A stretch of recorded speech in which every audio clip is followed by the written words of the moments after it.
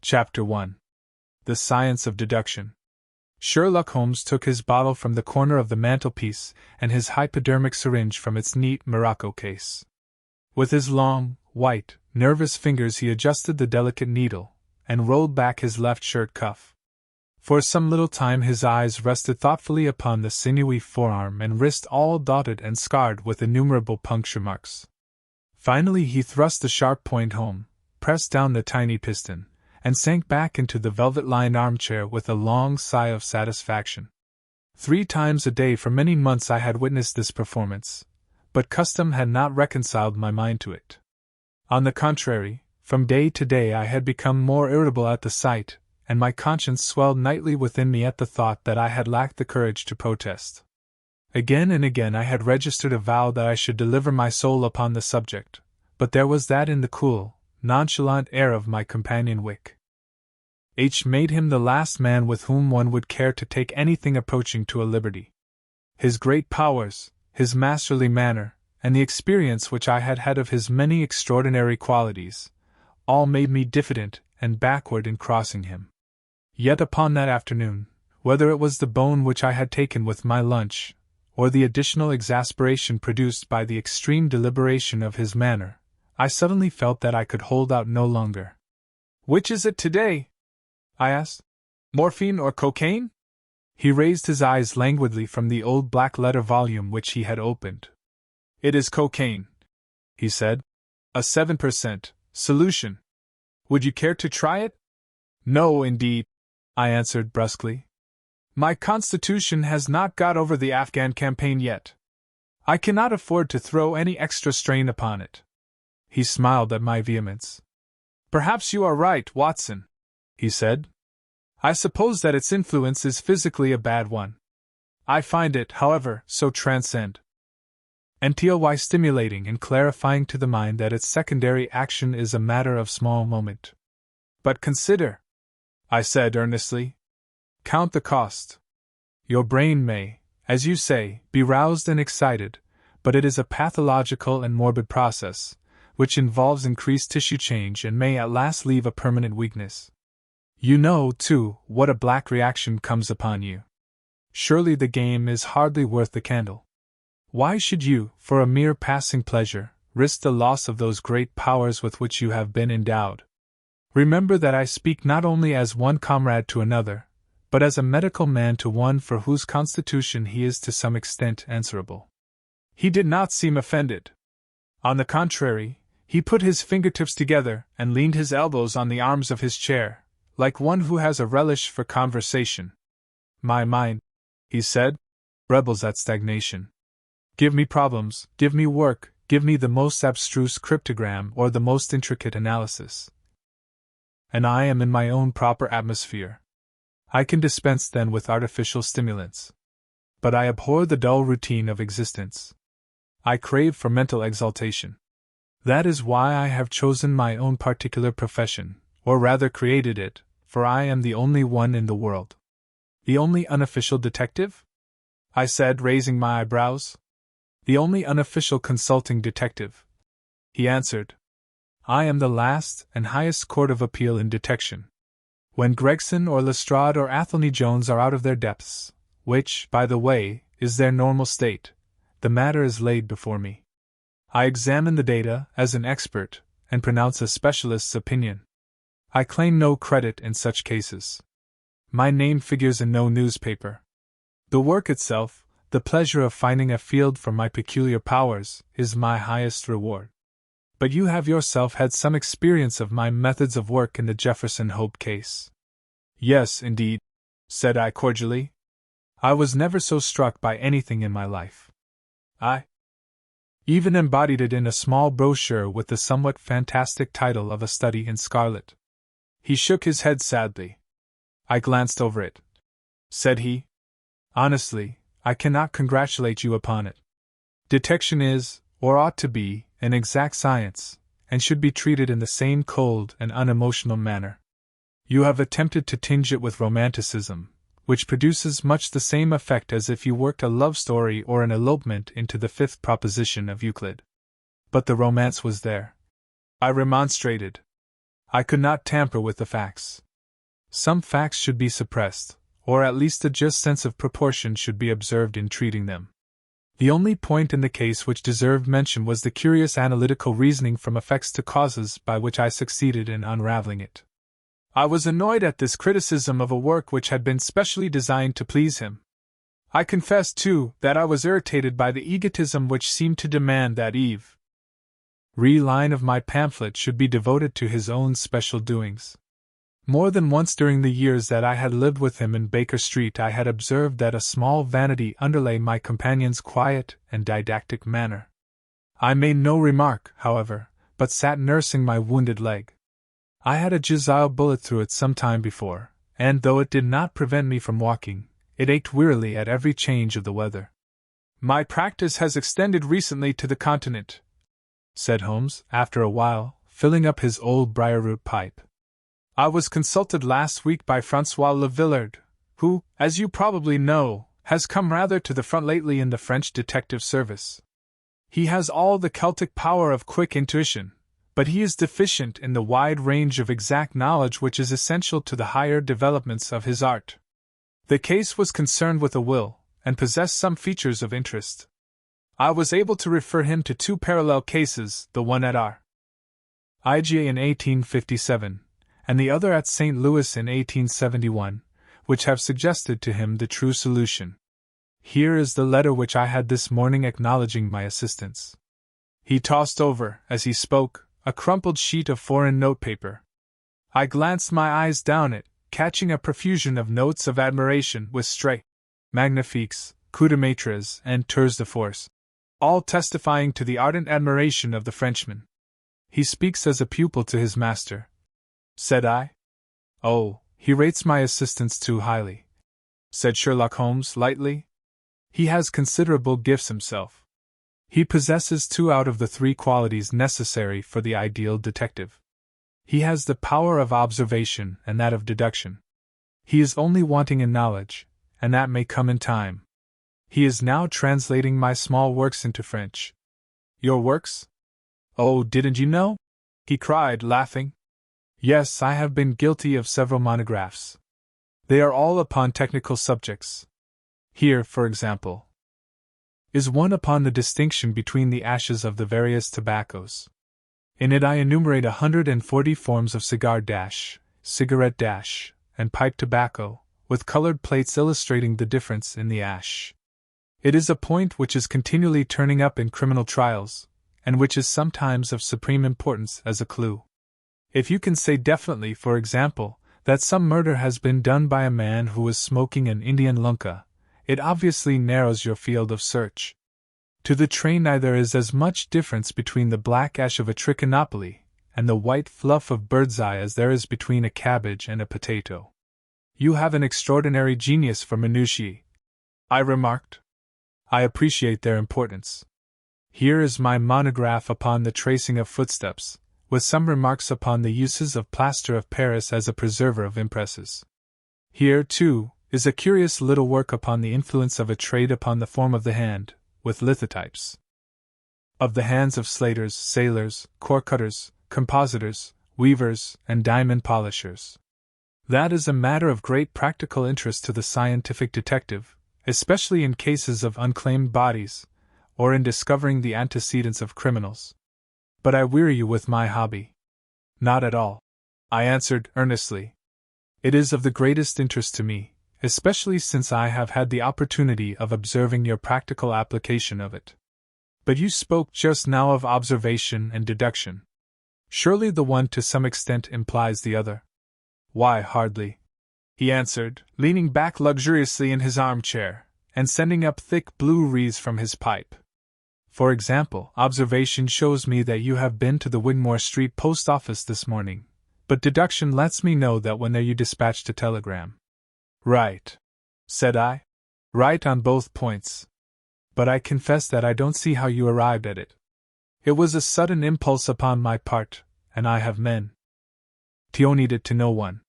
It is simplicity itself, he remarked, chuckling at my surprise. So absurdly simple that an explanation is superfluous, and yet it may serve to define the limits of observation and of deduction. Observation tells me that you have a little reddish mold adhering to your instep. Just opposite the Wigmore Street office they have taken up the pavement, and thrown up some earth which lies in such a way that it is difficult to avoid treading in it in entering. The earth is of this peculiar reddish tint which is found, as far as I know, nowhere else in the neighborhood. So much is observation. The rest is deduction. How, then, did you deduce the telegram? Why, of course I knew that you had not written a letter, since I sat opposite to you all morning. I see also in your open desk there that you have a sheet of stamps and a thick bundle of postcards. What could you go into the post office for, then, but to send a wire?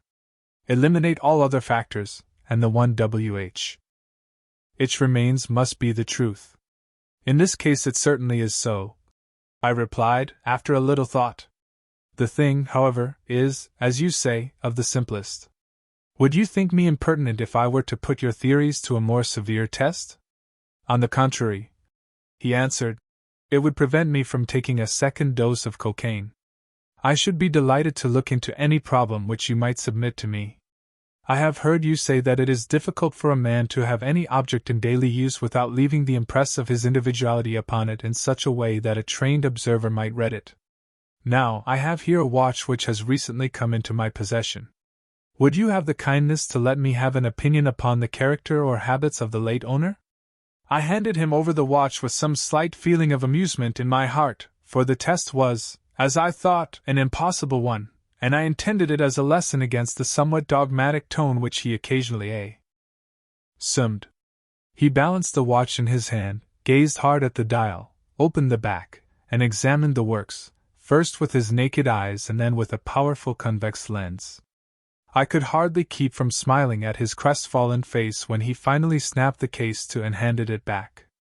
There are hardly any data, he remarked. The watch has been recently cleaned, which robs me of my most suggestive facts. You are right, I answered. It was cleaned before being sent to me. In my heart I accused my companion of putting forward a most lame and impotent excuse to cover his failure. What data could he expect from an uncleaned watch? Though unsatisfactory, my research has not been entirely barren, he observed, staring up at the ceiling with dreamy, lackluster eyes. Subject to your correction, I should judge that the watch belonged to your elder brother, who inherited it from your father. That you gather, no doubt, from the H.W. upon the back? Quite so. The W suggests your O.W.N. name. The date of the watch is nearly 50 years back, and the initials are as old as the watch, so it was made for the last generation. Jewelry usually descends to the eldest son, and he is most likely to have the same name as the father. Your father has, if I remember right, been dead many years. It has, therefore, been in the hands of your eldest brother. Right, so far, said I. Anything else? He was a man of untidy habits, very untidy and careless. He was left with good prospects, but he threw away his chances, lived for some time in poverty with occasional short intervals of prosperity, and finally, taking to drink, he died. That is all I can gather. I sprang from my chair and limped impatiently about the room with considerable bitterness in my heart. This is unworthy of you, Holmes, I said. I could not have believed that you would have descended to this. You have made inquiries into the history of my unhappy brother, and you now pretend to deduce this knowledge in some fanciful way. You cannot expect me to believe that you have read all this from his old watch. It is unkind, and, to speak plainly, has a touch of charlatanism in it. My dear doctor, said he kindly, pray accept my apologies. Viewing the matter as an abstract problem, I had forgotten how personal and painful a thing it might be to you.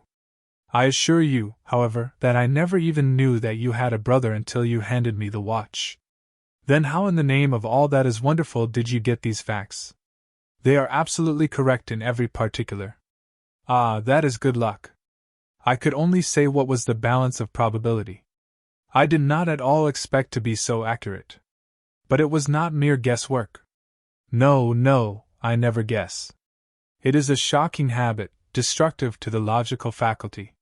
What seems strange to you is only so because you do not follow my train of thought or observe the small facts upon which large inferences may depend. For example, I began by stating your brother was careless. When you observe the lower part of that watch case, you notice that it is not only dinted in 2 places, but it is cut and marked all over from the habit of keeping other hard objects, such as coins or keys, in the same pocket.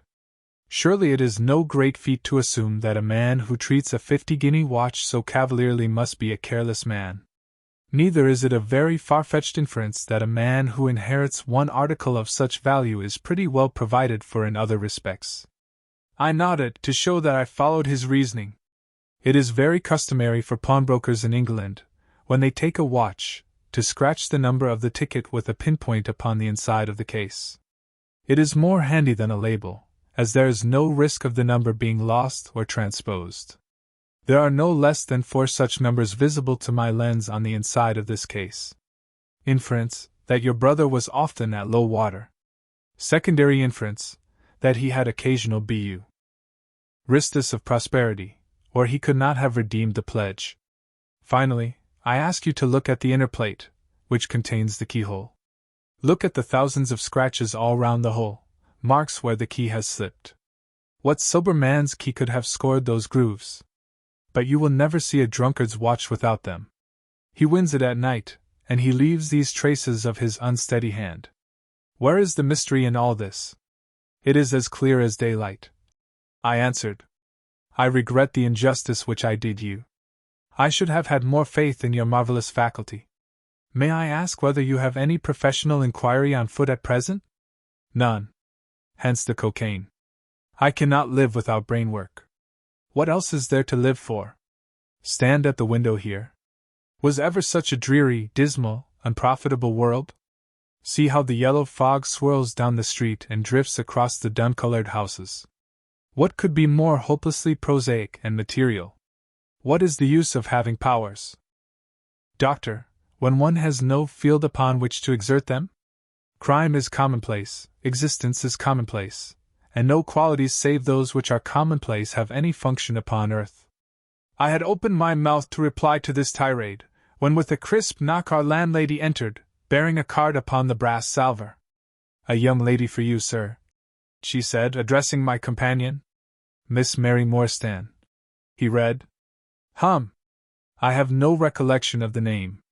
Ask the young lady to step up, Mrs. Hudson. Don't go, Doctor. I should prefer that you remain. Chapter 2. The statement of the case.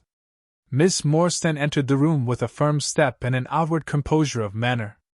She was a blonde young lady, small, dainty, well-gloved, and dressed in the most perfect taste. There was, however, a plainness and simplicity about her costume which bore with it a suggestion of limited means. The dress was a somber grayish beige, untrimmed and unbraided, and she wore a small turban of the same dull hue, relieved only by a suspicion of white feather in the side. Her face had neither regularity of feature nor beauty of complexion, but her expression was sweet and amiable, and her large blue eyes were singularly spiritual and sympathetic. In an experience of women which extends over many nations and 3 separate continents, I have never looked upon a face which gave a clearer promise of a refined and sensitive nature. I could not but observe that as she took the seat which Sherlock Holmes placed for her, her lip trembled, her hand quivered, and she showed every sign of intense inward agitation. "I have come to you, Mr. Holmes," she said, "because you once enabled my employer, Mrs. Cecil Forrester, to unravel a little domestic complication. She was much impressed by your kindness and skill." "Mrs. Cecil Forrester," he repeated thoughtfully. "I believe that I was of some slight service to her. The case, however, as I remember it, was a very simple one." "She did not think so. But at Leah, St. you cannot say the same of mine. I can hardly imagine anything more strange, more utterly inexplicable, than the situation in which I find myself." Holmes rubbed his hands and his eyes glistened. He leaned forward in his chair with an expression of extraordinary concentration upon his clear-cut, hawk-like features. "State your case," said he in brisk, business tones. I felt that my position was an embarrassing one. You will, I am sure, excuse me, I said, rising from my chair. To my surprise, the young lady held up her gloved hand to detain me. If your friend, she said, would be good enough to stop, he might be of inestimable service to me. I relapsed into my chair. Briefly, she continued, the facts are these. My father was an officer in an Indian regiment who sent me home when I was quite a child. My mother was dead, and I had no relative in England. I was placed, however, in a comfortable boarding establishment at Edinburgh, and there I remained until I was 17 years of age. In the year 1878 my father, who was senior captain of his regiment, obtained 12 months' leave and came home. He telegraphed to me from London that he had arrived all safe, and directed me to come down at once, giving the Langham Hotel as his address.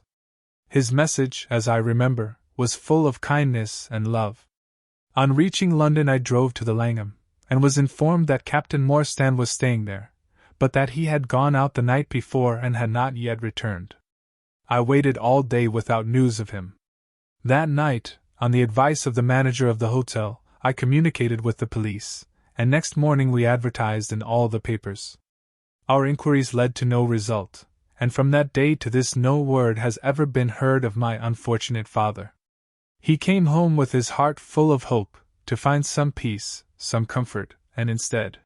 She put her hand to her throat, and a choking sob cut short the sentence. The date? Asked Holmes, opening his notebook. He disappeared upon the 3rd of December 1878, nearly 10 years ago. His luggage? Remained at the hotel. There was nothing in it to suggest a clue, some clothes, some books, and a considerable number of curiosities from the Andaman Islands. He had been one of the officers in charge of the convict guard there. Had he any friends in town? Only one that we know of, Major Sholto, of his own regiment, the 34th Bombay Infantry. The Major had retired some little time before, and lived at Upper Norwood. We communicated with him, of course, but he did not even know that his brother officer was in England. A singular case, remarked Holmes. I have not yet described to you the most singular part. About 6 years ago, to be exact, upon the 4th of May 1882, an advertisement appeared in the Times asking for the address of Miss Mary Morstan and stating that it would be to her advantage to come forward. There was no name or address appended. I had at that time just entered the family of Mrs. Cecil Forrester in the capacity of governess. By her advice I published my address in the advertisement column. The same day there arrived through the post a small cardboard box addressed to me, which I found to contain a very large and lustrous pearl. No word of writing was enclosed. Since then every year upon the same date there has always appeared a similar box, containing a similar pearl, without any clue as to the sender. They have been pronounced by an expert to be of a rare variety and of considerable value. You can see for yourselves that they are very handsome. She opened a flat box as she spoke, and showed me 6 of the finest pearls that I had ever seen. Your statement is most interesting, said Sherlock Holmes. Has anything else occurred to you? Yes, and no later than today. That is why I have come to you. This morning I received this letter, which you will perhaps read for yourself. Thank you, said Holmes. The envelope too, please. Postmark, London, S. W. Date, July 7th. Man's thumb mark on corner, probably postman. Best quality paper. Envelopes at 6d a packet. Particular man in his stationery. No address. Be at the 3rd pillar from the left outside the Lyceum Theatre tonight at 7 o'clock. If you are distrustful, bring 2 friends. You are a wronged woman, and shall have justice. Do not bring police. If you do, all will be in vain. Your unknown friend. Well, really, this is a very pretty little mystery. What do you intend to do, Miss Morstan? That is exactly what I want to ask you. Then we shall most certainly go. You and I and, yes, why, Dr. Watson is the very man. Your correspondent says 2 friends. He and I have worked together before. But would he come? She asked, with something appealing in her voice and expression. I should be proud and happy, said I fervently, if I can be of any service. You are both very kind, she answered. I have led a retired life, and have no friends whom I could appeal to. If I am here at 6 it will do, I suppose? You must not be later, said Holmes. There is one other point, however. Is this handwriting the same as that upon the pearl box addresses? I have them here, she answered, producing half a dozen pieces of paper. You are certainly a model client. You have the correct intuition. Let us see now. He spread out the papers upon the table, and gave little darting glances from one to the other. They are disguised hands except the letter, he said presently, but there can be no question as to the authorship. See how the irrepressible Greek E will break out, and see the twirl of the final S. They are undoubtedly by the same person. I should not like to suggest false hopes, Miss Morstan, but is there any resemblance between this hand and that of your father? Nothing could be more unlike. I expected to hear you say so. We shall look out for you, then, at 6. Pray allow me to keep the papers. I may look into the matter before the N. It is only 3:30. Au revoir, then. Au revoir, said our visitor, and with a bright, kindly glance from one to the other of us, she replaced her pearl box in her bosom and hurried away. Standing at the window, I watched her walking briskly down the street, until the grey turban and white feather were but a speck in the somber crowd. What a very attractive woman! I exclaimed, turning to my companion. He had lit his pipe again, and was leaning back with drooping eyelids. Is she? He said languidly. I did not observe. You really are an automaton, a calculating machine, I cried. There is something positively inhuman in you at times. He smiled gently. It is of the first importance, he said, not to allow your judgment to be biased by personal qualities. A client is to me a mere unit, a factor in a problem. The emotional qualities are antagonistic to clear reasoning. I assure you that the most winning woman I ever knew was hanged for poisoning 3 little children for their insurance money, and the most repellent man of my acquaintance is a philanthropist who has spent nearly $250,000 upon the London poor. In this case, however, I never make exceptions. An exception disproves the rule. Have you ever had occasion to study character in handwriting? What do you make of this fellow's scribble? It is legible and regular, I answered. A man of business habits and some force of character. Holmes shook his head. Look at his long letters, he said. They hardly rise above the common herd. That D might be an A, and that L an E. Men of character always differentiate their long letters, however illegibly they may write. There is vacillation in his K's and self-esteem in his capitals. I am going out now. I have some few references to make. Let me recommend this book, one of the most remarkable ever penned. It is Winwood Reade's Martyrdom of Man. I shall be back in an hour. I sat in the window with the volume in my hand. My thoughts were far from the daring speculations of the writer.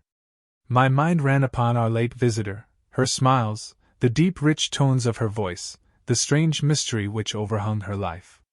If she were 17 at the time of her father's disappearance, she must be 27 now, a sweet age, when youth has lost its self-consciousness and become a little sobered by experience.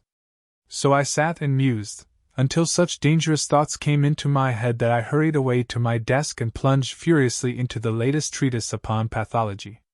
What was I, an army surgeon with a weak leg and a weaker banking account, that I should dare to think of such things? She was a unit, a factor, nothing more. If my future were black, it was better surely to face it like a man than to attempt to brighten it by mere will-o'-the-wisps of the imagination. Chapter 3. In Quest of a Solution. It was 5:30 before Holmes returned. He was bright, eager, and in excellent spirits, a mood which and his case alternated with fits of the blackest depression. There is no great mystery in this matter, he said, taking the cup of tea which I had poured out for him. The facts appear to admit of only one explanation. What? You have solved it already?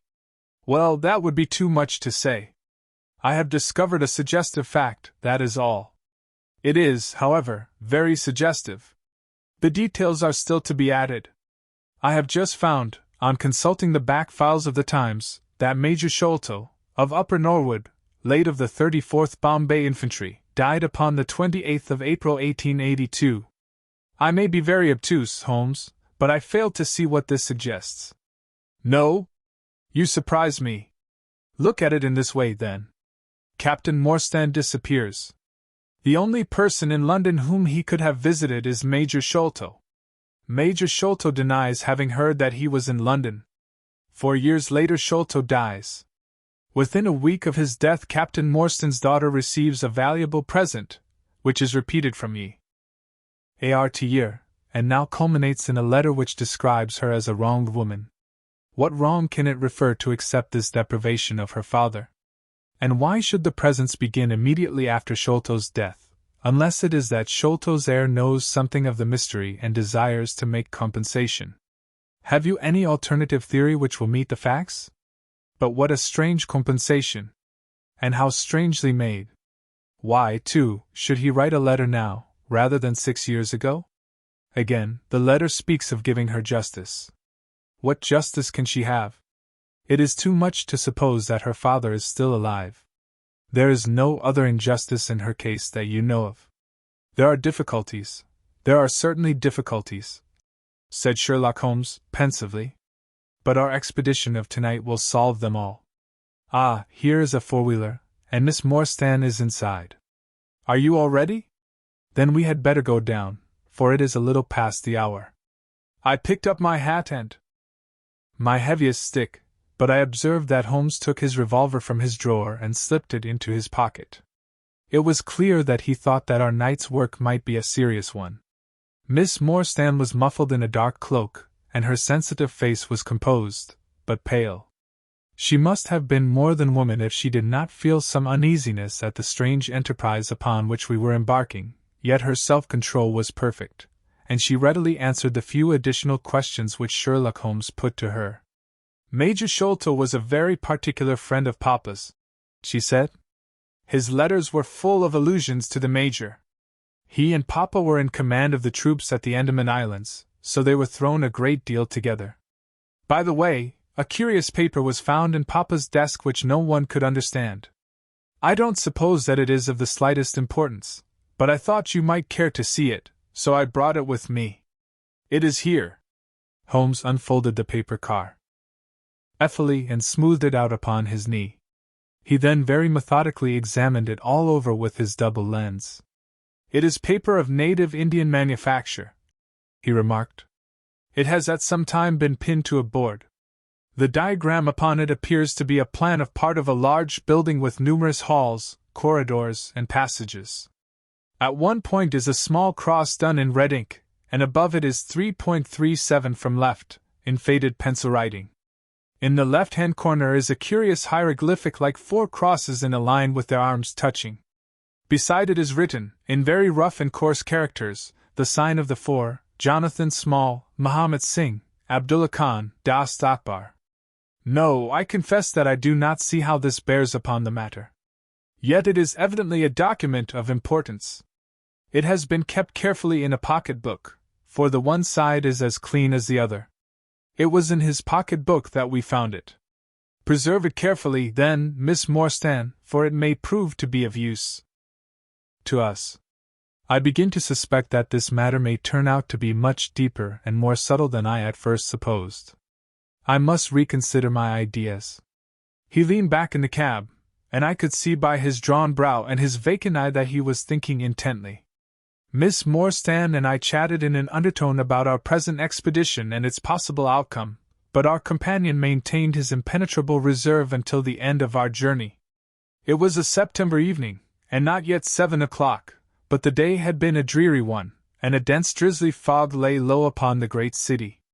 Mud-colored clouds drooped sadly over the muddy streets. Down the Strand the lamps were but misty splotches of diffused light which threw a feeble circular glimmer upon the slimy pavement. The yellow glare from the shop windows streamed out into the steamy, vaporous air, and threw a murky, shifting radiance across the crowded thoroughfare. There was, to my mind, something eerie and ghost-like in the endless prose. scion of faces which flitted across these narrow bars of light, sad faces and glad, haggard and merry. Like all humankind, they flitted from the gloom into the light, and so back into the gloom once more. I am not subject to impressions, but the dull, heavy evening, with the strange business upon which we were engaged, combined to make me nervous and depressed. I could see from Miss Morstan's manner that she was suffering from the same feeling. Holmes alone could rise superior to petty influences. He held his open notebook upon his knee, and from time to time he jotted down figures and memoranda in the light of his pocket lantern. At the Lyceum Theatre the crowds were already thick at the side entrances. In front a continuous stream of hansoms and four-wheelers were rattling up, discharging their cargoes of shirt-fronted men and beshawled, beady-mounded women. We had hardly reached the third pillar, which was our rendezvous, before a small, dark, brisk man in the dress of a coachman accosted us. "Are you the parties who come with Miss Morstan?" he asked. "I am Miss Morstan, and these two gentlemen are my friends," said she. He bent a pair of wonderfully penetrating and questioning eyes upon us. "You will excuse me, miss," he said with a certain dogged manner, "but I was to ask you to give me your word that neither of your companions is a police officer." "I give you my word on that," she answered. He gave a shrill whistle, on which a street Arab led across a four-wheeler, and opened the door. The man who had addressed us mounted to the box, while we took our places inside. We had hardly done so before the driver whipped up his horse, and we plunged away at a furious pace through the foggy streets. The situation was a curious one. We were driving to an unknown place, on an unknown errand. Yet our invitation was either a complete hoax, which was an inconceivable hypothesis, or else we had good reason to think that important issues might hang upon our journey. S.S. Morstan's demeanor was as resolute and collected as ever. I endeavored to cheer and amuse her by reminiscences of my adventures in Afghanistan, but to tell the truth, I was myself so excited at our situation and so curious as to our destination that my stories were slightly involved. To this day she declares that I told her one moving anecdote as to how a musket looked into my tent at the dead of night, and how I fired a double-barreled tiger cub at it. At first I had some idea as to the direction in which we were driving, but soon, what with our pace, the fog, and my own limited knowledge of London, I lost my bearings, and knew nothing, save that we seemed to be going a very long way. Sherlock Holmes was never at fault, however, and he muttered the names as the cab rattled through squares and in and out by tortuous by-streets. "Rochester Row," said he. "Now Vincent Square. Now we come out on the Vauxhall Bridge Road. We are making for the Surrey side, apparently." "Yes," I thought. So. Now we are on the bridge. You can catch glimpses of the river. We did indeed get a fleeting view of a stretch of the Thames with the lamp shining upon the broad, silent water, but our cab dashed on, and was soon involved in a labyrinth of streets upon the other side. "Wordsworth Road," said my companion. "Priory Road. Larkhall Lane. Stockwell Place. Robert Street. Cold Harbor Lane." Our quest does not appear to take us to very fashionable regions. We had, indeed, reached a questionable and forbidding neighborhood. Long lines of dull brick houses were only relieved by the coarse glare and tawdry brilliancy of public houses at the corner. Then came rows of two-storied villas each with a fronting of miniature garden, and then again interminable lines of new staring brick buildings, the monster tentacles which the giant city was throwing out into the country. At last the cab drew up at the third house in a new terrace. None of the other houses were inhabited, and that at which he stopped was as dark as its neighbors, save for a single glimmer in the kitchen window. On our knocking, however, the door was instantly thrown open by a Hindu servant clad in a yellow turban, white loose-fitting clothes, and a yellow sash. There was something strangely incongruous in this oriental figure framed in the commonplace doorway of a third-rate suburban dwelling-house. "The Sahib awaits you," said he, and even as he spoke there came a high piping voice from some inner room. "Show them in to me, Khidmatgar," it cried. "Show them straight in to me." Chapter 4. The Story of the Bald-Headed Man. We followed the Indian down a sordid and common passage, ill-lit and worse furnished, until he came to a door upon the right, which he threw open.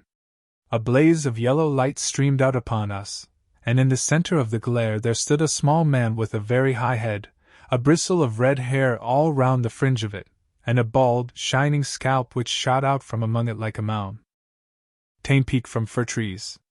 He writhed his hands together as he stood, and his features were in a perpetual jerk, now smiling, now scowling, but never for an instant in repose. Nature had given him a pendulous lip, and a too visible line of yellow and irregular teeth, which he strove feebly to conceal by constantly passing his hand over the lower part of his face. In spite of his obtrusive baldness, he gave the impression of youth. In point of fact, he had just turned his 30th year. "Your servant, Miss Morstan," he kept repeating, in a thin, high voice. "Your servant, gentlemen. Pray step into my little sanctum. A small place, miss, but furnished to my own liking. An oasis of art in the howling desert of South London." We were all astonished by the appearance of the apartment into which he invited us. In that sorry house it looked as out of place as a diamond of the first water in a setting of brass. The richest and glossiest of curtains and tapestries draped the walls, looped back here and there to expose some richly mounted painting or oriental vase. The carpet was of amber and black, so soft and so thick that the foot sank pleasantly into it, as into a bed of moss. Two great tiger skins thrown athwart it increased the suggestion of Eastern luxury, as did a huge hookah which stood upon a mat in the corner. A lamp in the fashion of a silver dove was hung from an almost invisible golden wire in the center of the room. As it burned, it filled the air with a subtle and aromatic odor. "Mr. Thaddeus Sholto," said the little man, still jerking and smiling. "That is my name. You are Miss Morstan, of course. And these gentlemen. This is Mr. Sherlock Holmes, and this is Dr. Watson." "A doctor, eh?" cried he, much excited. "Have you your stethoscope? Might I ask you, would you have the kindness? I have grave doubts as to my mitral valve, if you would be so very good. The aortic I may rely upon, but I should value your opinion upon the mitral." I listened to his tea as requested, but was unable to find anything amiss, save indeed that he was in an ecstasy of fear, for he shivered from head to foot. "It appears to be normal," I said. "You have no cause for uneasiness.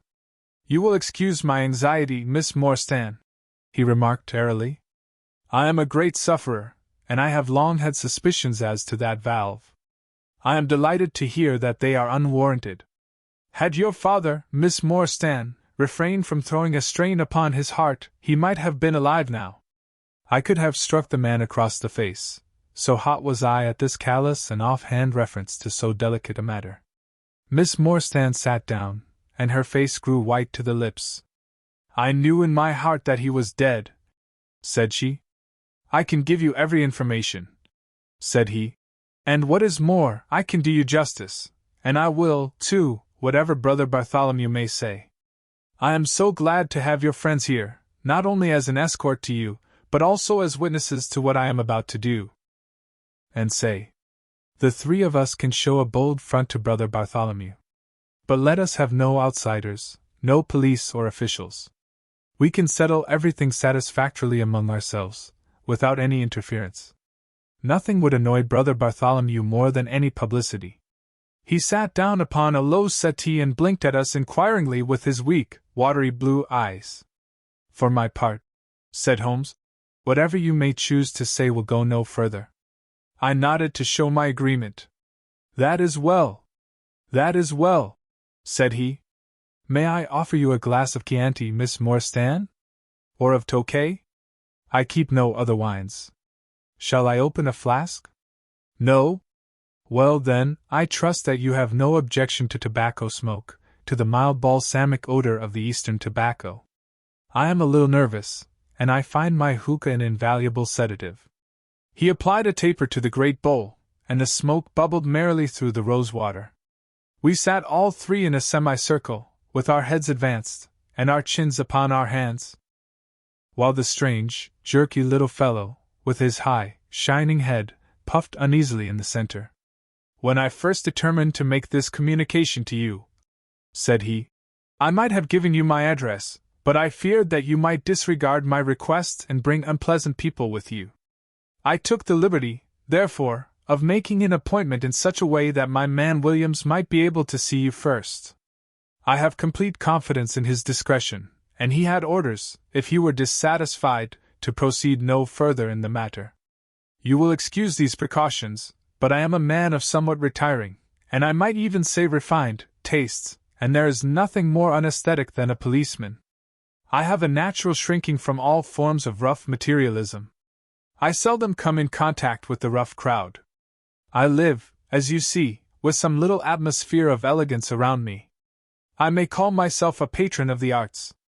It is my weakness. The landscape is a genuine Corot, and though a connoisseur might perhaps throw a doubt upon that Salvator Rosa, there cannot be the least question about the Bouguereau. I am partial to the modern French school. You will excuse me, Mr. Sholto, said Miss Morstan, but I am here at your request to learn something which you desire to tell me. It is very late, and I should desire the interview to be as short as possible. At the best it must take some time, he answered, for we shall certainly have to go to Norwood and see Brother Bartholomew.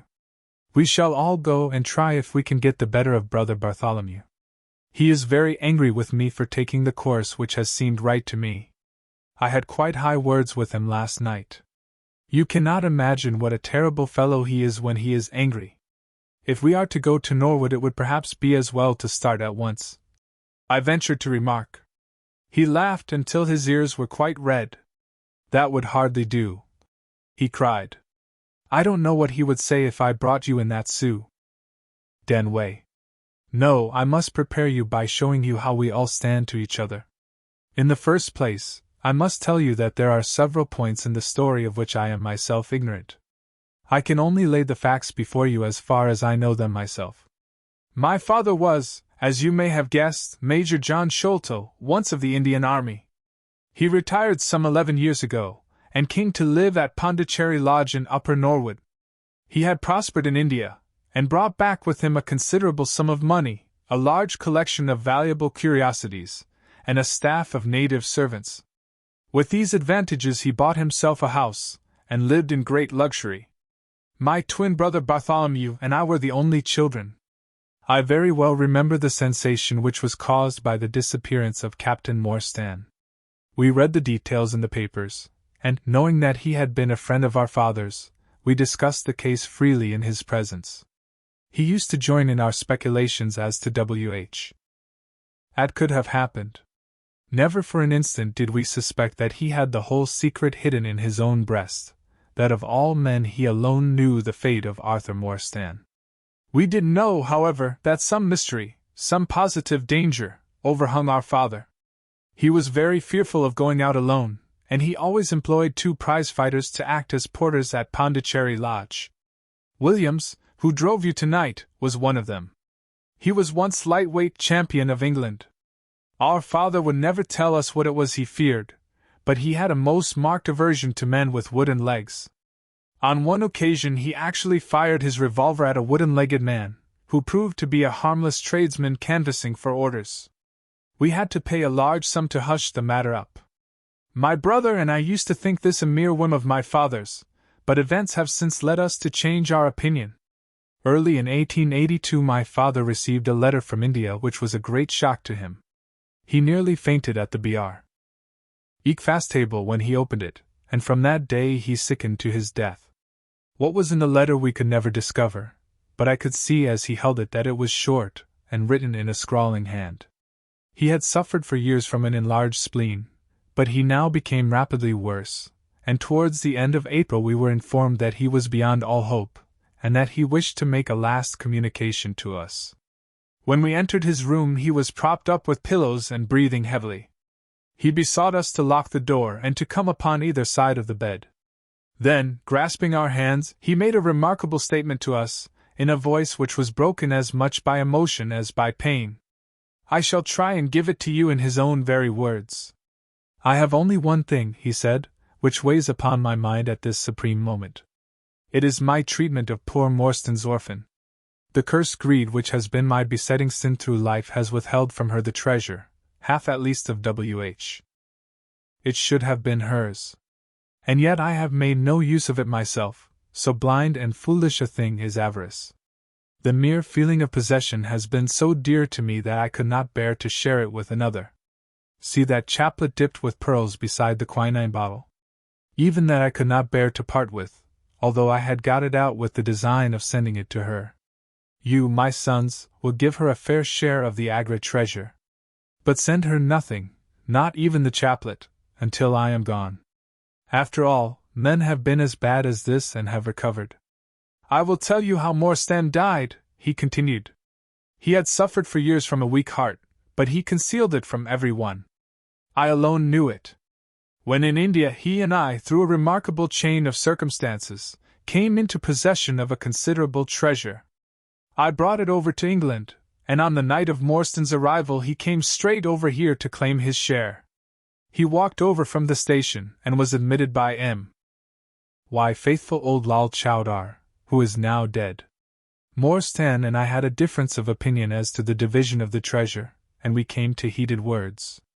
Morstan had sprung out of his chair in a paroxysm of anger, when he suddenly pressed his hand to his side, his face turned a dusky hue, and he fell backwards, cutting his head against the corner of the treasure chest. When I stooped over him I found, to my horror, that he was dead. For a long time I sat half distracted, wondering what I should do. My first impulse was, of course, to call for assistance, but I could not but recognize that there was every chance that I would be accused of his murder. His death at the moment of a quarrel, and the gash in his head, would be black against me. Again, an official inquiry could not be made without bringing out some facts about the treasure, which I was particularly anxious to keep secret. He had told me that no soul upon earth knew where he had gone. There seemed to be no necessity why any I'll ever should know. I was still pondering over the matter, when, looking up, I saw my servant, Lal Chowdar, in the doorway. He stole in and bolted the door behind him. Do not fear, Sahib, he said. No one need know that you have killed him. Let us hide him away, and who is the wiser? I did not kill him, said I. Lal Chowdar shook his head and smiled. I heard it all, Sahib, said he. I heard you quarrel, and I heard the blow. But my lips are sealed. All are asleep in the house. Let us put him away together. That was enough to decide me. If my own servant could not believe my innocence, how could I hope to make it good before 12 foolish tradesmen in a jury box? Lal Chowdar and I disposed of the body that night, and within a few days the London papers were full of the mysterious disappearance of Captain Morstan. You will see from what I say that I can hardly be blamed in the matter. My fault lies in the fact that we concealed not only the body, but also the treasure and tea. Had I have clung to Morstan's share as well as to my own. I wish you, therefore, to make restitution. Put your ears down to my mouth. The treasure is hidden in. At this instant a horrible change came over his expression. His eyes stared wildly, his jaw dropped, and he yelled, in a voice which I can never forget, "Keep him out! For Christ's sake, keep him out!" We both stared round at the window behind us upon which his gaze was fixed. A face was looking in at us out of the darkness. We could see the whitening of the nose where it was pressed against the glass. It was a bearded, hairy face, with wild, cruel eyes and an expression of concentrated malevolence. My brother and I rushed towards the window, but the man was gone. When we returned to my father, his head had dropped, and his pulse had ceased to beat. We searched the garden that night, but found no sign of the intruder, save that just under the window a single footmark was visible in the flower bed. But for that one trace we have thought that our imaginations had conjured up that wild, fierce face. We soon, however, had another and a more striking proof that there were secret agencies at work all round us. The window of my father's room was found open in the morning, his cupboards and boxes had been rifled, and upon his chest was fixed a torn piece of paper, with the words "The Sign of the Four" scrawled across it. What the phrase meant, or who our secret visitor may have been, we never knew. As far as we can judge, none of my father's property had been actually stolen, though everything had been turned out. My brother and I naturally associated this peculiar incident with the fear which haunted my father during his life, but it is still a complete mystery to us. The little man stopped to relight his hookah and puffed thoughtfully for a few moments. We had all sat absorbed, listening to his extraordinary narrative. At the short account of her father's death, Miss Morstan had turned deadly white, and for a moment I feared that she was about to faint. She rallied, however, on drinking a glass of water which I quietly poured out for her from a Venetian carafe upon the side table. Sherlock Holmes leaned back in his chair with an abstracted expression and the lids drawn low over his glittering eyes. As I glanced at him, I could not but think how on that very day he had complained bitterly of the commonplaceness of life. Here at least was a problem which would tax his sagacity to the utmost. Mr. Thaddeus Sholto looked from one to the other of us with an obvious pride at the effect which his story had produced, and then continued between the puffs of his overgrown pipe. My brother and I, said he, were, as you may imagine, much excited as to the treasure which my father had spoken of. For weeks and for months we dug and delved in every part of the garden, without discovering its whereabouts. It was maddening to think that the hiding place was on his very lips at the moment that he died. We could judge the splendor of the missing riches by the chaplet which he had taken out. Over this chaplet my brother Bartholomew and I had some little discussion. The pearls were evidently of great value, and he was averse to part with them, for, between friends, my brother was himself a little inclined to my father's fault. He thought, too, that if we parted with the chaplet it might give rise to gossip and finally bring us into trouble. It was all that I could do to persuade him to let me find out Miss Morstan's address and send her a detached pearl at fixed intervals, so that at least she might never feel destitute. It was a kindly thought, said our companion earnestly. It was extremely good of you. The little man waved his hand deprecatingly. We were your trustees, he said. That was the view which I took of it, though Brother Bartholomew could not altogether see it in that light. We had plenty of money ourselves. I desired no more. Besides, it would have been such bad taste to have treated a young lady in so scurvy a fashion. Le mauvais got me no crime. The French have a very neat way of putting these things.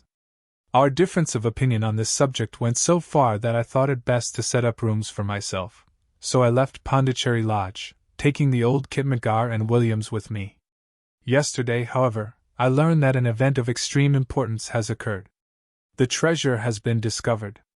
I instantly communicated with Miss Morstan, and it only remains for us to drive out to Norwood and demand our share. I explained my views last night to Brother Bartholomew, so we shall be expected, if not welcome, visitors. Mr. Thaddeus Sholto ceased, and sat twitching on his luxurious settee. We all remained silent, with our thoughts upon the new development which the mysterious business had taken. Holmes was the first to spring to his feet. You have done well, sir, from first to last, said he. It is possible that we may be able to make you some small return by throwing some light upon that which is still dark to you. But, as Miss Morstan remarked just now, it is late, and we had best put the matter through without delay. Our new acquaintance very deliberately coiled up the tube of his hookah, and produced from behind a curtain a very long befrogged topcoat with astrakhan collar and cuffs.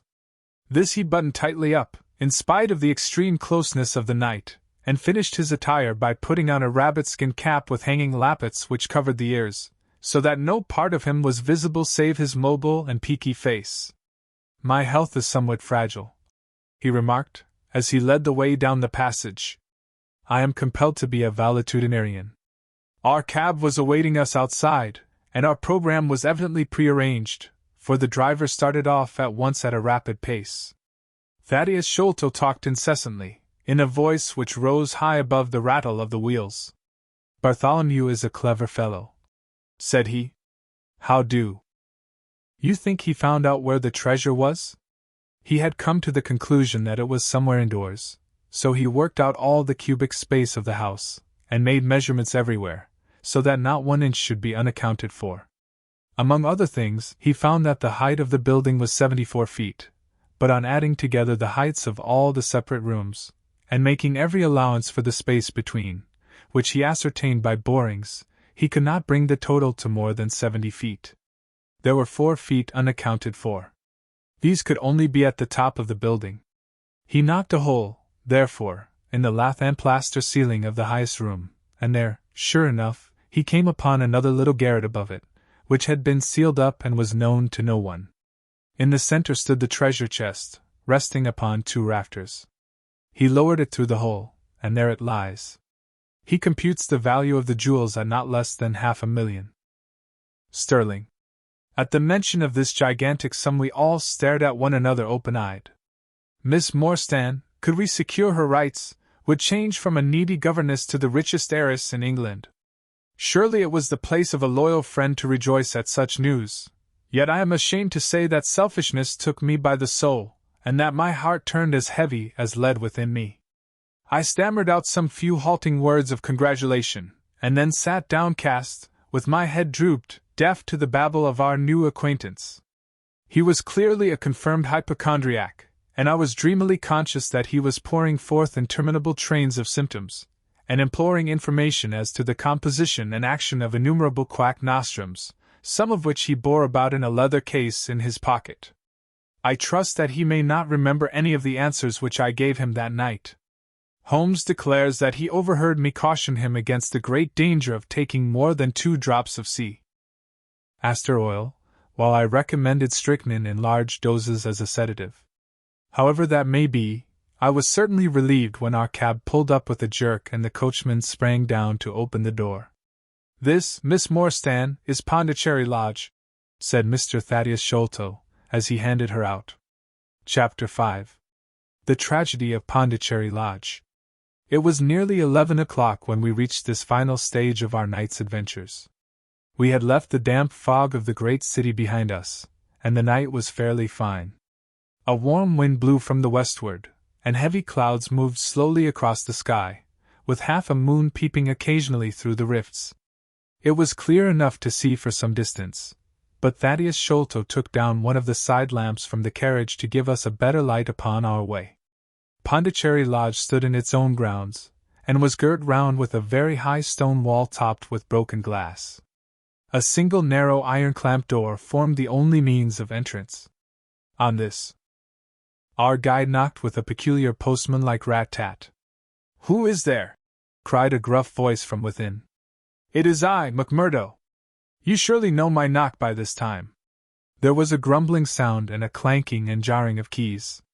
The door swung heavily back, and a short, deep-chested man stood in the opening, with the yellow light of the lantern shining upon his protruded face and twinkling distrustful eyes. "That you, Mr. Thaddeus? But who are the others? I had no orders about them from the master." "No, McMurdo? You surprise me. I told my brother last night that I should bring some friends. He ain't been out o' his room today, Mr. Thaddeus, and I have no orders. You know very well that I must stick to regulations. I can let you in, but your friends must just stop where they are." This was an unexpected obstacle. Thaddeus Sholto looked about him in a perplexed and helpless manner. "This is too bad of you, McMurdo," he said. "If I guarantee them, that is enough for you. There. Is the young lady, too? She cannot wait on the public road at this hour." "Very sorry, Mr. Thaddeus," said the porter inexorably. "Folk may be friends o' yours, and yet no friends o' the master's. He pays me well to do my duty, and my duty I'll do. I don't know none o' your friends." "Oh, yes you do, McMurdo," cried Sherlock Holmes genially. "I don't think you can have forgotten me. Don't you remember the amateur who fought 3 rounds with you at Alison's rooms on the night of your benefit 4 years back?" "Not Mr. Sherlock Holmes," roared the prize fighter. "God's truth! How could I have mistook you? If instead o' standin' there so quiet you had just stepped up and given me that cross hit of yours under the jaw, I'd ha' known you without a question. Ah, you're one that has wasted your gifts, you have. You might have aimed high, if you had joined the fancy. You see, Watson, if all else fails me I have still one of the scientific professions open to me," said Holmes, laughing. "Our friend won't keep us out in the cold now, I am sure." "In you come, sir, in you come, you and your friends," he answered. Very sorry, Mr. Thaddeus, but orders are very strict. Had to be certain of your friends before I let them in. Inside, a gravel path wound through desolate grounds to a huge clump of a house, square and prosaic, all plunged in shadow save where a moonbeam struck one corner and glimmered in a garret window. The vast size of the building, with its gloom and its deathly silence, struck a chill to the heart. Even Thaddeus Sholto seemed ill at ease, and the lantern quivered and rattled in his hand. I cannot understand it, he said. There must be some mistake. I distinctly told Bartholomew that we should be here, and yet there is no light in his window. I do not know what to make of it. Does he always guard the premises in this way? Asked Holmes. Yes, he has followed my father's custom. He was the favorite son, you know, and I sometimes think that my father may have told him more than he ever told me. That is Bartholomew's window up there where the moonshine strikes. It is quite bright, but there is no light from within, I think. None, said Holmes. But I see the glint of a light in that little window beside the door. Ah, that is the housekeeper's room. That is where old Mrs. Bernstone sits. She can tell us all about it. But perhaps you would not mind waiting here for a minute or two, for if we all go in together, and she has no word of our coming, she may be alarmed. But hush! What is that? He held up the lantern, and his hand shook until the circles of light flickered and wavered all round us. Miss Morstan seized my wrist, and we all stood with thumping hearts, straining our ears. From the great black house there sounded through the silent night the saddest and most pitiful of sounds, the shrill, broken whimpering of a frightened woman. It is Mrs. Bernstone, said Sholto. She is the only woman in the house. Wait here. I shall be back in a moment. He hurried for the door, and knocked in his peculiar way. We could see a tall old woman admit him, and sway with pleasure at the very sight of him. Oh, Mr. Thaddeus, sir, I am so glad you have come. I am so glad you have come, Mr. Thaddeus, sir. We heard her reiterated rejoicings until the door was closed and her voice died away into a muffled monotone. Our guide had left us the lantern. Holmes swung it slowly round, and peered keenly at the house, and at the great rubbish heaps which cumbered the grounds. Miss Morstan and I stood together, and her hand was in mine. A wondrous subtle thing is love, for here were we two who had never seen each other before that day, between whom no word or even look of affection had ever passed, and yet now in an hour of trouble our hands instinctively sought for each other. I have marveled at it since, but at the time it seemed the most natural thing that I should go out to her so, and, as she has often told me, there as in her also the instinct to turn to me for comfort and protection. So we stood hand in hand, like two children, and there was peace in our hearts for all the dark things that surrounded us. What a strange place, she said, looking round. It looks as though all the moles in England had been let loose in it. I have seen something of the sort on the side of a hill near Ballarat, where the prospectors had been at work. And from the same cause, said Holmes. These are the traces of the treasure-seekers. You must remember that they were 6 years looking for it. No wonder that the grounds look like a gravel pit. At that moment the door of the house burst open, and Thaddeus Sholto came running out, with his hands thrown forward and terror in his eyes. There is something amiss with Bartholomew, he cried. I am frightened. My nerves cannot stand it. He was, indeed, half blubbering with fear, and his twitching feeble face peeping out from the great astrakhan collar had the appealing expression of a terrified child. Come into the house, said Holmes, in his crisp, firm way. Yes, do, pleaded Thaddeus Sholto. I really do not feel equal to giving directions. We all followed him into the housekeeper's room, which stood upon the left-hand side of the passage. The old woman was pacing up and down with a scared look and restless picking fingers, but the sight of Miss Morstan appeared to have a soothing effect upon her. God bless your sweet calm face, she cried, with an hysterical sob. It does me good to see you. Oh, but I have been sorely tried this day. Our companion patted her thin, work-worn hand, and murmured some few words of kindly womanly comfort which brought the color back into the other's bloodless cheeks. "Master has locked himself in and will not answer me," she explained. "All day I have waited to hear from him, for he often likes to be alone. But an hour ago I feared that something was amiss, so I went up and peeped through the keyhole. You must go up, Mr. Thaddeus, you must go up and look for yourself. I have seen Mr. Bartholomew Sholto in joy and in sorrow for 10 long years, but I never saw him with such a face on him as that." Sherlock Holmes took the lamp and led the way, for Thaddeus Sholto's teeth were chattering in his head. So shaken was he that I had to pass my hand under his arm as we went up the stairs, for his knees were trembling under him. Twice as we ascended, Holmes whipped his lens out of his pocket and carefully examined marks which appeared to me to be mere shapeless smudges of dust upon the cocoanut matting which served as a stair carpet. He walked slowly from step to step, holding the lamp, and shooting keen glances to right and left. Miss Morstan had remained behind with the frightened housekeeper. The third flight of stairs ended in a straight passage of some length, with a great picture in Indian tapestry upon the right of it and 3 doors upon the left. Holmes advanced along it in the same slow and methodical way, while we kept close at his heels, with our long black shadows streaming backwards down the corridor. The third door was that which we were seeking. Holmes knocked without receiving any answer, and then tried to turn the handle and force it open. It was locked on the inside, however, and by a broad and powerful bolt, as we could see when we set our lamp up against it. The key being turned, however, the hole was not entirely closed.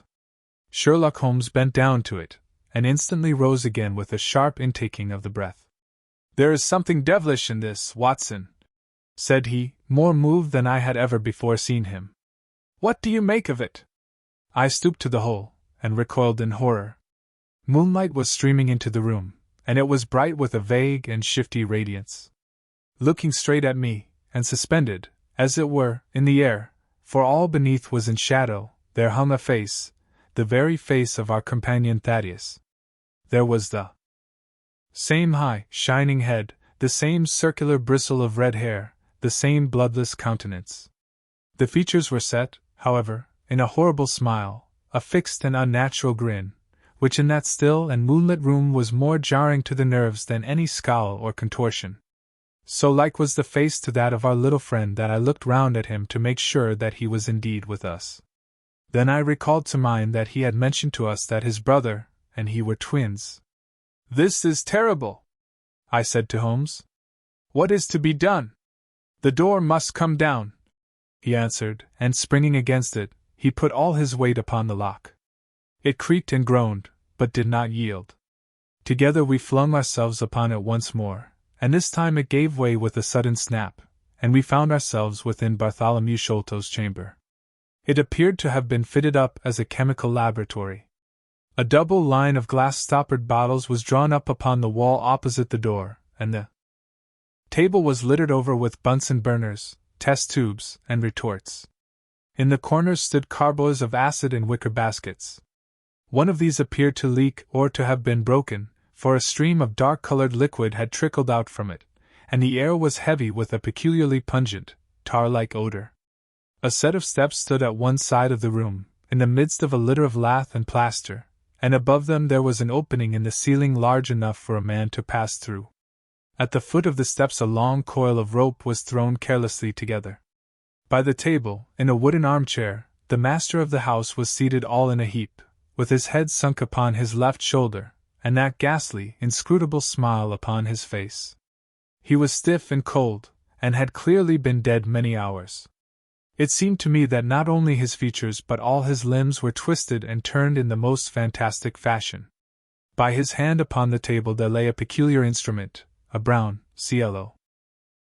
grained stick, with a stone head like a hammer, rudely lashed on with coarse twine. Beside it was a torn sheet of note-paper with some words scrawled upon it. Holmes glanced at it, and then handed it to me. "You see," he said, with a significant raising of the eyebrows. In the light of the lantern I read, with a thrill of horror, "The sign of the 4. In God's name, what does it all mean?" I asked. "It means murder," said he, stooping over the dead man. "Ah, I expected it. Look here." He pointed to what looked like a long, dark thorn stuck in the skin just above the ear. "It looks like a thorn," said I. "It is a thorn. You may pick it out. But be careful, for it is poisoned." I took it up between my finger and thumb. It came away from the skin so readily that hardly any mark was left behind. One tiny speck of blood showed where the puncture had been. "This is all an insoluble mystery to me," said I. "It grows darker instead of clearer." "On the contrary," he answered, "it clears every instant. I only require a few missing links to have an entirely connected case." We had almost forgotten our companion's presence since we entered the chamber. He was still standing in the doorway, the very picture of terror, wringing his hands and moaning to himself. Suddenly, however, he broke out into a sharp, querulous cry. "The treasure is gone," he said. "They have robbed him of the treasure. There is the hole through which we lowered it. I helped him to do it. I was the last person who saw him. I left him here last night, and I heard him lock the door as I came downstairs." "What time was that?" "It was 10 o'clock. And now he is dead, and the police will be called in, and I shall be suspected of having had a hand in it." "Oh, yes, I am sure I shall. But you don't think so, gentlemen? Surely you don't think that it was I? Is it likely that I would have brought you here if it were I? Oh dear! Oh dear! I know that I shall go mad." He jerked his arms and stamped his feet in a kind of convulsive frenzy. "You have no reason for fear, Mr. Sholto," said Holmes kindly, putting his hand upon his shoulder. "Take my advice, and drive down to the station to report this matter to the police. Offer to assist them in every way. We shall wait here until your return." The little man obeyed in a half-stupefied fashion, and we heard him stumbling down the stairs in the dark. Chapter 6. Sherlock Holmes gives a demonstration. "Now, Watson," said Holmes, rubbing his hands, "we have half an hour to ourselves. Let us make good use of it. My case is, as I have told you, almost complete, but we must not err on the side of overconfidence. Simple as the case seems now, there may be something deeper underlying it." "Simple!" I ejaculated. "Surely," said he, with something of the air of a clinical professor expounding to his class.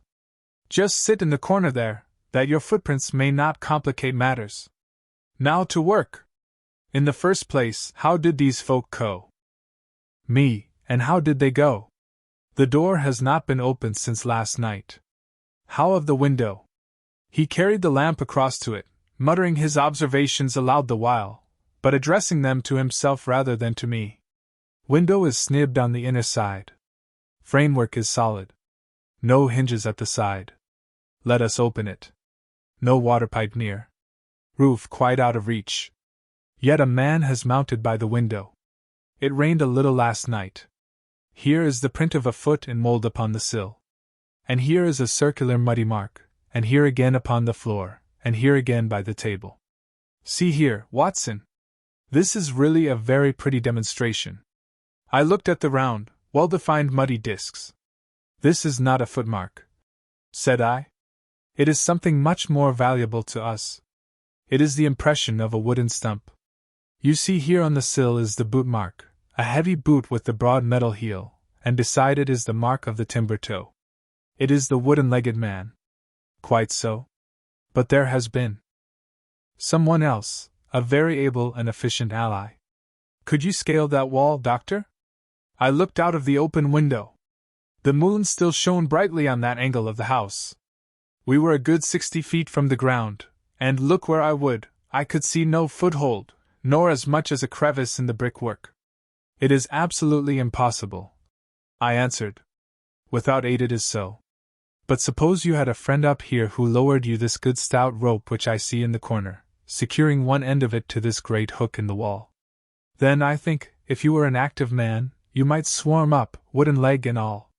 You would depart, of course, in the same fashion, and your ally would draw up the rope, untie it from the hook, shut the window, snib it on the inside, and get away in the way that he originally came. As a minor point it may be noted," he continued, fingering the rope, "that our wooden-legged friend, though a fair climber, was not a professional sailor. His hands were far from hoe. RNY. My lens discloses more than one blood mark, especially towards the end of the rope, from which I gather that he slipped down with such velocity that he took the skin off his hand.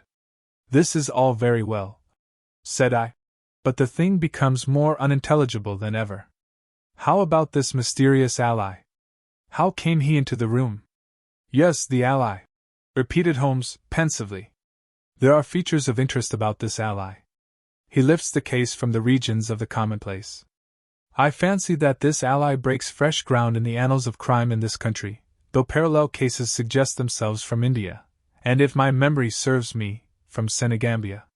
How came he, then? I reiterated. The door is locked, the window is inaccessible. Was it through the chimney? The grate is much too small, he answered. I had already considered that possibility. How then? I persisted. You will not apply my precept, he said, shaking his head. How often have I said to you that when you have eliminated the impossible, whatever remains, however improbable, must be the truth? We know that he did not come through the door, the window, or the chimney. We also know that he could not have been concealed in the room, as there is no concealment possible. Whence, then, did he come? He came through the hole in the roof, I cried. Of course he did. He must have done so. If you will have the kindness to hold the lamp for me, we shall now extend our researches to the room above, the secret room in which the treasure was found. He mounted the steps, and seizing a rafter with either hand, he swung himself up into the garret. Then, lying on his face, he reached down for the lamp and held it while I followed him. The chamber in which we found ourselves was about 10 feet one way and 6 the other.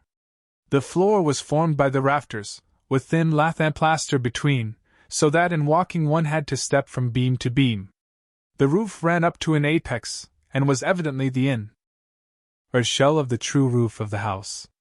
There was no furniture of any sort, and the accumulated dust of years lay thick upon the floor. Here you are, you see, said Sherlock Holmes, putting his hand against the sloping wall. This is a trapdoor which leads out onto the roof. I can press it back, and here is the roof itself, sloping at a gentle angle. This, then, is the way by which number 1 entered. Let us see if we can find any other traces of his individuality. He held down the lamp to the floor, and as he did so I saw for the second time that night a startled, surprised look come over his face. For myself, as I followed his gaze, my skin was cold under my clothes. The floor was covered thickly with the prints of a naked foot, clear, well-defined, perfectly formed, but scarce half the size of those of an ordinary man. Holmes, I said in a whisper, a child has done the horrid thing. He had recovered his self-possession in an instant. I was staggered for the moment. Yes. But the thing is quite natural. My memory failed me, or I should have been able to foretell it. There is nothing more to be learned here. Let us go down. What is your theory, then, as to those footmarks? I asked, eagerly, when we had regained the lower room once more. My dear Watson, try a little analysis yourself, said he, with a touch of impatience. You know my methods. Apply them, and it will be instructive to compare results.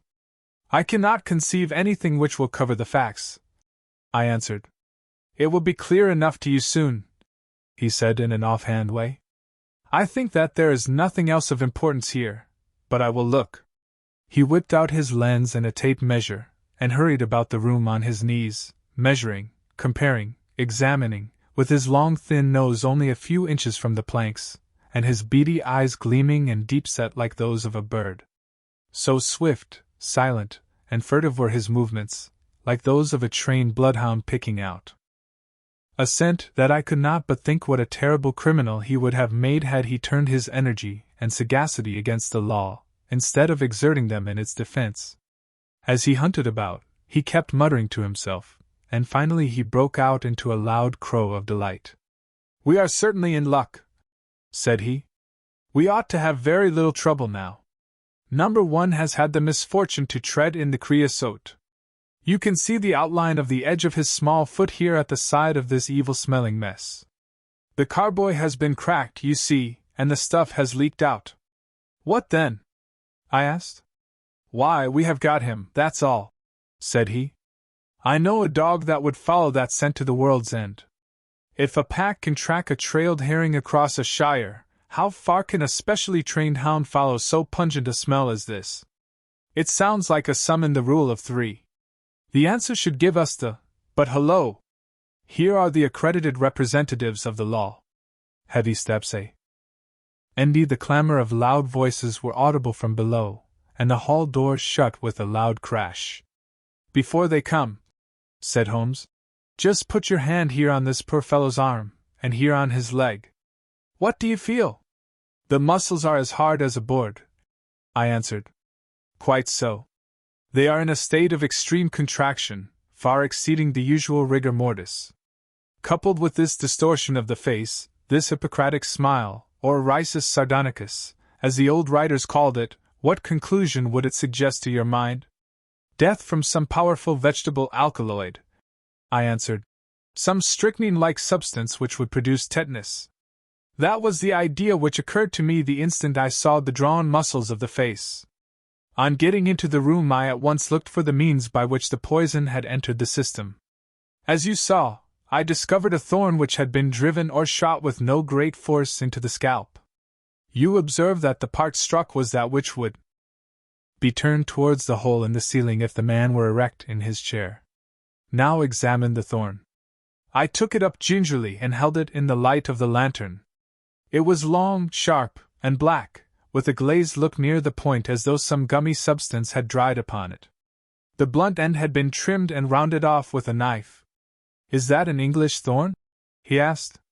"No, it certainly is not. With all these data you should be able to draw some just inference. But here are the regulars, so the auxiliary forces may beat a retreat." As he spoke, the steps which had been coming nearer sounded loudly on the passage, and a very stout, portly man in a grey suit strode heavily into the room. He was red-faced, burly and plethoric, with a pair of very small twinkling eyes which looked keenly out from between swollen and puffy pouches. He was closely followed by an inspector in uniform, and by the still palpitating Thaddeus Sholto. "Here's a business," he cried in a muffled ky voice. "Here's a pretty business. But who are all these? Why, the house seems to be as full as a rabbit warren." "I think you must recollect me, Mr. Athelney Jones," said Holmes, quietly. "Why, of course I do," he wheezed. "It's Mr. Sherlock Holmes, the theorist. Remember you?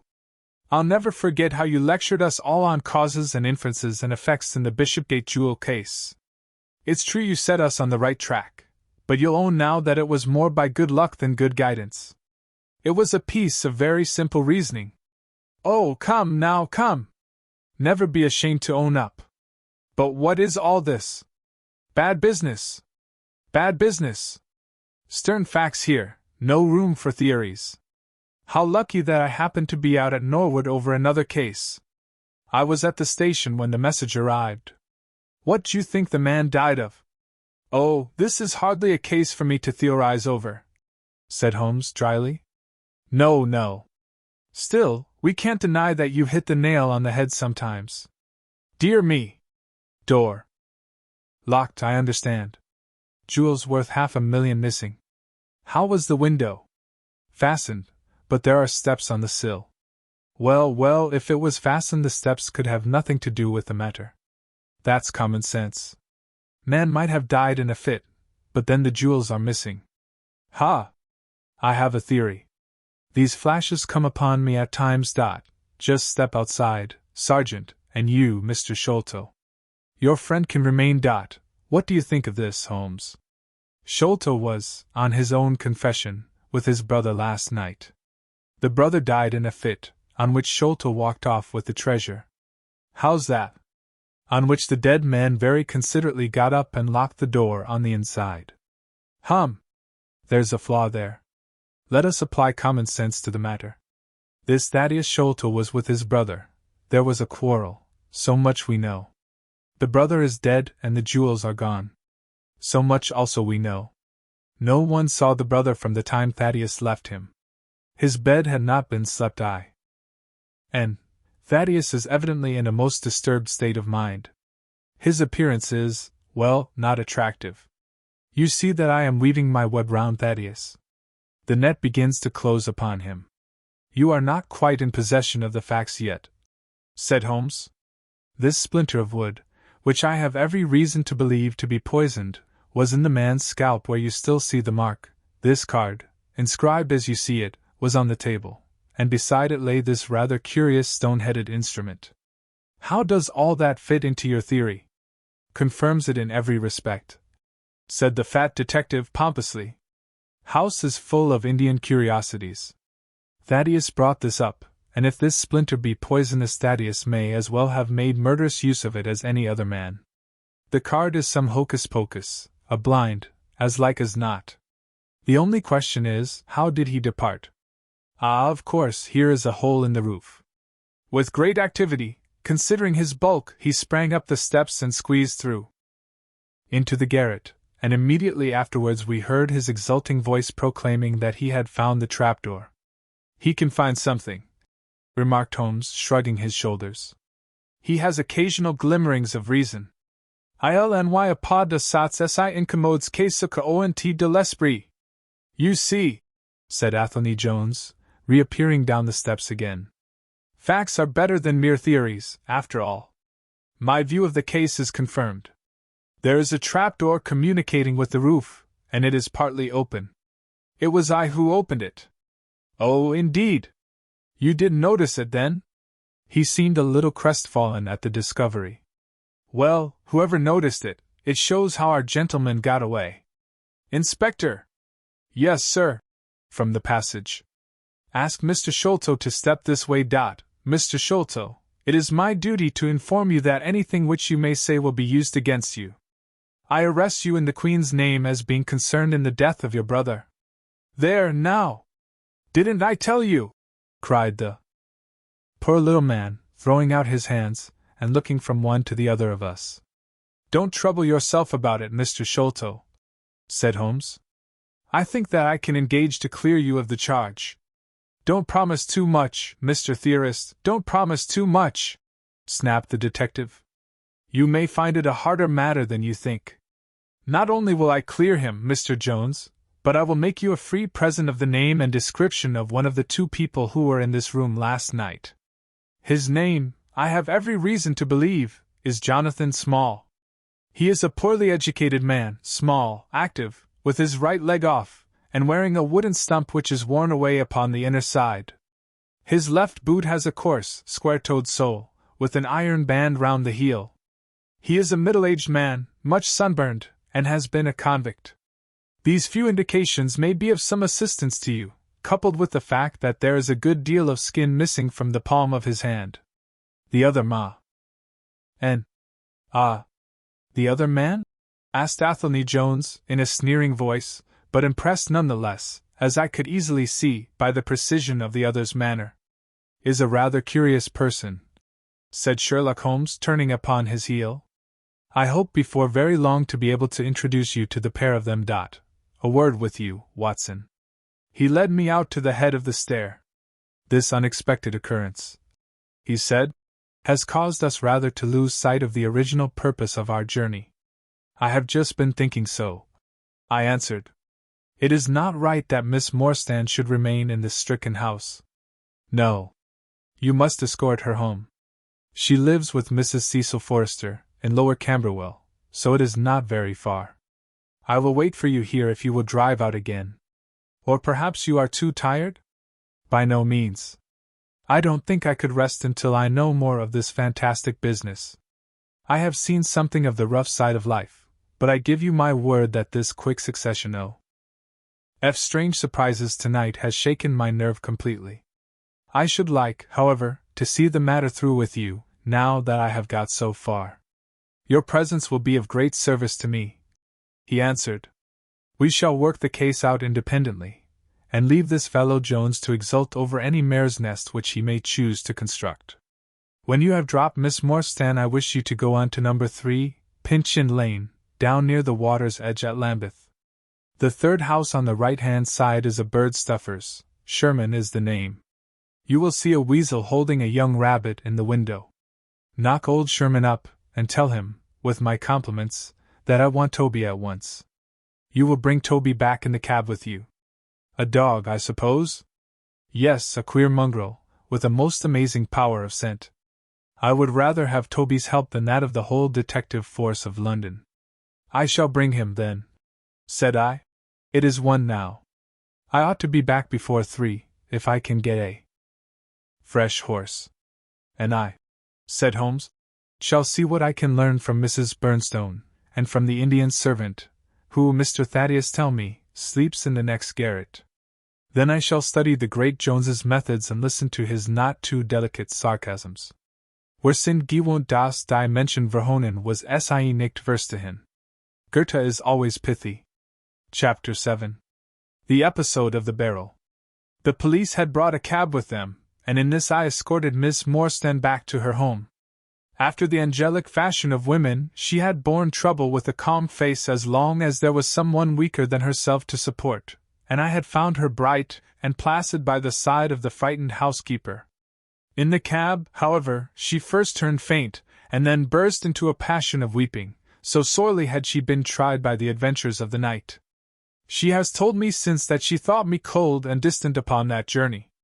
She little guessed the struggle within my breast, or the effort of self-restraint which held me back. My sympathies and my love went out to her, even as my hand had in the garden.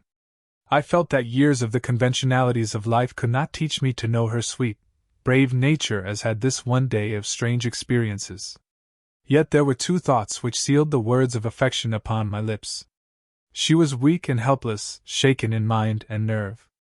It was to take her at a disadvantage to obtrude love upon her at such a time. Worse still, she was rich. If Holmes's researches were successful, she would be an heiress.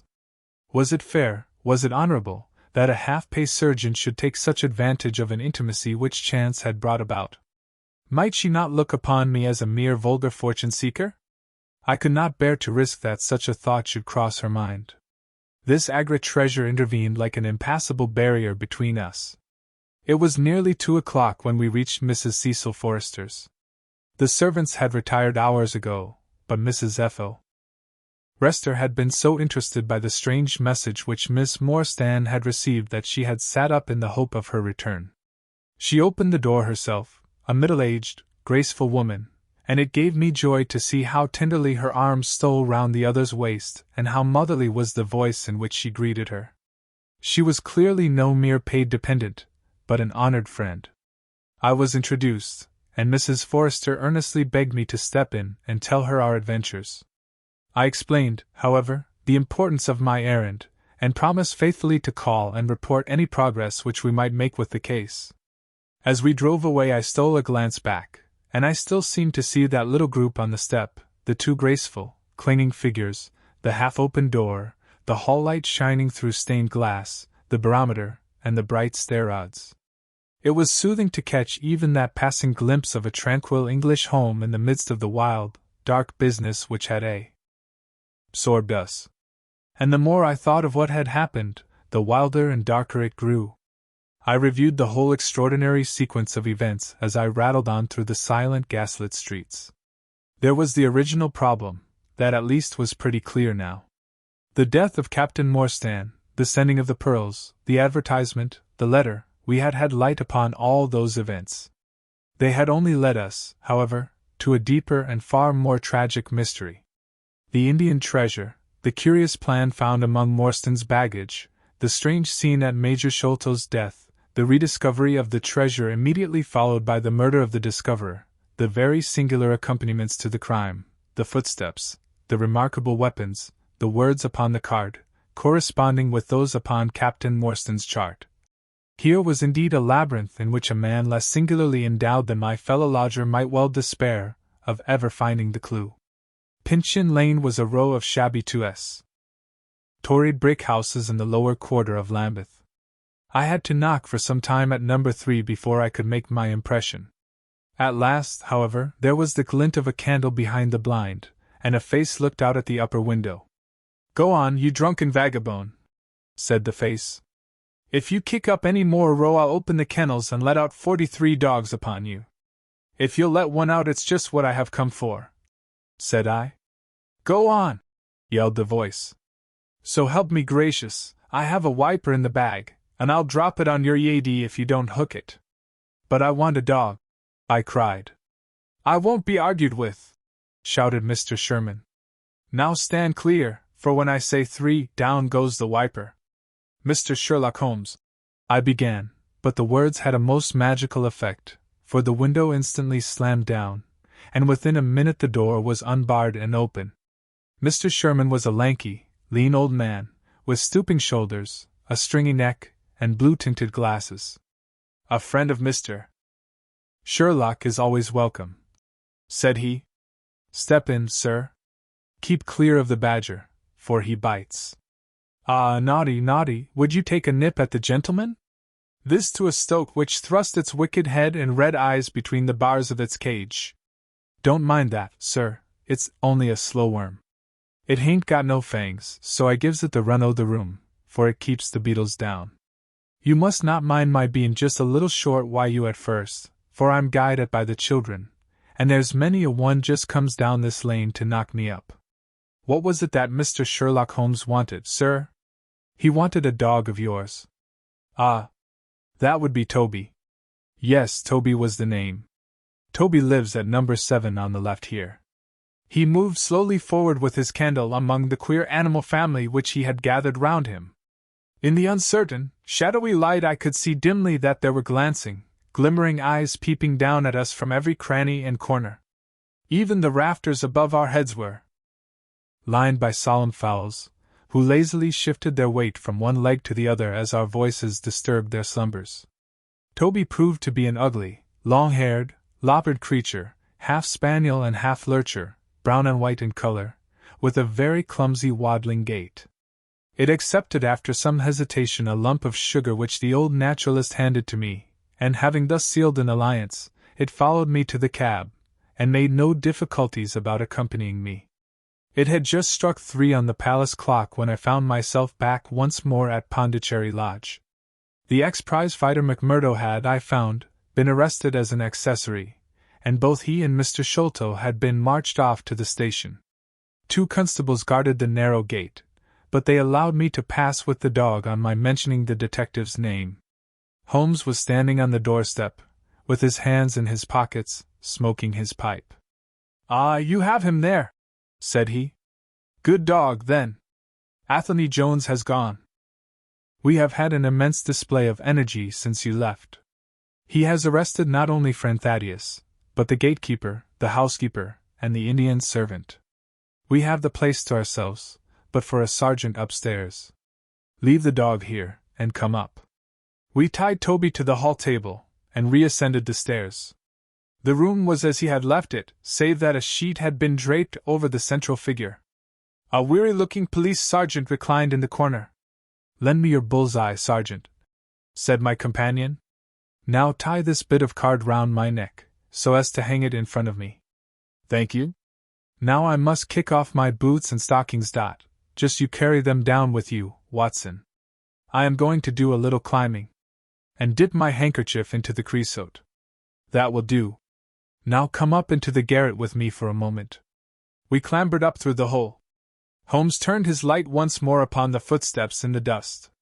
"I wish you particularly to notice these footmarks," he said. "Do you observe anything noteworthy about them?" "They belong," I said, "to a child or a small woman. Apart from their size, though. Is there nothing else? They appear to be much as other footmarks." "Not at all. Look here. This is the print of a right foot in the dust. Now I make one with my naked foot beside it. What is the chief difference? Your toes are all cramped together. The other print has each toe distinctly divided." "Quite so. That is the point. Bear that in mind. Now, would you kindly step over to that flap window and smell the edge of the woodwork? I shall stay here, as I have this handkerchief in my hand." I did as he directed, and was instantly conscious of a strong tarry smell. "That is where he put his foot in getting out. If you can trace him, I should think that Toby will have no difficulty. Now run downstairs, loose the dog, and look out for Blondin. By the time that I got out into the grounds, Sherlock Holmes was on the roof, and I could see him like an enormous glowworm crawling very slowly along the ridge. I lost sight of him behind a stack of chimneys, but he presently reappeared, and then vanished once more upon the opposite side. When I made my way round there, I found him seated at one of the corner eaves. "That you, Watson?" he cried. "Yes. This is the place. What is that black thing down there?" "A water barrel." "Top on it?" "Yes." "No sign of a ladder?" "No." "Confound the fellow! It's a most breakneck place. I ought to be able to come down where he could climb up. The water pipe feels pretty firm. Here goes, anyhow." There was a scuffling of feet, and the lantern began to come steadily down the side of the wall. Then with a light spring he came on to the barrel, and from there to the earth. "It was easy to follow him," he said, drawing on his stockings and boots. "Tiles were loosened the whole way along, and in his hurry he had dropped this. It confirms my diagnosis, as you doctors express it. The object which he held up to me was a small pocket or pouch woven out of colored grasses and with a few tawdry beads strung round it. In shape and size it was not unlike a cigarette case. Inside were half a dozen spines of dark wood, sharp at one end and rounded at the other, like that which had struck Bartholomew Sholto. "They are hellish things," said he. "Look out that you don't prick yourself. I'm delighted to have them, for the chances are that they are all he has. There is the less fear of you or me finding one in our skin before long. I would sooner face a martini bullet myself. Are you game for a 6-mile trudge, Watson?" "Certainly," I answered. "Your leg will stand it?" "Oh, yes. Here you are, doggy. Good old Toby. Smell it, Toby, smell it." He pushed the creosote handkerchief under the dog's nose, while the creature stood with its fluffy legs separated, and with a most comical cock to its head, like a connoisseur sniffing the bouquet of a famous vintage. Holmes then threw the handkerchief to a distance, fastened a stout cord to the mongrel's collar, and led him to the foot of the water barrel. The creature instantly broke into a succession of high, tremulous yelps, and with his nose on the ground, and his tail in the air, pattered off upon the trail at a pace which strained his leash and kept us at the top of our speed. The east had been gradually whitening, and we could now see some distance in the cold grey light. The square, massive house, with its black, empty windows and high, bare walls, towered up, sad and forlorn, behind us. Our course led right across the grounds, in and out among the trenches and pits with which they were scarred and intersected.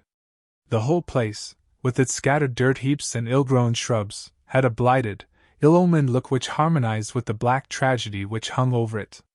On reaching the boundary wall, Toby ran along, whining eagerly, underneath its shadow, and stopped finally in a corner screened by a yewn beech. Where the two walls joined, several bricks had been loosened, and the crevices left were worn down and rounded upon the lower side, as though they had frequently been used as a ladder. Holmes clambered up, and taking the dog from me, he dropped it over upon the other side. "There's the print of Woodenleg's hand," he remarked, as I mounted up beside him. "You see the slight smudge of blood upon the white plaster. What a lucky thing it is that we have had no very heavy rains since yesterday. The scent will lie upon the road in spite of their 28 hours' start." I confess that I had my doubts myself when I reflected upon the great traffic which had passed along the London road in the interval. My fears were soon appeased, however. Toby never hesitated or swerved, but waddled on in his peculiar rolling fashion. Clearly, the pungent smell of the creosote rose high above all other contending scents. "Do not imagine," said Holmes, "that I depend for my success in this case upon the mere chance of one of these fellows having put his foot in the chemical. I have knowledge now which would enable me to trace them in many different ways. This, however, is the readiest, and since fortune has put it into our hands, I should be culpable if I neglected it. It has, however, prevented the case from becoming the pretty little intellectual problem which it at one time promised to be. There might have been some credit to be gained out of it, but for this too palpable clue. There is credit and to spare, said I. I assure you, Holmes, that I marvel at the means by which you obtained your results in this case, even more than I did in the Jefferson Hope murder. The thing seems to me to be deeper and more inexplicable. How, for example, could you describe with such confidence the wooden-legged man? Pshaw, my dear boy! It was simplicity itself. I don't wish to be theatrical. It is all patent and above board. 2 officers who are in command of a convict guard Leah are in an important secret as to buried treasure. A map is drawn for them by an Englishman named Jonathan Small. You remember that we saw the name upon the chart in Captain Morstan's possession. He had signed it in behalf of himself and his associates, the sign of the four, as he somewhat dramatically called it. Aided by this chart, the officers, or one of them, gets the treasure and brings it to England, leaving, we will suppose, some condition under which he received it unfulfilled. Now then, why did not Jonathan Small dip the treasure himself? The answer is obvious. The chart is dated at a time when Morstan was brought into close association with convicts. Jonathan Small did not get the treasure because he and his associates were themselves convicts, and could not get away. But that is mere speculation, said I. It is more than that. It is the only hypothesis which covers the facts. Let us see how it fits in with the sequel. Major Sholto remains at peace for some years, happy in the possession of his treasure. Then he receives a letter from India which gives him a great fright. What was that? A letter to say that the men whom he had wronged had been set free. Or had escaped. That is much more likely, for he would have known what their term of imprisonment was.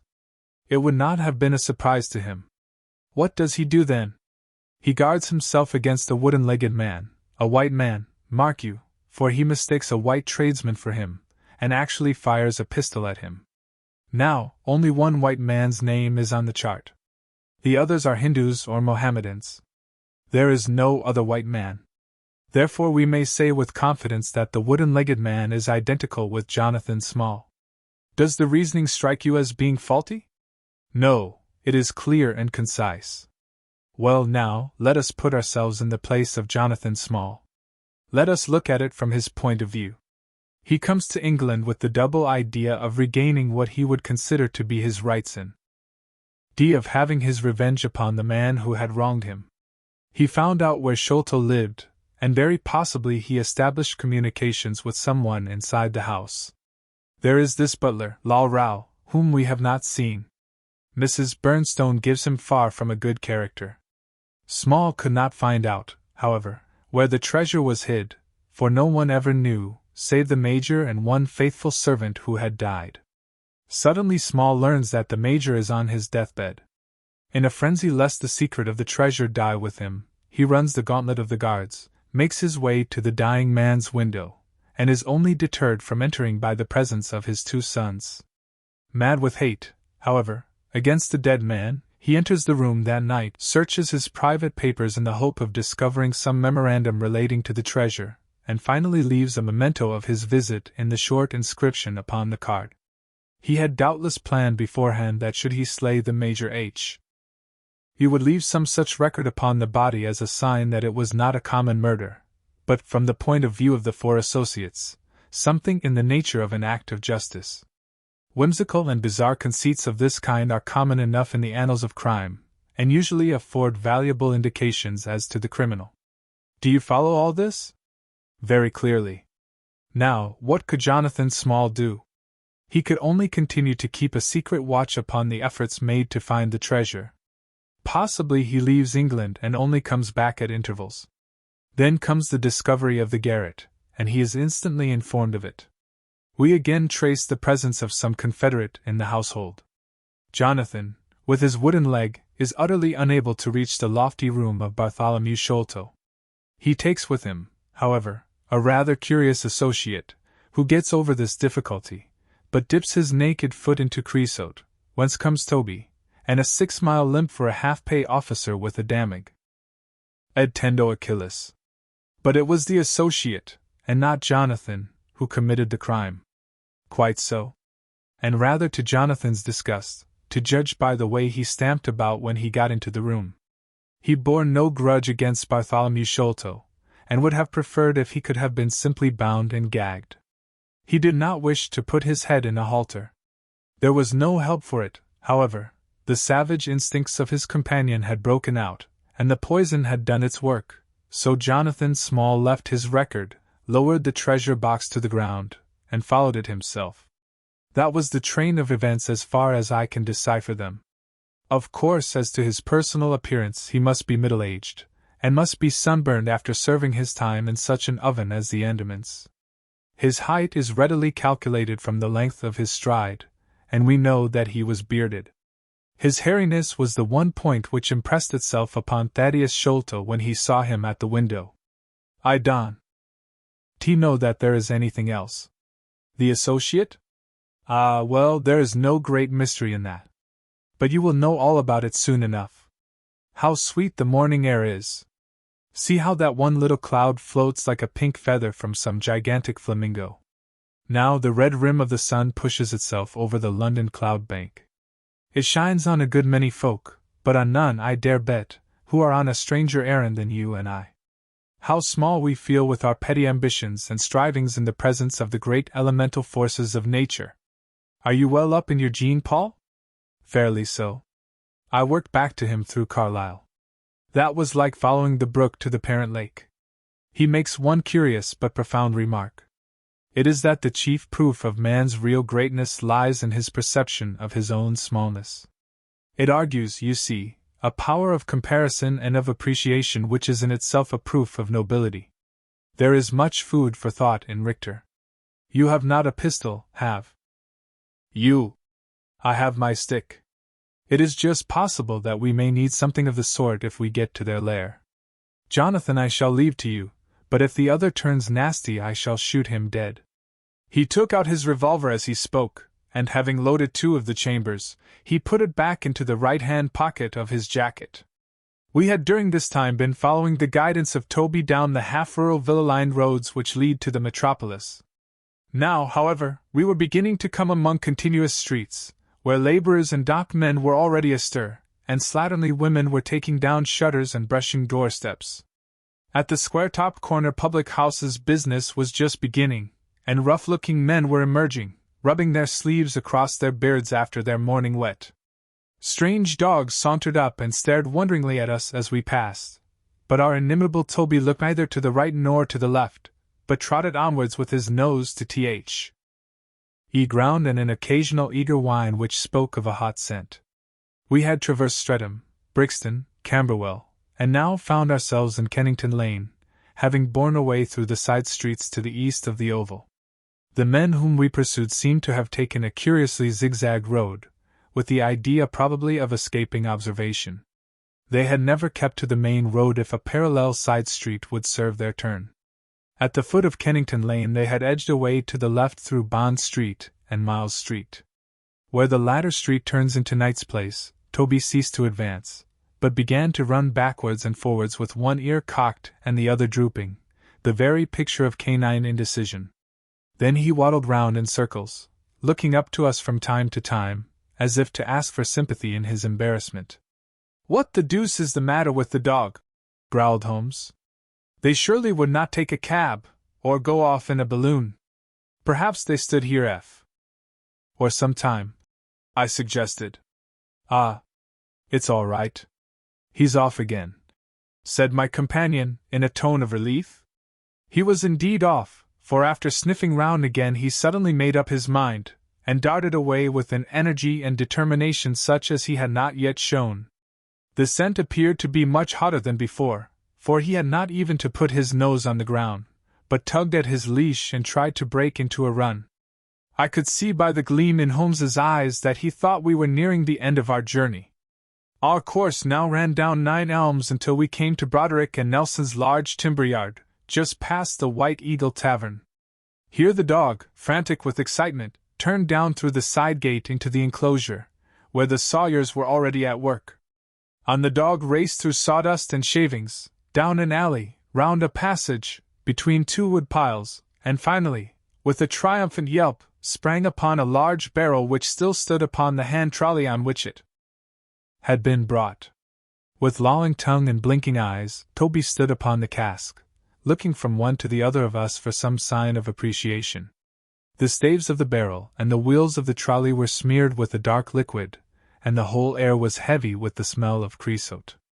Sherlock Holmes and I looked blankly at each other, and then burst simultaneously into an uncontrollable fit of laughter. Chapter 8. The Baker Street Irregulars. "What now?" I asked. "Toby has lost his character for infallibility. He acted according to his lights," said Holmes, lifting him down from the barrel and walking him out of the timber yard. "If you consider how much creosote is carted about London in one day, it is no great wonder that our trails should have been crossed. It is much used now, especially for the seasoning of wood. Poor Toby is not to blame. We must get on the main scent again, I suppose?" "Yes. And fortunately, we have no distance to go." Evidently what puzzled He Dog at the corner of Knight's Place was that there were two different trails running in opposite directions. We took the wrong one. It only remains to follow the other. There was no difficulty about this. On leading Toby to the place where he had committed his fault, he cast about in a wide circle and finally dashed off in a fresh direction. "We must take care that he does not now bring us to the place where the creosote barrel came from," I observed. I had thought of that. "But you notice that he keeps on the pavement, whereas the barrel passed down the roadway." "No, we are on the true scent now." It tended down towards the riverside, running through Belmont Place and Prince's Street. At the end of Broad Street it ran right down to the water's edge, where there was a small wooden wharf. Toby led us to the very edge of this, and there stood whining, looking out on the dark current beyond. "We are out of luck," said Holmes. "They have taken to a boat here. Several small punts and skiffs were lying about in the water and on the edge of the wharf." We took Toby round to each in turn, but, though he sniffed earnestly, he made no sign. Close to the rude landing stage was a small brick house, with a wooden placard slung out through the second window. "Mordecai Smith" was printed across it in large letters, and underneath, "Boats to hire by the hour or day." A second inscription above the door informed us that a steam launch was kept, a statement which was confirmed by a great pile of coke upon the jetty. Sherlock Holmes looked slowly round, and his face assumed an ominous expression. "This looks bad," said he. "These fellows are sharper than I expected. They seem to have covered their tracks. There has, I fear, been preconcerted management here." He was approaching the door of the house, when it opened, and a little, curly-headed lad of 6 came running out, followed by a stoutish, red-faced woman with a large sponge in her hand. "You come back and be washed." "Jack," she shouted. "Come back, you young imp, for if your father comes home and finds you like that, he'll let us hear of it." "Dear little chap," said Holmes strategically. "What a rosy-cheeked young rascal. Now, Jack, is there anything you would like?" The youth pondered for a moment. "I'd like a shillin'," said he. "Nothing you would like better?" "I'd like 2 shillin' better," the prodigy answered, after some thought. "Here you are, then. Catch, a fine child, Mrs. Smith. Lord bless you, sir, he is that, and forward. He gets a'most too much for me to manage, specially when my man is away days at a time." "Away, is he?" said Holmes, in a disappointed voice. "I am sorry for that, for I wanted to speak to Mr. Smith. He's been away since yesterday mornin', sir, and truth to tell, I am beginning to feel frightened about him. But if it was about a boat, sir, maybe I could serve as well. I wanted to hire his steam launch." "Why, bless you, sir, it is in the steam lough. And that he has gone. That's what puzzles me, for I know there ain't more coals in her than would take her to about Woolwich and back. If he'd been away in the barge I'd ha' thought nothin', for many a time a job has taken him as far as Gravesend, and then if there was much doin' there he might ha' stayed over. But what good is a steam launch without coals? He might have bought some at a wharf down the river." "He might, sir, but it weren't his way. Many a time I've heard him call out at the prices they charge for a few odd bags. Besides, I don't like that wooden-legged man. Why his ugly face and outlandish talk? What did he want always knockin' about here for? A wooden-legged man? Said Holmes, with bland surprise. Yes, sir, a brown, monkey-faced chap that's called more'n once for my old man. It was him that roused him up yesternight, and what's more, my man knew he was comin', for he had steam up in the launch. I tell you straight, sir, I don't feel easy in my mind about it. But, my dear Mrs. Smith, said Holmes, shrugging his shoulders, you are frightening yourself about nothing. How could you possibly tell that it was the wooden-legged man who came in the night? I don't quite understand how you can be so sure. His voice, sir? I knew his voice, which is kind o' thick and foggy. He tapped at the winder, about 3 it would be. Show a leg, matey, says he, time to turn out guard. My old man woke up Jim, that's my eldest, and away they went, without so much as a word to me. I could hear the wooden leg clackin' on the stones. And was this wooden-legged man alone? Couldn't say, I am sure, sir. I didn't hear no one else. I am sorry, Mrs. Smith, for I wanted a steam launch, and I have heard good reports of the, let me see, what is her name? The Aurora, sir? Ah. She's not that old green launch with a yellow line, very broad in the beam? No, indeed. She's as trim a little thing as any on the river. She's been fresh painted black with 2 red streaks. Thanks. I hope that you will hear soon from Mr. Smith. I am going down the river, and if I should see anything of the Aurora I shall let him know that you are uneasy. A black funnel, you say? No, sir. Black with a white band. Ah, of course. It was the sides which were black. Good morning, Mrs. Smith. There is a boatman here with a wherry, Watson. We shall take it and cross the river. The main thing with people of that sort, said Holmes, as we sat in the sheets of the wherry, is never to let them think that their information can be of the slightest importance to you. If you do, they will instantly shut up like an oyster. If you listen to them under protest, as it were, you are very likely to get what you want. Our course now seems pretty clear, said I. What would you do, then? I would engage a launch and go down the river on the track of the Aurora.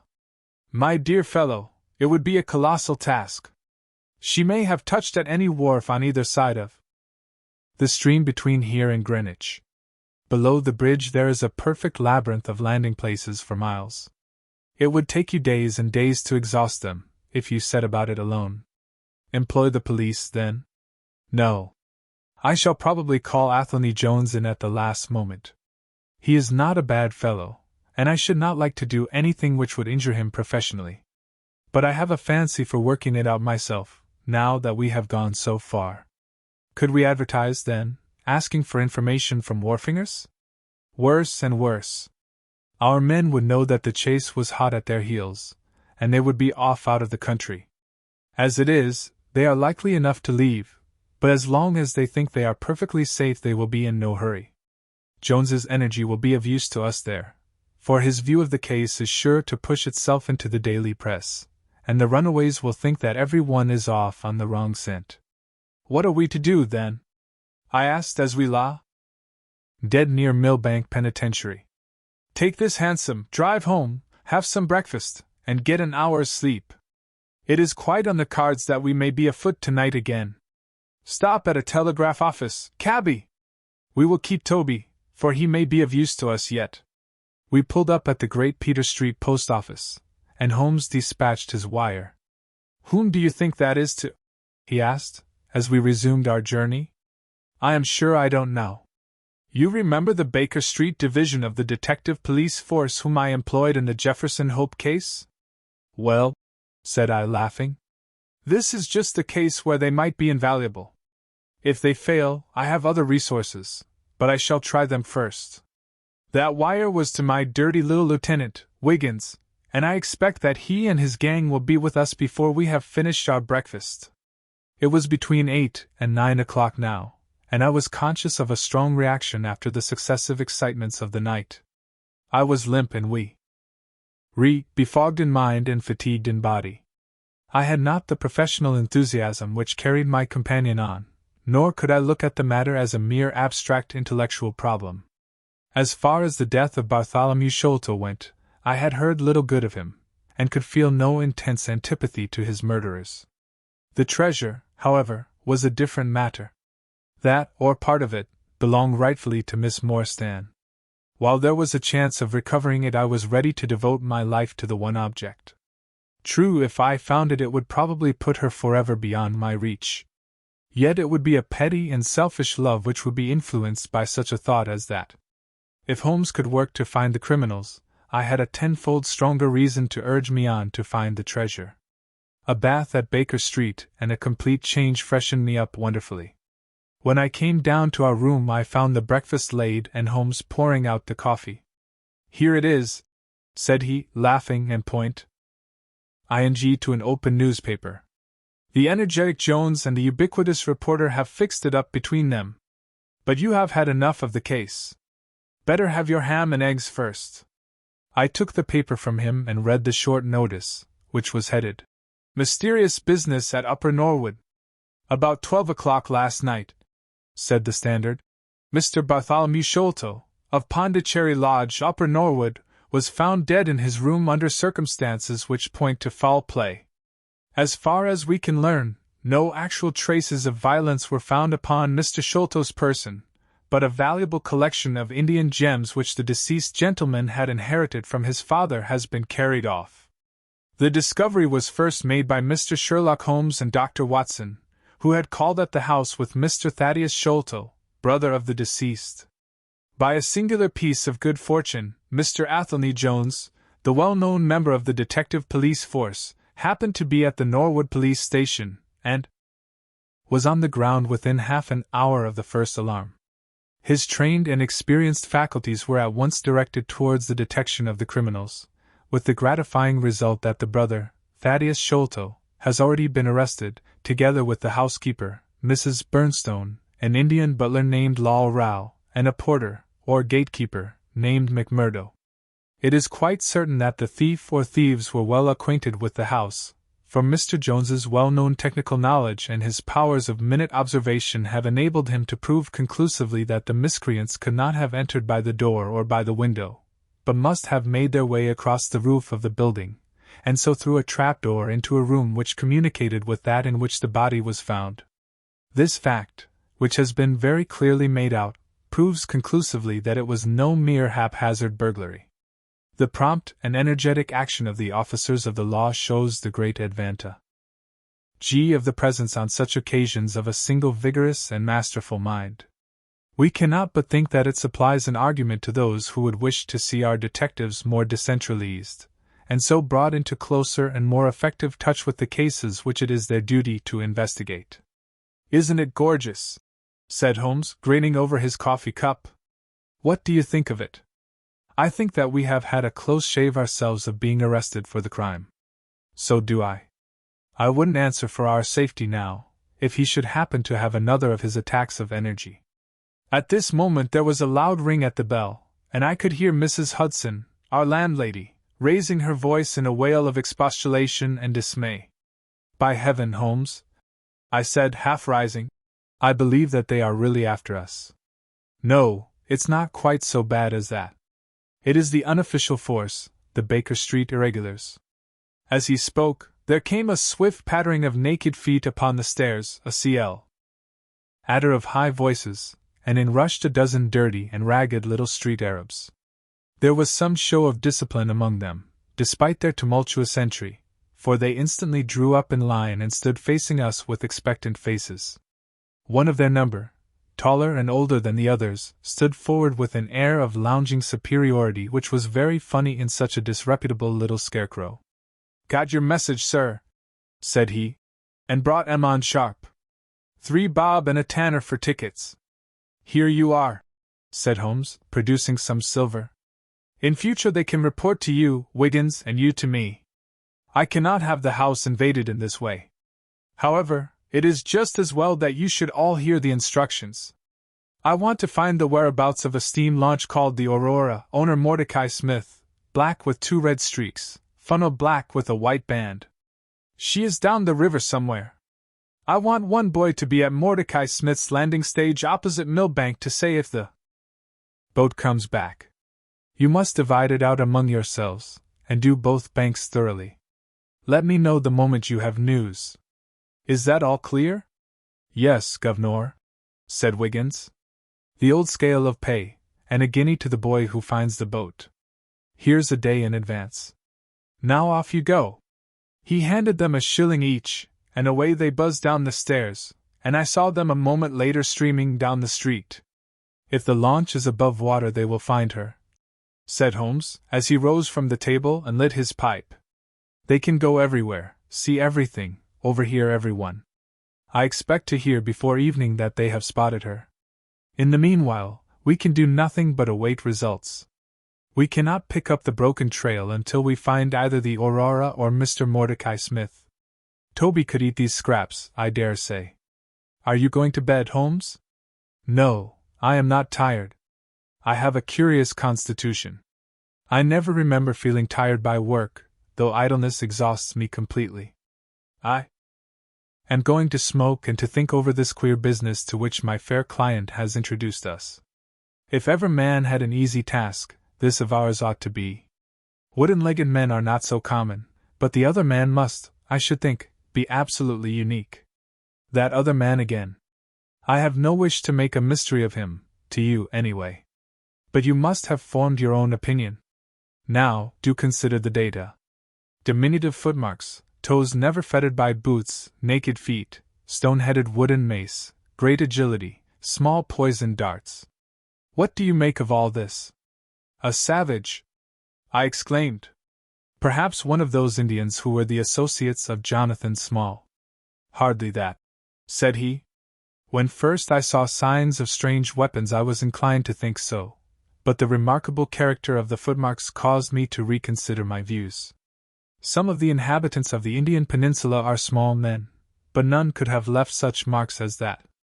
The Hindu proper has long and thin feet. The San Dao-wearing Mohammedan has the great toe well separated from the others, because the thigh is commonly passed between. These little darts, too, could only be shot in one way. They are from a blowpipe. Now, then, where are we to find our savage? South American, I hazarded. He stretched his hand up, and took down a bulky volume from the shelf. This is the first volume of a gazetteer which is now being published. It may be looked upon as the very latest authority. What have we here? Andaman Islands, situated 340 miles to the north of Sumatra, in the Bay of Bengal. Hum! What's all this? Moist climate, coral reefs, sharks, Port Blair, convict barracks, Rutland Island, cottonwoods. Ah, here we are. The aborigines of the Andaman Islands may perhaps claim the distinction of being the smallest race upon this earth, though some anthropologists prefer the Bushmen of Africa, the Digger Indians of America, and the Terra del Fuegians. The average height is rather below 4 feet, although many full-grown adults may be found who are very much smaller than this.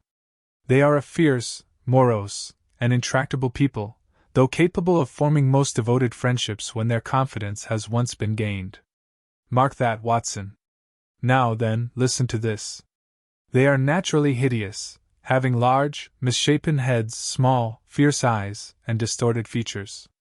Their feet and hands, however, are remarkably small. So intractable and fierce are they that all the efforts of the British official have failed to win them over in any degree. They have always been a terror to shipwrecked crews, braining the survivors with their stone-headed clubs, or shooting them with their poisoned arrows. These massacres are invariably concluded by a cannibal feast. Nice, amiable people, Watson! If this fellow had been left to his own unaided devices, this affair might have taken an even more ghastly turn. I fancy that, even as it is, Jonathan Small would give a good deal not to have employed him. But how came he to have so singular a companion? Ah, that is more than I can tell. Since, however, we had already determined that Small had come from the Andamans, it is not so very wonderful that this islander should be with him. No doubt we shall know all about it in time. Look here, Watson, you look regularly done. Lie down there on the sofa, and see if I can put you to sleep. He took up his violin from the corner, and as I stretched myself out he began to play some low, dreamy, melodious air, his own, no doubt, for he had a remarkable gift for improvisation. I have a vague remembrance of his gaunt limbs, his earnest face, and the rise and fall of his bow.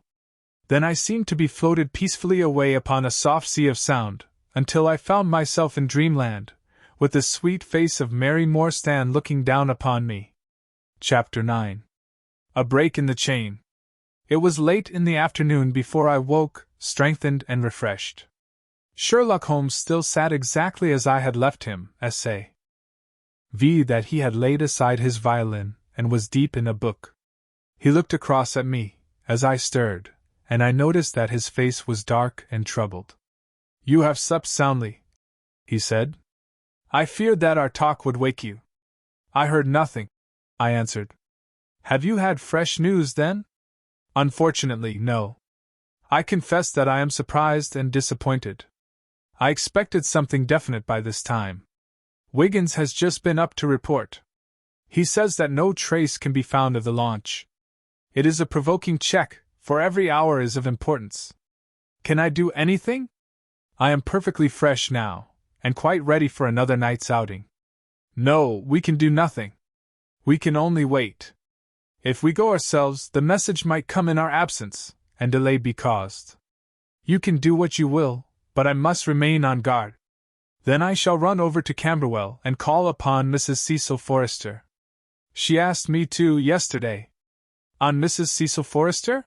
asked Holmes, with the twinkle of a smile in his eyes. "Well, of course, Miss Morstan too. They were anxious to hear what happened." "I would not tell them too much," said Holmes. "Women are never to be entirely trusted, not the best of them." I did not pause to argue over this atrocious sentiment. "I shall be back in an hour or two," I remarked. "All right. Good luck. But I say, if you are crossing the river you may as well return Toby, for I don't think it is at all likely that we shall have any use for him now." I took our mongrel accordingly, and left him, together with a half-sovereign, at the old naturalist's in Pinchin Lane. At Camberwell I found Miss Morstan a little weary after her night's adventures, but very eager to hear the news. Mrs. Forrester, too, was full of curiosity. I told them all that we had done, suppressing, however, the more dreadful parts of the tragedy. Thus, although I spoke of Mr. Sholto's death, I said nothing of the exact manner and method of it. With all my omissions, however, there was enough to startle and amaze them. "It is a romance!" cried Mrs. Forrester. "An injured lady, 500,000 in treasure, a black cannibal, and a wooden-legged ruffian. They take the place of the conventional dragon or wicked earl. And 2 knight-errants to the rescue," added Miss Morstan, with a bright glance at me. "Why, Mary, your fortune depends upon the issue of this search. I don't think that you are nearly excited enough. Just imagine what it must be to be so rich, and to have the world at your feet." It sent a little thrill of joy to my heart to notice that she showed no sign of elation at the prospect. On the contrary, she gave a toss of her proud head, as though the matter were one in which she took small interest. "It is for Mr. Thaddeus Sholto that I am anxious," she said. "Nothing else is of any consequence, but I think that he has behaved most kindly and honorably throughout. It is our duty to clear him of this dreadful and unfounded charge." It was evening before I left Camberwell, and quite dark by the time I reached home.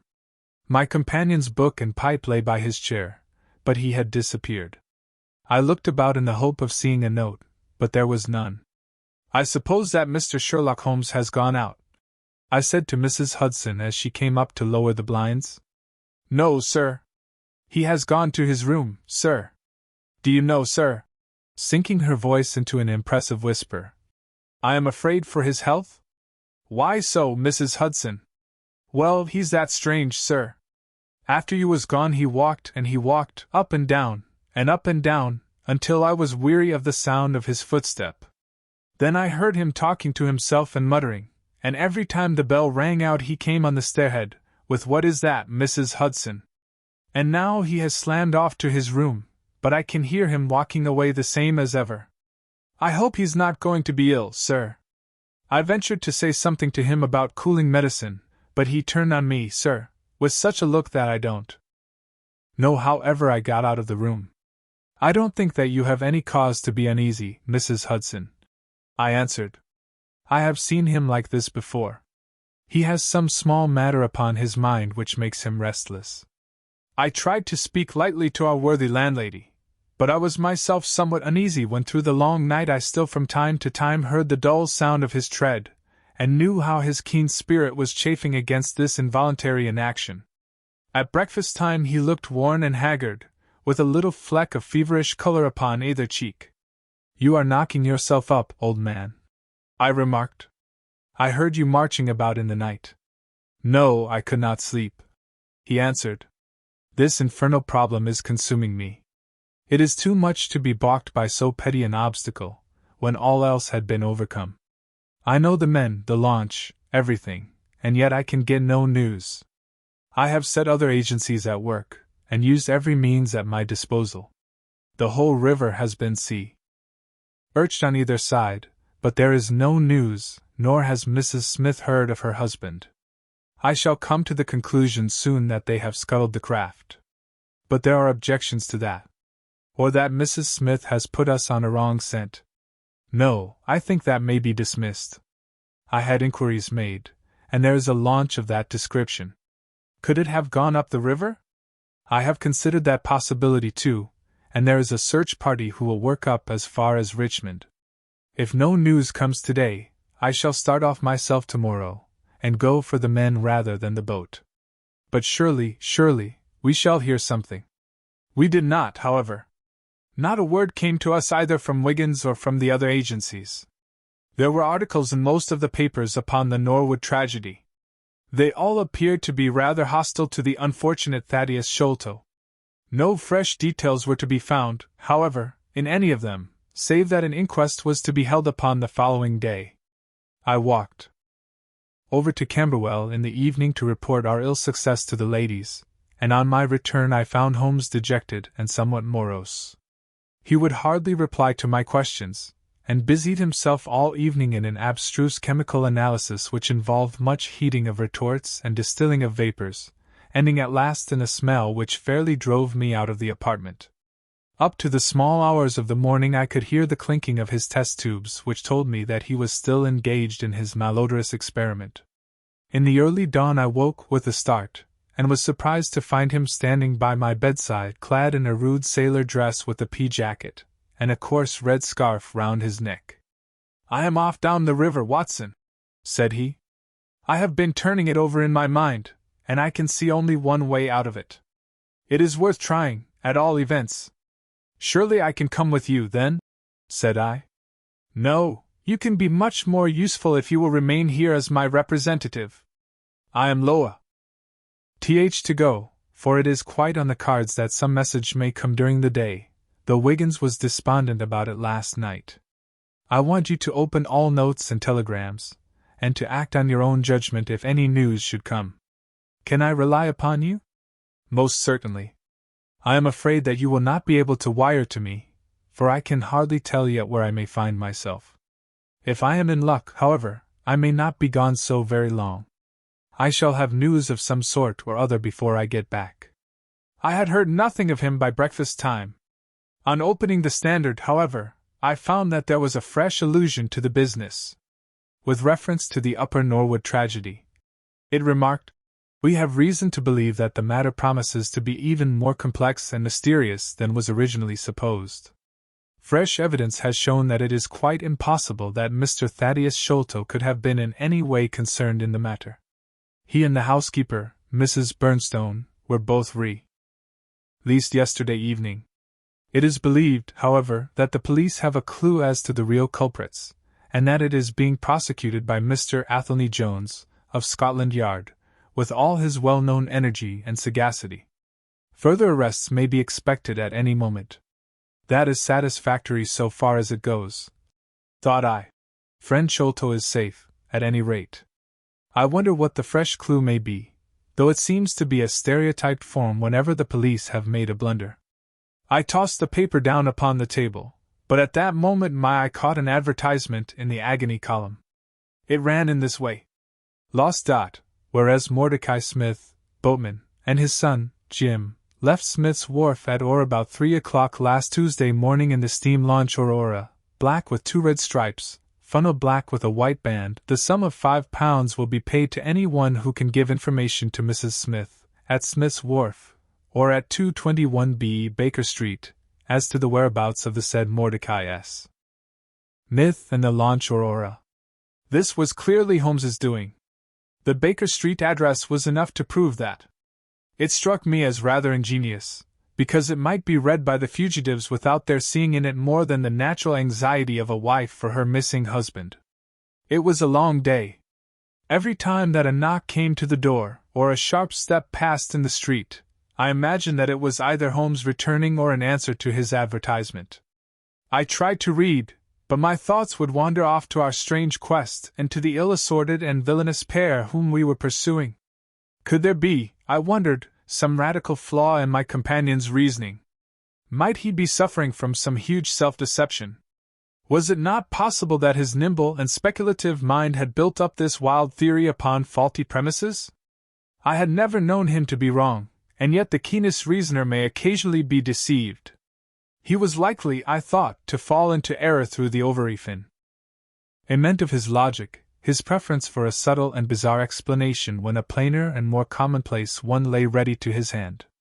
Yet, on the other hand, I had myself seen the evidence, and I had heard the reasons for his deductions.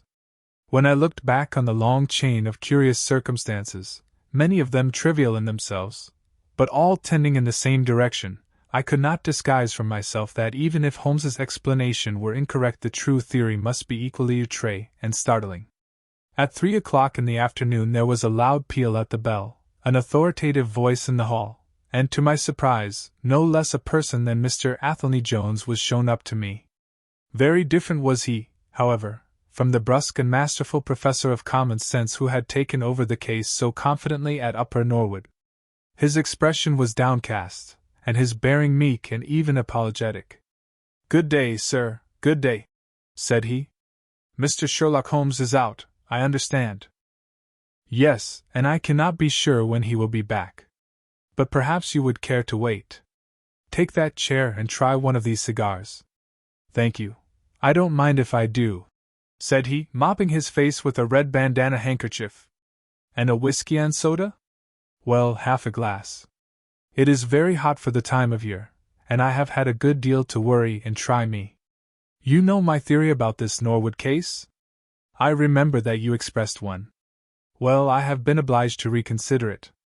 I had my net drawn tightly round Mr. Sholto, sir, when he went through a hole in the middle of it. He was able to prove an alibi which could not be shaken. From the time that he left his brother's room he was never out of sight of someone or other.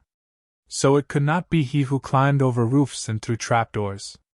It's a very dark case, and my professional credit is at stake. I should be very glad of a little assistance. We all need help sometimes," said I. "Your friend Mr. Sherlock Holmes is a wonderful man, sir," said he, in a husky and confidential voice. "He's a man who is not to be beat. I have known that young man go into a good many cases, but I never saw the case yet that he could not throw a light upon. He is irregular in his methods, and a little quick perhaps in jumping at theories, but on the whole, I think he would have made a most promising officer, and I don't care who knows it. I have had a wire from him this morning, by which I understand that he has got some clue to this Sholto business. Here is the message." He took the telegram out of his pocket, and handed it to me. It was dated from Poplar at 12 o'clock. "Go to Baker Street at once," it said. "If I have not returned, wait for me. I am close on the track of the Sholto gang. You can come with us tonight if you want to be in at the finish." "This sounds well. He has evidently picked up the scent again," said I. "Ah, then he has been at fault too," exclaimed Jones, with evident satisfaction. "And the best of us are thrown off sometimes.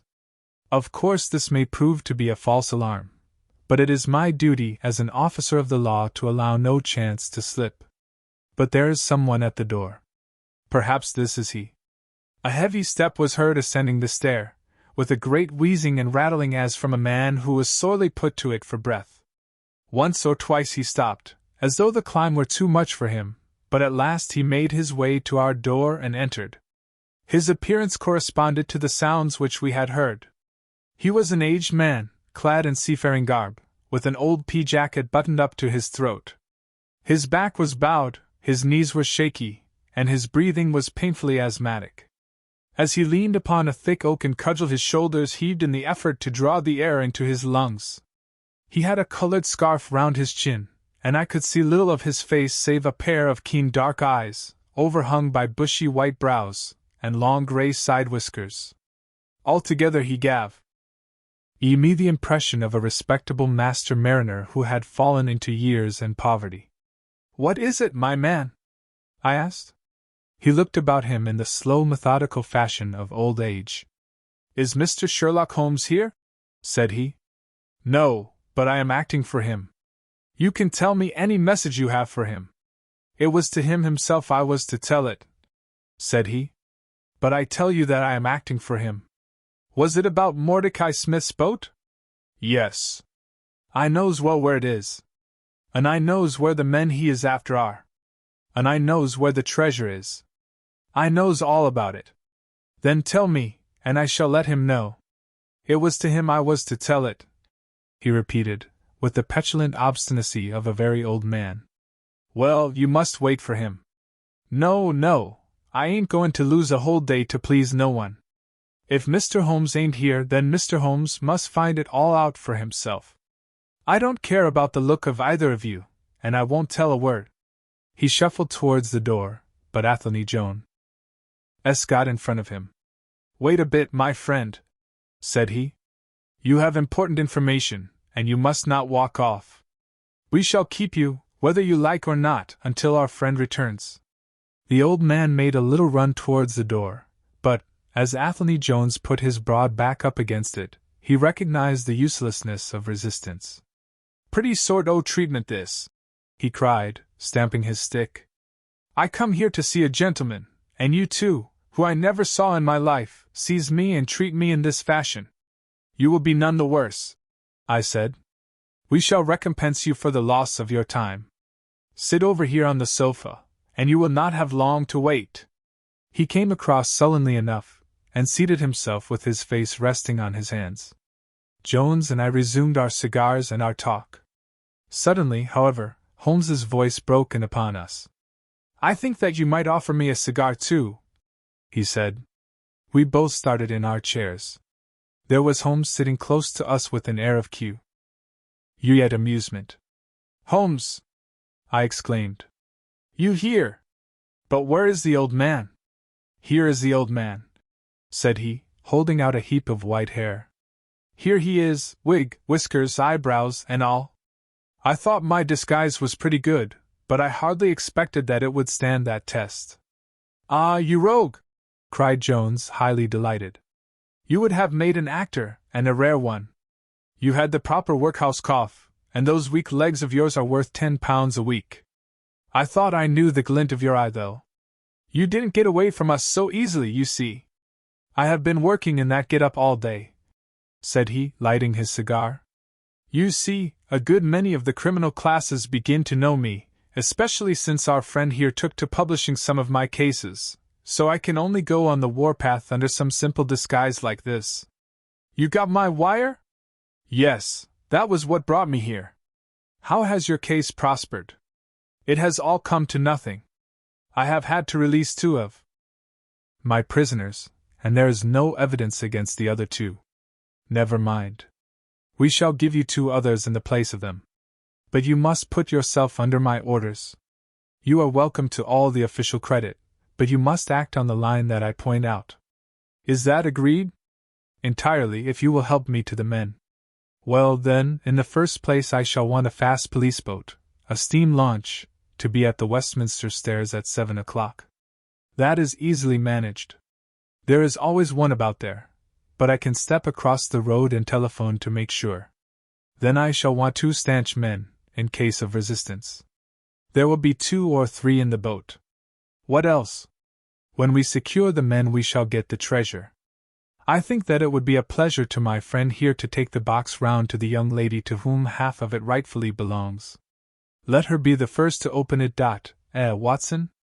It would be a great pleasure to me. Rather an irregular proceeding, said J. One's shaking his head. However, the whole thing is irregular, and I suppose we must wink at it. The treasure must afterwards be handed over to the authorities until after the official investigation. Certainly. That is easily managed. One other point. I should much like to have a few details about this matter from the lips of Jonathan Small himself. You know I like to work the detail of my cases out. There is no objection to my having an unofficial interview with him, either here in my rooms or elsewhere, as long as he is efficiently guarded? Well, you are master of the situation. I have had no proof yet of the existence of this Jonathan Small. However, if you can catch him, I don't see how I can refuse you an interview with him.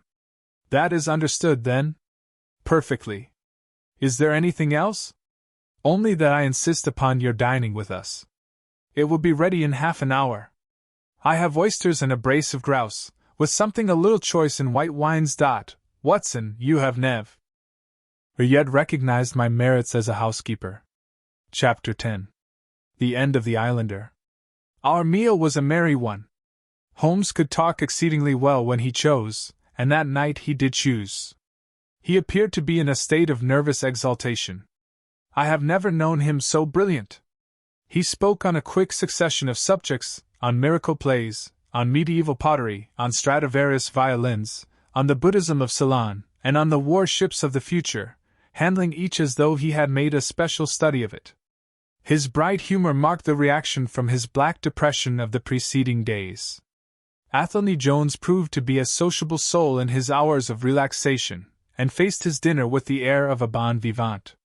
For myself, I felt elated at the thought that we were nearing the end of our task, and I caught something of Holmes's gaiety. None of us alluded during dinner to the cause which had brought us together. When the cloth was cleared, Holmes glanced at his watch, and filled up 3 glasses with port. "1 bumper," said he, "to the success of our little expedition. And now it is high time we were off. Have you a pistol, Watson? I have my old service revolver in my desk. You had best take it, then. It is well to be prepared. I see that the cab is at the door. I ordered it for 6:30. It was a little past 7 before we reached the Westminster Wharf, and found our launch awaiting us. Holmes eyed it critically. Is there anything to mark it as a police boat? Yes, that green lamp at the side. Then take it off. The small change was made, we stepped on board, and the ropes were cast off. Jones, Holmes, and I sat in the stern. There was 1 man at the rudder, 1 to tend the engines, and 2 burly police inspectors forward. Where to? Asked Jones. To the Tower. Tell them to stop opposite Jacobson's yard. Our craft was evidently a very fast one. We shot past the long lines of loaded barges as though they were stationary. Holmes smiled with satisfaction as we overhauled the river steamer and left her behind us. We ought to be able to catch anything on the river, he said. Well, hardly that. But there are not many launches to beat us. We shall have to catch the Aurora, and she has a name for being a clipper. I will tell you how the land lies, Watson. You recollect how annoyed I was at being balked by so small a thing? Yes. Well, I gave my mind a thorough rest by plunging into a chemical analysis. One of our greatest statesmen has said that a change of work is the best rest. So it is. When I had succeeded in dissolving the hydrocarbon which I was at work at, I came back to our problem of the Sholtos, and thought the whole matter out again. My boys had been up the river and down the river without result. The launch was not at any landing stage or wharf, nor had it returned. Yet it could hardly have been scuttled to hide their traces, though that always remained as a possible hypothesis if all else failed. I knew this. Man Small had a certain degree of low cunning, but I did not think him capable of anything in the nature of delicate finesse. That is usually a product of higher education. I then reflected that since he had certainly been in London some time, as we had evidence that he maintained a continual watch over Pondicherry Lodge, He could hardly leave at a moment's notice, but would need some little time, if it were only a day, to arrange his affairs. That was the balance of probability, at any rate. It seems to me to be a little weak, said I. It is more probable that he had arranged his affairs before ever he set out upon his expedition. No, I hardly think so. This lair of his would be too valuable a retreat in case of need for him to give it up until he was sure that he could do without it. But a second consideration struck me. Jonathan Small must have felt that the peculiar appearance of his companion, however much he may have top-coated him, would give rise to gossip, and possibly be associated with this Norwood tragedy. He was quite sharp enough to see that. They had started from their headquarters under cover of darkness, and he would wish to get back before it was broad light. Now, it was past 3 o'clock, according to Mrs. Smith, when they got the boat. It would be quite bright, and people would be about in an hour or so. Therefore, I argued, they did not go very far. They paid Smith well to hold his tongue, reserved his launch for the final escape, and hurried to their lodgings with the treasure box. In a couple of nights, when they had time to see what view the papers took, and whether there was any suspicion, they would make their way under cover of darkness to some ship at Gravesend or in the Downs, where no doubt they had already arranged for passages to America or the colonies. But the launch? They could not have taken that to their lodgings. Quite so. I argued that the launch must be no great way off, in spite of its invisibility. I then put myself in the place of Small, and looked at it as a man of his capacity would. He would probably consider that to send back the launch, or to keep it at a wharf, would make pursuit easy if the police did happen to get on his track. How, then, could he conceal the launch and yet have her at hand when wanted? I wondered what I should do myself if I were in his shoes. I could only think of one way of doing it. I might hand the launch over to some boat builder or repairer, with directions to make a trifling change in her. She would then be removed to his shed or yard, and so be effectually concealed, while at the same time I could have her at a few hours' notice. That seems simple enough. It is just these very simple things which are extremely liable to be overlooked. However, I determined to act on the idea. I started at once in this harmless seaman's rig and inquired at all the yards down the river. I drew blank at 15, but at the 16th, Jacobson's, I learned that the Aurora had been handed over to them 2 days ago by a wooden-legged man, with some trivial directions as to her rudder. There ain't naught amiss with her rudder, said the foreman. There she lies, with the red streaks. At that moment who should come down but Mordecai Smith, the missing owner? He was rather the worse for liquor. I should not, of course, have known him, but he bellowed out his name and the name of his launch. I want her tonight at 8 o'clock, said he, 8 o'clock sharp, mind, for I have 2 gentlemen who won't be kept waiting. They had evidently paid him well, for he was very flush of money, chucking shillings about to the men. I followed him some distance, but he subsided into an alehouse, so I went back to the yard, and happening to pick up one of my boys on the way, I stationed him as a sentry over the launch. He is to stand at water's edge and wave his handkerchief to us when they start. We shall be lying off in the stream, and it will be a strange thing if we not take men, treasure, and all. You have planned it all very neatly, whether they are the right men or not, said Jones. But if the affair were in my hands I should have had a body of police in Jacobson's yard, and arrested them when they came down. Which would have been never. This man Small is a pretty shrewd fellow. He would send a scout on ahead, and if anything made him suspicious lie snug for another week. But you might have stuck to Mordecai Smith, and so been led to their hiding place, said I. In that case I should have wasted my day. I think that it is 100 to 1 against Smith knowing where they live. As long as he has liquor and good pay, why should he ask questions? They send him messages what to do. No, I thought over every possible course, and this is the best. While this conversation had been proceeding, we had been shooting the long series of bridges which span the Thames. As we passed the city, the last rays of the sun were gilding the cross upon the summit of St. Paul's. It was twilight before we reached the tower. That is Jacobson's yard, said Holmes, pointing to a bristle of masts and rigging on the Surrey side. Cruise gently up and down here under cover of this string of lighters.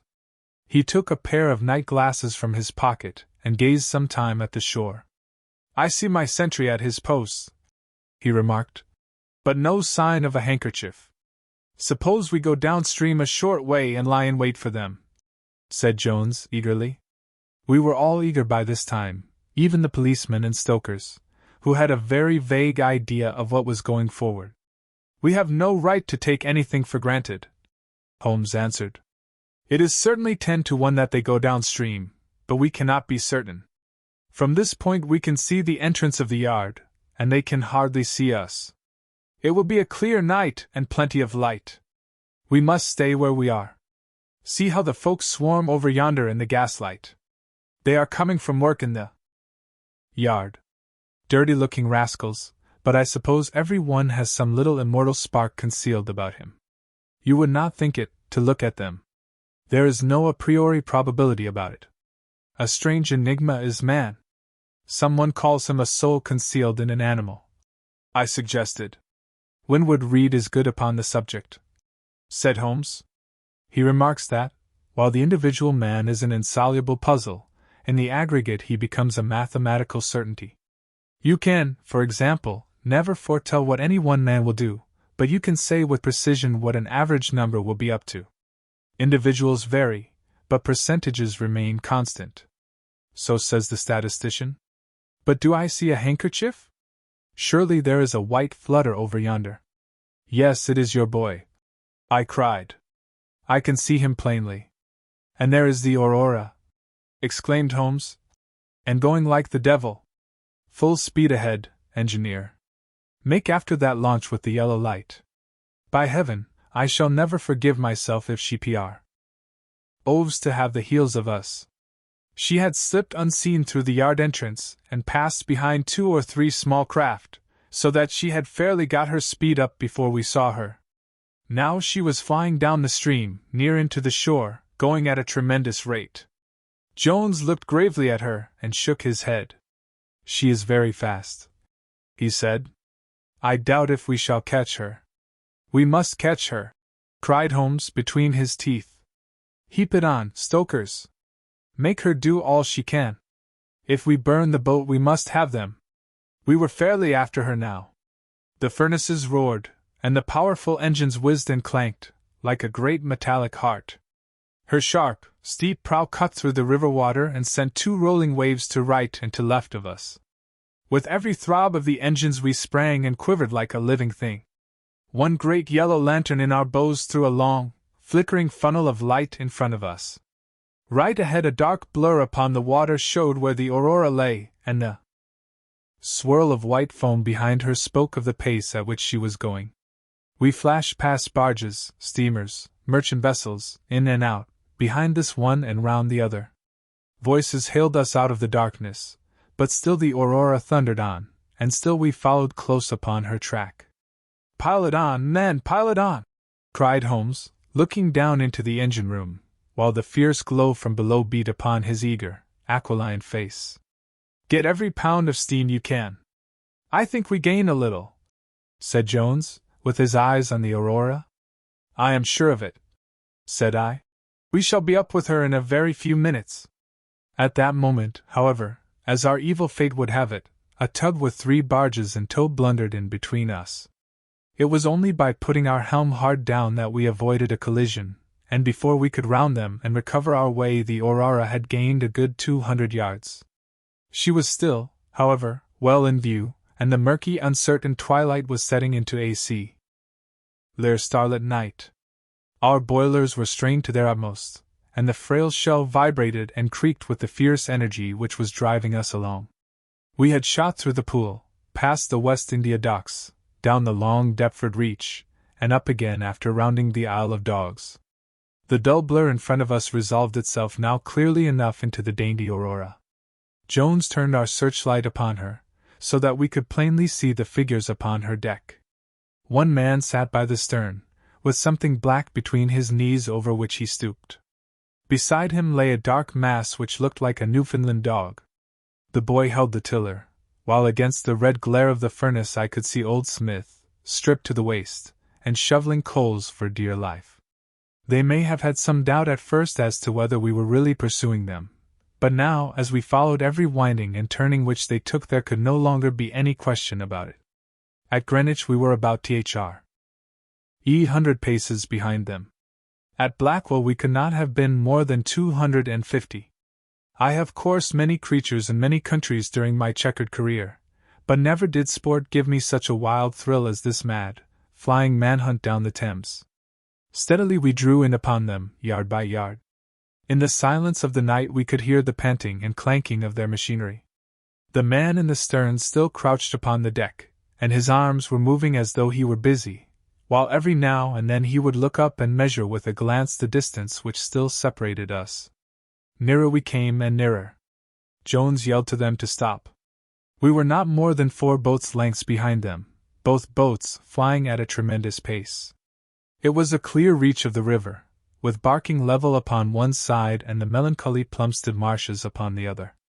At our hail the man in the stern sprang up from the deck and shook his 2 clenched fists at us, cursing the while in a high, cracked voice.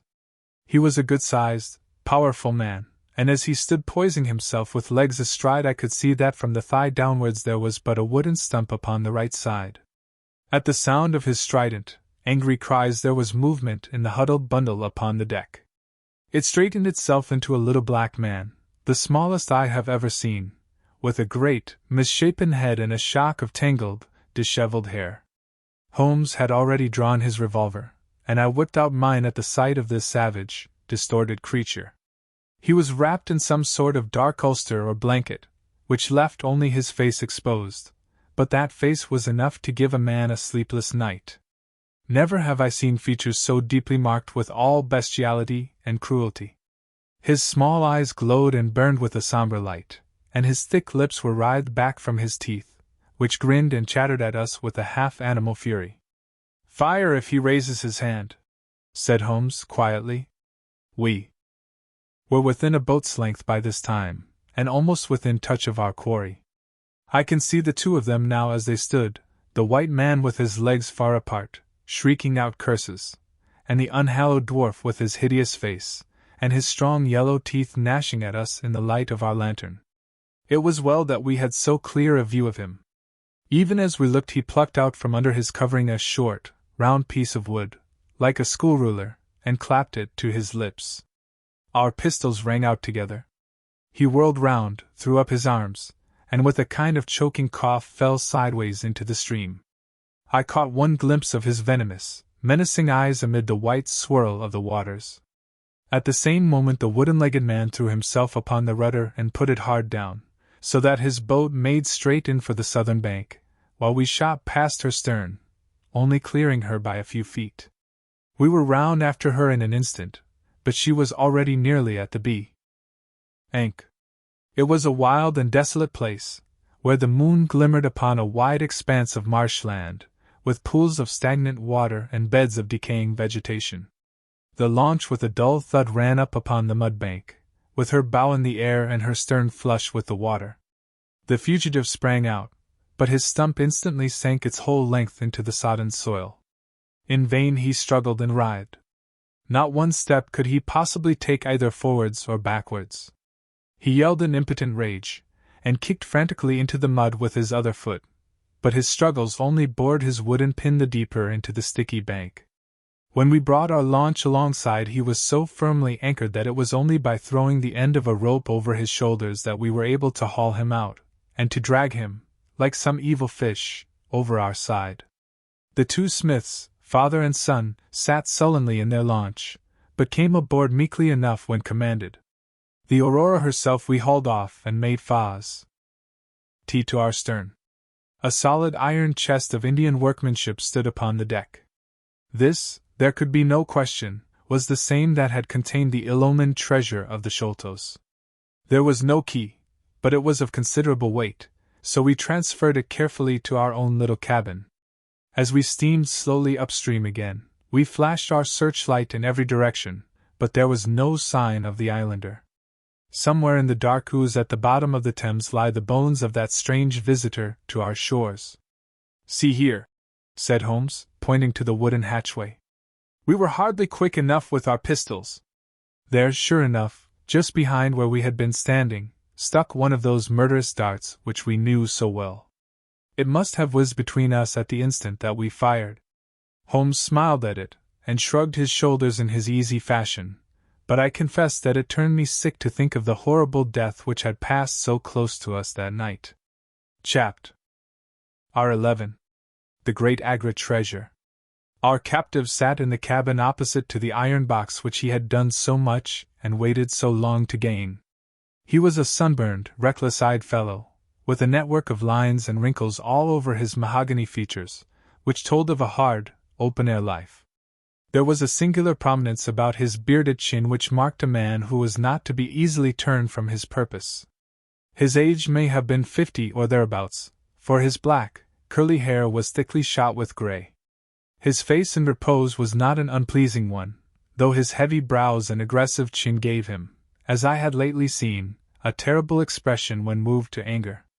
He sat now with his handcuffed hands upon his lap, and his head sunk upon his breast, while he looked with his keen, twinkling eyes at the box which had been the cause of his ill-doings.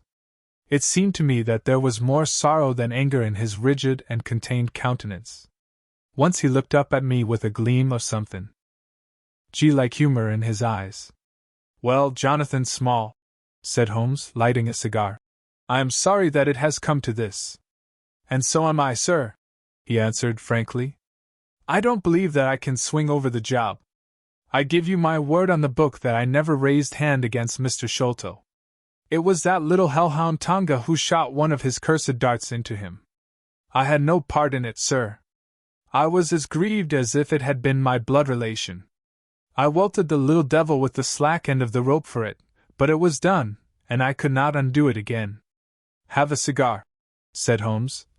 "And you had best take a pull out of my flask, for you are very wet.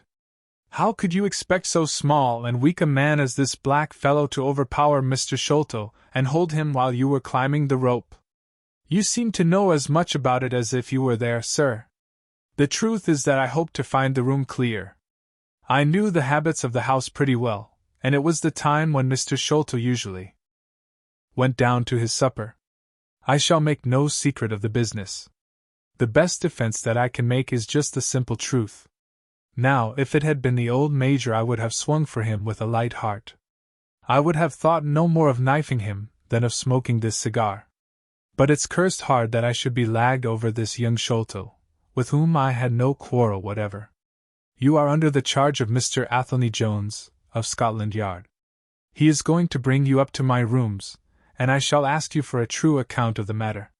You must make a clean breast of it, for if you do I hope that I may be of use to you.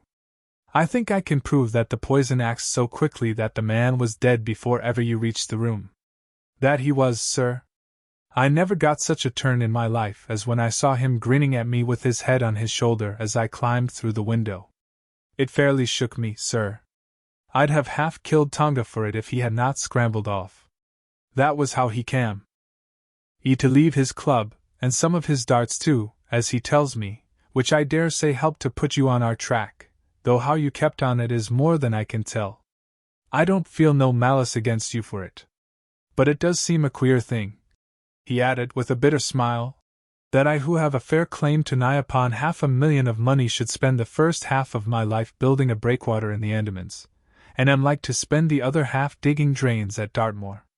It was an evil day for me when first I clapped eyes upon the merchant Achmet, and had to do with the Agra treasure, which never brought anything but a curse yet upon the man who owned it.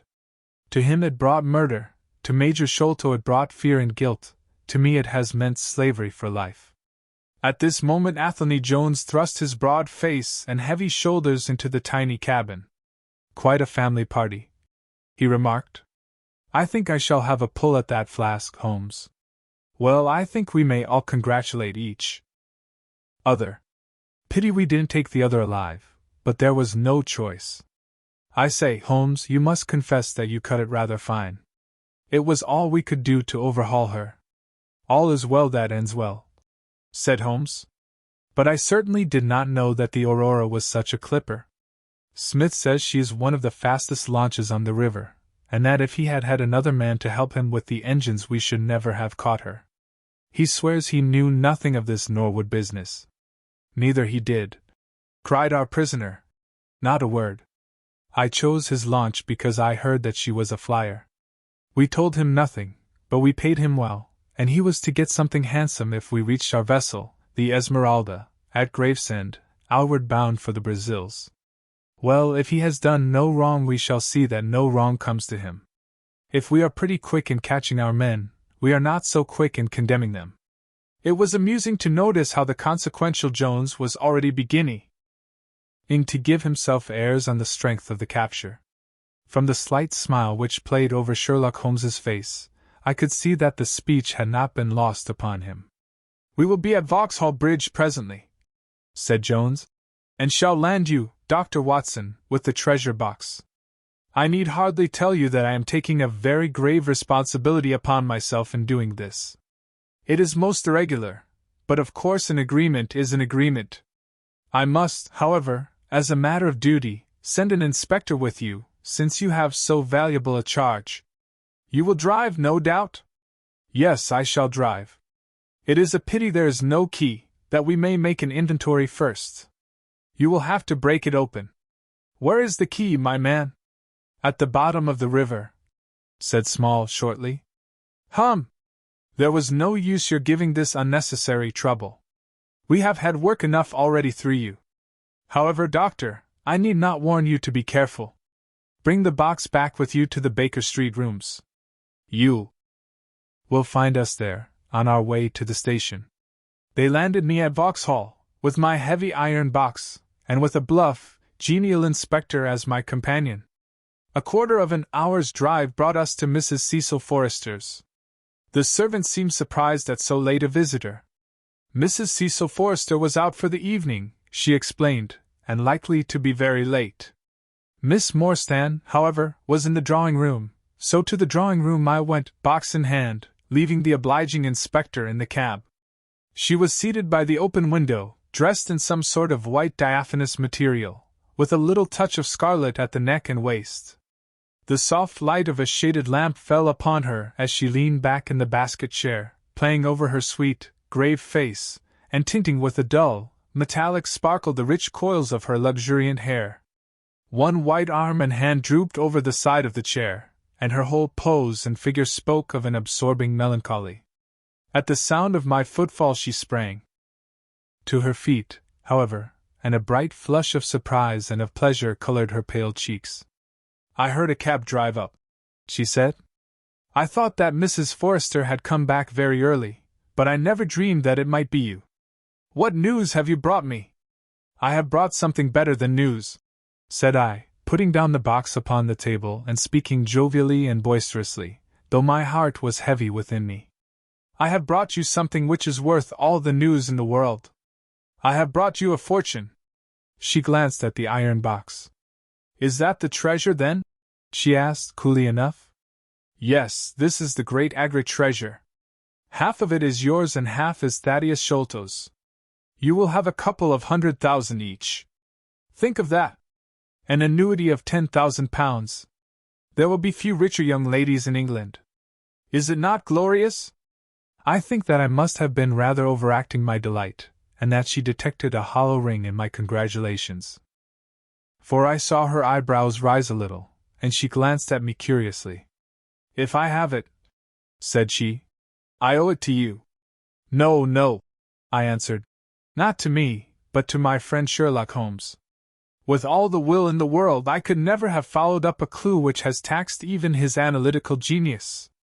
As it was, we very nearly lost it at the last moment. Pray sit down and tell me all about it, Dr. Watson," said she. I narrated briefly what had occurred since I had seen her last, Holmes's new method of search, the discovery of the Aurora, the appearance of Athelney Jones, our expedition in the evening, and the wild chase down the Thames. She listened with parted lips and shining eyes to my recital of our adventures. When I spoke of the dart which had so narrowly missed us, she turned so white that I feared that she was about to faint. "It is nothing," she said, as I hastened to pour her out some water. I am all right again. It was a shock to me to hear that I had placed my friend's eye in such horrible peril. That is all over, I answered. It was nothing. I will tell you no more gloomy details. Let us turn to something brighter. There is the treasure. What could be brighter than that? I got leave to bring it with me, thinking that it would interest you to be the first to see it. It would be of the greatest interest to me, she said. There was no eagerness in her voice, however. It had struck her, doubtless, that it might seem ungracious upon her part to be indifferent to a prize which had cost so much to win. What a pretty box, she said, stooping over it. This is Indian work, I suppose? Yes, it is Benares metalwork. And so heavy, she exclaimed, trying to raise it. The box alone must be of some value. Where is the key? Small threw it into the Thames, I answered. I must borrow Mrs. Forrester's poker. There was in the front a thick and broad hasp, wrought in the image of a sitting Buddha. Under this I thrust the end of the poker and twisted it outward as a lever. The hasp sprang open with a loud snap. With trembling fingers I flung back the lid. We both stood gazing in astonishment. The box was empty. No wonder that it was heavy. The ironwork was 2/3 of an inch thick all round. It was massive, well made, and solid, like a chest constructed to carry things of great price, but not one shred or crumb of metal or jewelry lay within it. It was absolutely and completely empty. The treasure is lost, said Miss Morstan calmly. As I listened to the words and realized what they meant, a great shadow seemed to pass from my soul. I did not know how this agate treasure had weighed me down, until now that it was finally removed. It was selfish, no doubt, disloyal, wrong, but I could realize nothing save that the golden barrier was gone from between us. Thank God! I ejaculated from my very heart. She looked at me with a quick, questioning smile. Why do you say that? She asked. Because you are within my reach again. I sighed. Taking her hand. She did not withdraw it. Because I love you, Mary, as truly as ever a man loved a woman.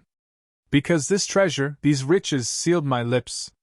Now that they are gone, I can tell you how I love you. That is why I said, thank God. Then I say, thank God, too, she whispered, as I drew her to my side. Whoever had lost a treasure, I knew that night that I had gained one. Chapter 12. The Strange Story of Jonathan Small. A very patient man was that inspector in the cab, for it was a weary time before I rejoined him. His face clouded over when I showed him the empty box. There goes the reward, said he, gloomily. Where there is no money there is no pay. This night's work would have been worth a tenner each to Sam Brown and me if the treasure had been there. Mr. Thaddeus Sholto is a rich man, I said. He will see that you are rewarded, treasure or no. The inspector shook his head despondently, however. It's a bad job, he repeated. And so Mr. Athelney Jones will think. His forecast proved to be correct, for the detective looked blank enough when I got to Baker Street and showed him the empty box. They had only just arrived, Holmes, the prisoner, and he, for they had changed their plans so far as to report themselves at a station upon the way. My companion lounged in his armchair with his usual listless expression, while Small sat stolidly opposite to him with his wooden leg cocked over his sound one. As I exhibited the empty box, he leaned back in his chair and laughed aloud. This is your doing, Small, said Athelney Jones angrily. Yes, I have put it away where you shall never lay hand upon it, he cried exultantly. It is my treasure, and if I can have the loot I'll take darn good care that no one else does. I tell you that no living man has any right to it, unless it is 3 men who are in the Andaman convict barracks and myself. I know now that I cannot have the use of it, and I know that they cannot. I have acted all through. Ugh for them as much as for myself. It's been the sign of 4 with us always. Well, I know that they would have had me do just what I have done, and throw the treasure into the Thames rather than let it go to kith or kin of Sholto, or of Morstan. It was not to make them rich that we did for Achmet. You'll find the treasure where the key is, and where little Tonga is. When I saw that your launch must catch us, I put the loot away in a safe place. There are no rupees for you this journey. You are deceiving us, Small, said Athelney Jones sternly. If you had wished to throw the treasure into the Thames, it would have been easier for you to have thrown box and all. Easier for me to throw, and easier for you to recover, he answered, with a shrewd, sidelong look. The man that was clever enough to hunt me down is clever enough to pick an iron box from the bottom of a river. Now that they are scattered over 5 miles or so, it may be a harder job. It went to my heart to do it, though. I was half mad when you came up with us. However, there's no good grieving over it.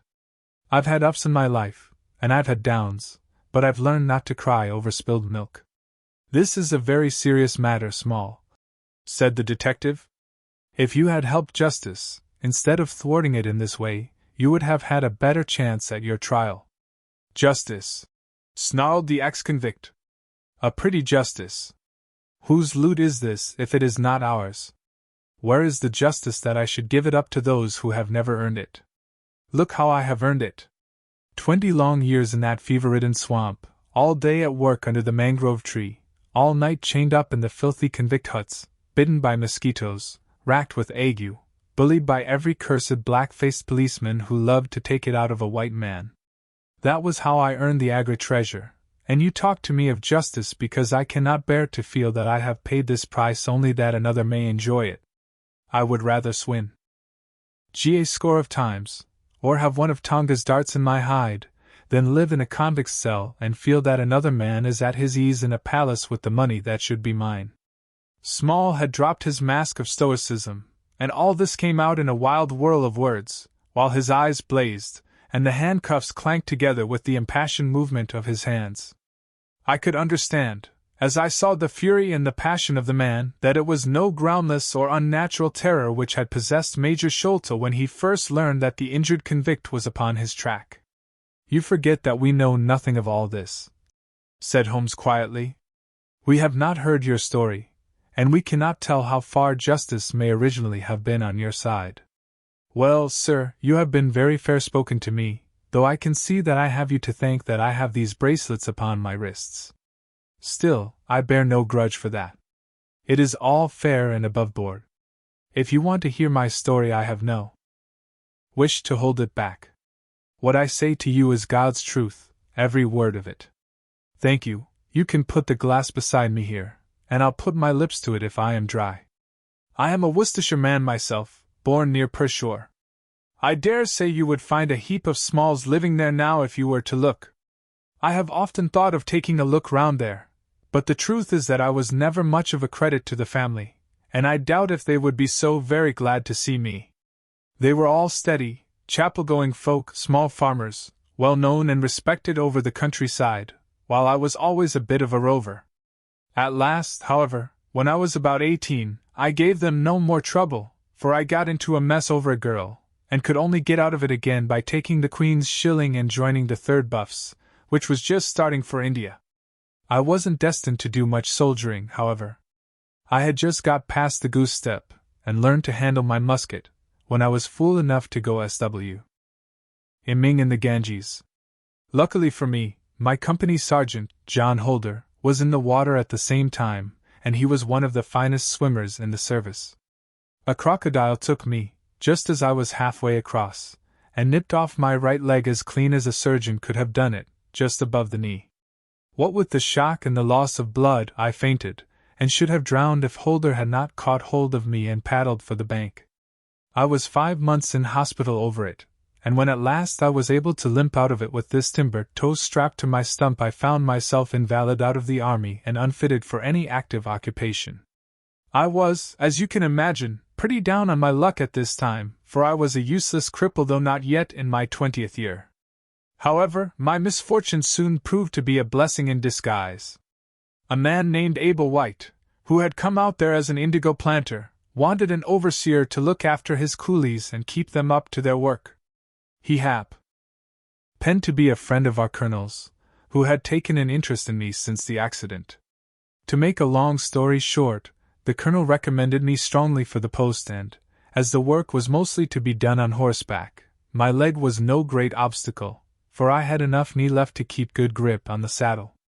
What I had to do was to ride over the plantation, to keep an eye on the men as they worked, and to report the idlers.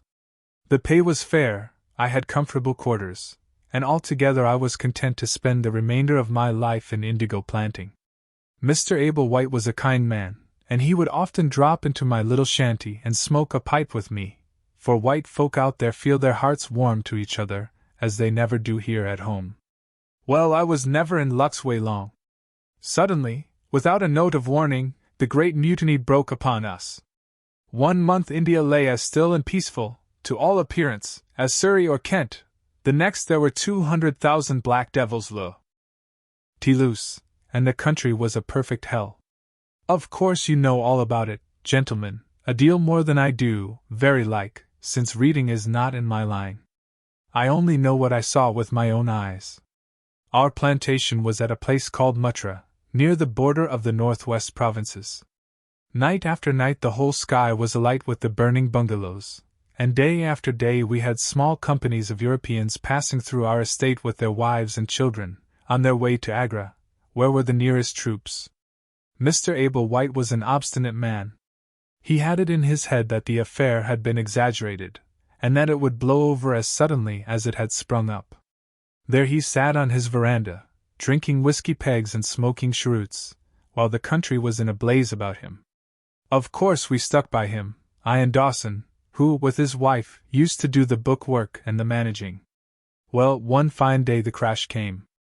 I had been away on a distant plantation, and was riding slowly home in the evening, when my eye fell upon something all huddled together at the bottom of a steep nullah.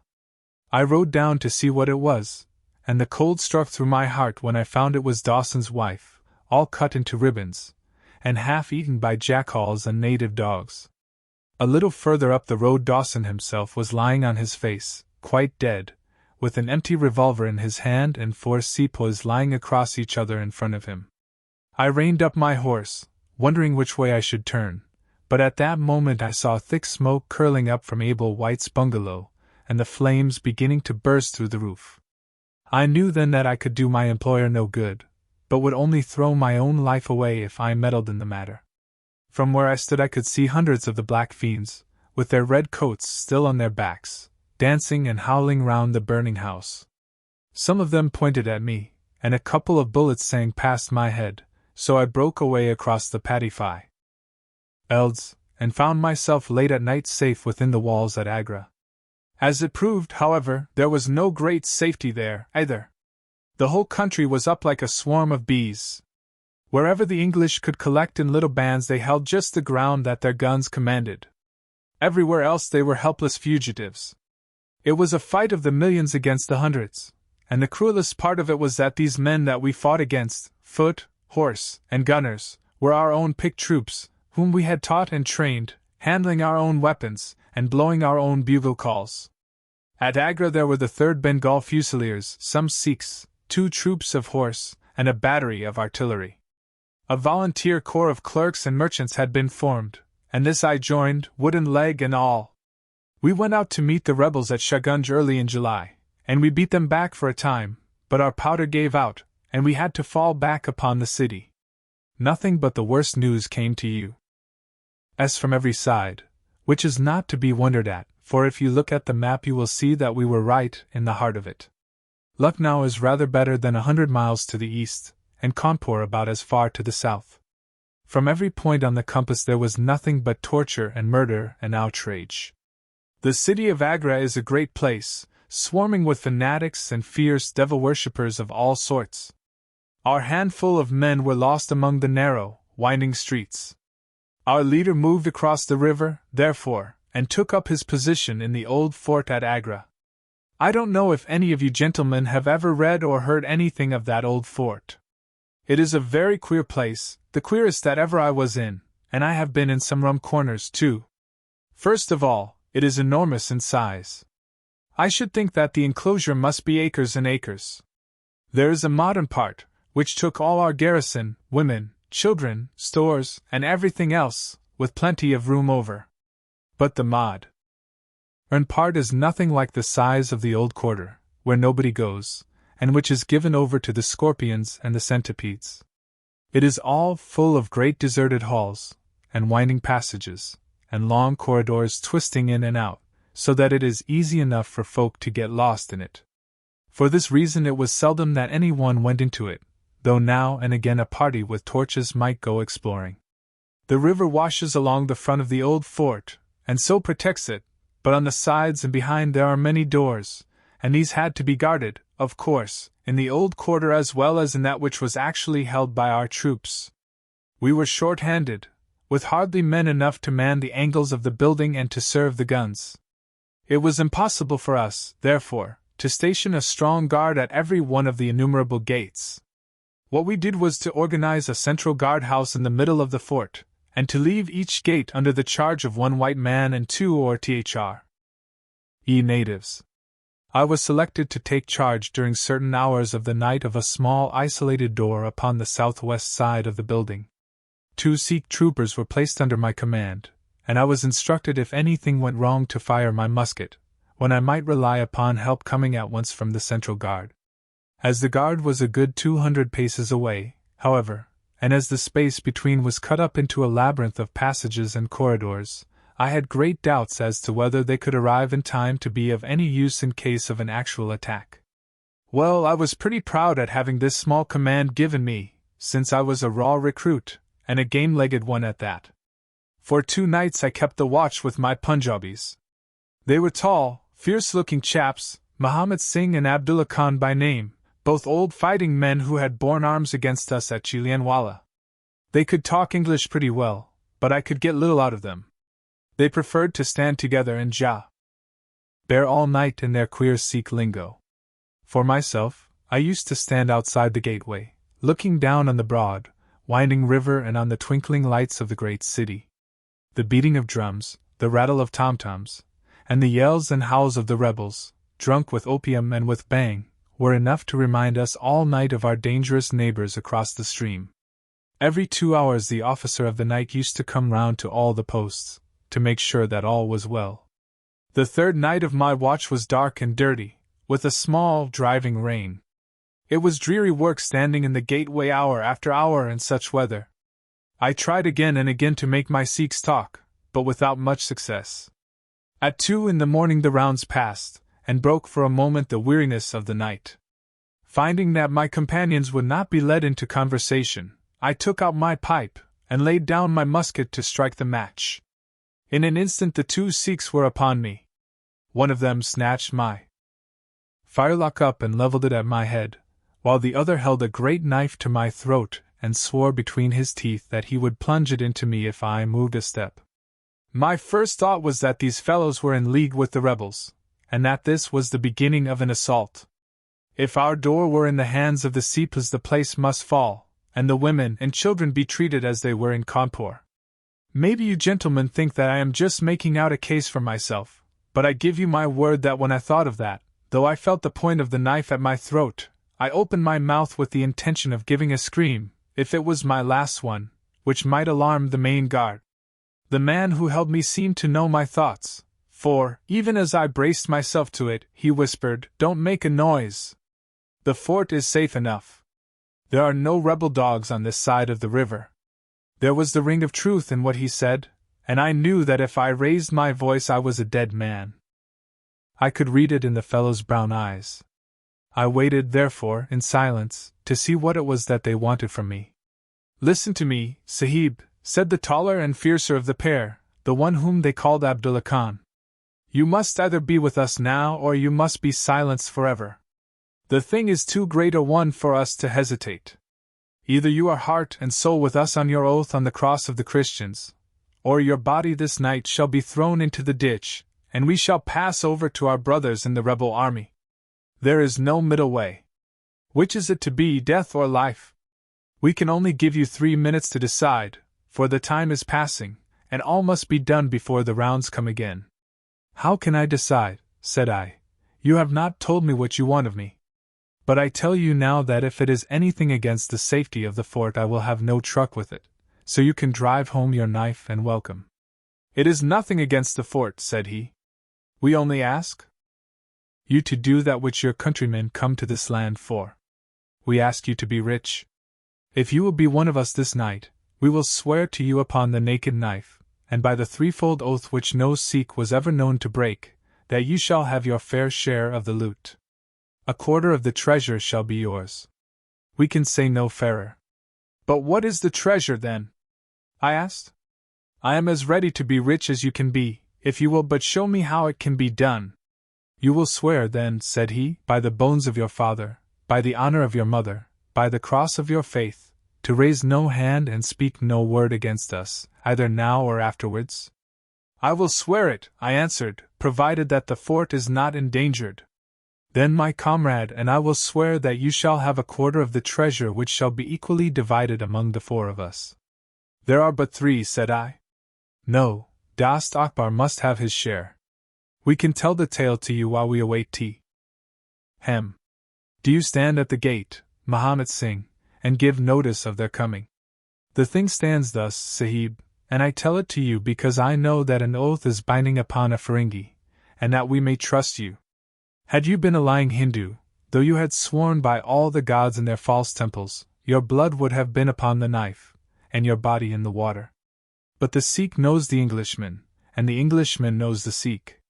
Hearken, then, to what I have to say. There is a Raja in the northern provinces who has much wealth, though his lands are small. Much has come to him from his father, and more still he has set by himself, for he is of a lone nature and hoards his gold rather than spend it. When the troubles broke out he would be friends both with the lion and the tiger, with the sepoy and with the company's Raj. Soon, however, it seemed to him that the white men's day was come, for through all the land he could hear of nothing but of their death and their overthrow. Yet, being a careful man, he made such plans that, come what might, half at least of his treasure should be left to him. That which was in gold and silver he kept by him in the vaults of his palace, but the most precious stones and the choicest pearls that he had he put in an iron box, and sent it by a trusty servant who, under the guise of a merchant, should take it to the fort at Agra, there to lie until the land is at peace. Thus, if the rebels won he would have his money, but if the company conquered his jewels would be saved to him. Having thus divided his hoard, he threw himself into the cause of the sepoys since they were strong upon his borders. By doing this, mark you, Sahib, his property becomes the due of those who have been true to their salt. This pretended merchant, who travels under the name of Ahmed, is now in the city of Agra, and desires to gain his way into the fort. He has with him as traveling companion my foster brother Dost Akbar, who knows his secret. Dost Akbar has promised this night to lead him to a side postern of the fort, and has chosen this one for his purpose. Here he will come presently, and here he will find Muhammad Singh and myself awaiting him. The place is lonely, and none shall know of his coming. The world shall know of the merchant Ahmed no more, but the great treasure of the Raja shall be divided among us. What say you to it, Sahib? In Worcestershire the life of a man seems a great and a sacred thing, but it is very different when there is fire and blood all round you and you have been used to meeting death at every turn.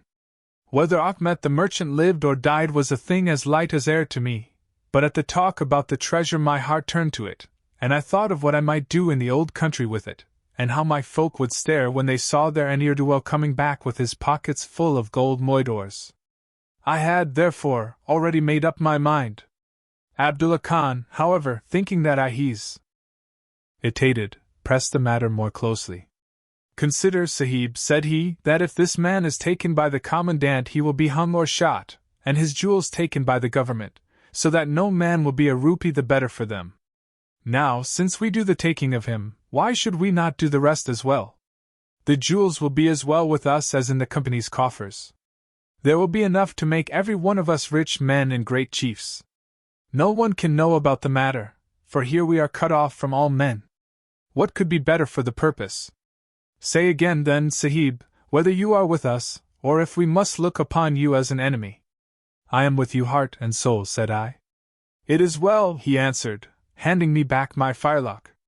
You see that we trust you, for your word, like ours, is not to be broken. We have now only to wait for my brother and the merchant. Does your brother know, then, of what you will do? I asked. The plan is his. He has devised it. We will go to the gate and share the watch with Mohammed Singh. The rain was still falling steadily, for it was just the beginning of the wet season. Brown, heavy clouds were drifting across the sky, and it was hard to see more than a stone cast. A deep moat lay in front of our door, but the water was in places nearly dried up, and it could easily be crossed.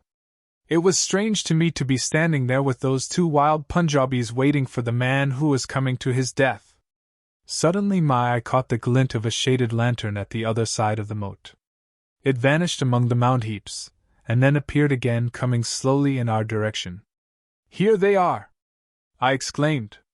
"You will challenge him, Sahib, as usual," whispered Abdullah. "Give him no cause for fear. Send us in with him, and we shall do the rest while you stay here on guard. Have the lantern ready to uncover, that we may be sure that it is indeed the man." The light had flickered onwards, now stopping and now advancing, I could see two dark figures upon the other side of the moat. I let them scramble down the sloping bank, splash through the mire, and climb halfway up to the gate, before I challenged them. "Who goes there?" said I, in a subdued voice. "Friends," came the answer. I uncovered my lantern and threw a flood of light upon them. The first was an enormous Sikh, with a black beard which swept nearly down to his cummerbund. Outside of a show I have never seen so tall a man. The other was a little, fat, round fellow, with a great yellow turban, and a bundle in his hand, done up in a shawl. He seemed to be all in a quiver with fear, for his hands twitched as if he had the ague, and his head kept turning to left and right with two bright little twinkling eyes, like a mouse when he ventures out from his hole. It gave me the chills to think of killing him, but I thought of the treasure, and my heart set as hard as a flint within me.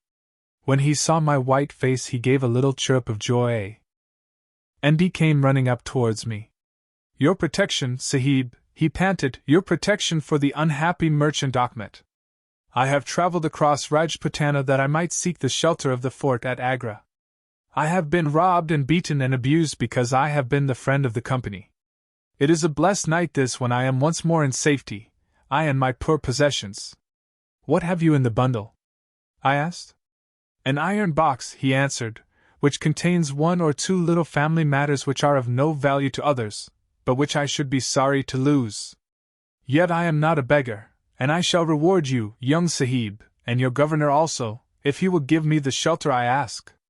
I could not trust myself to speak longer with the man.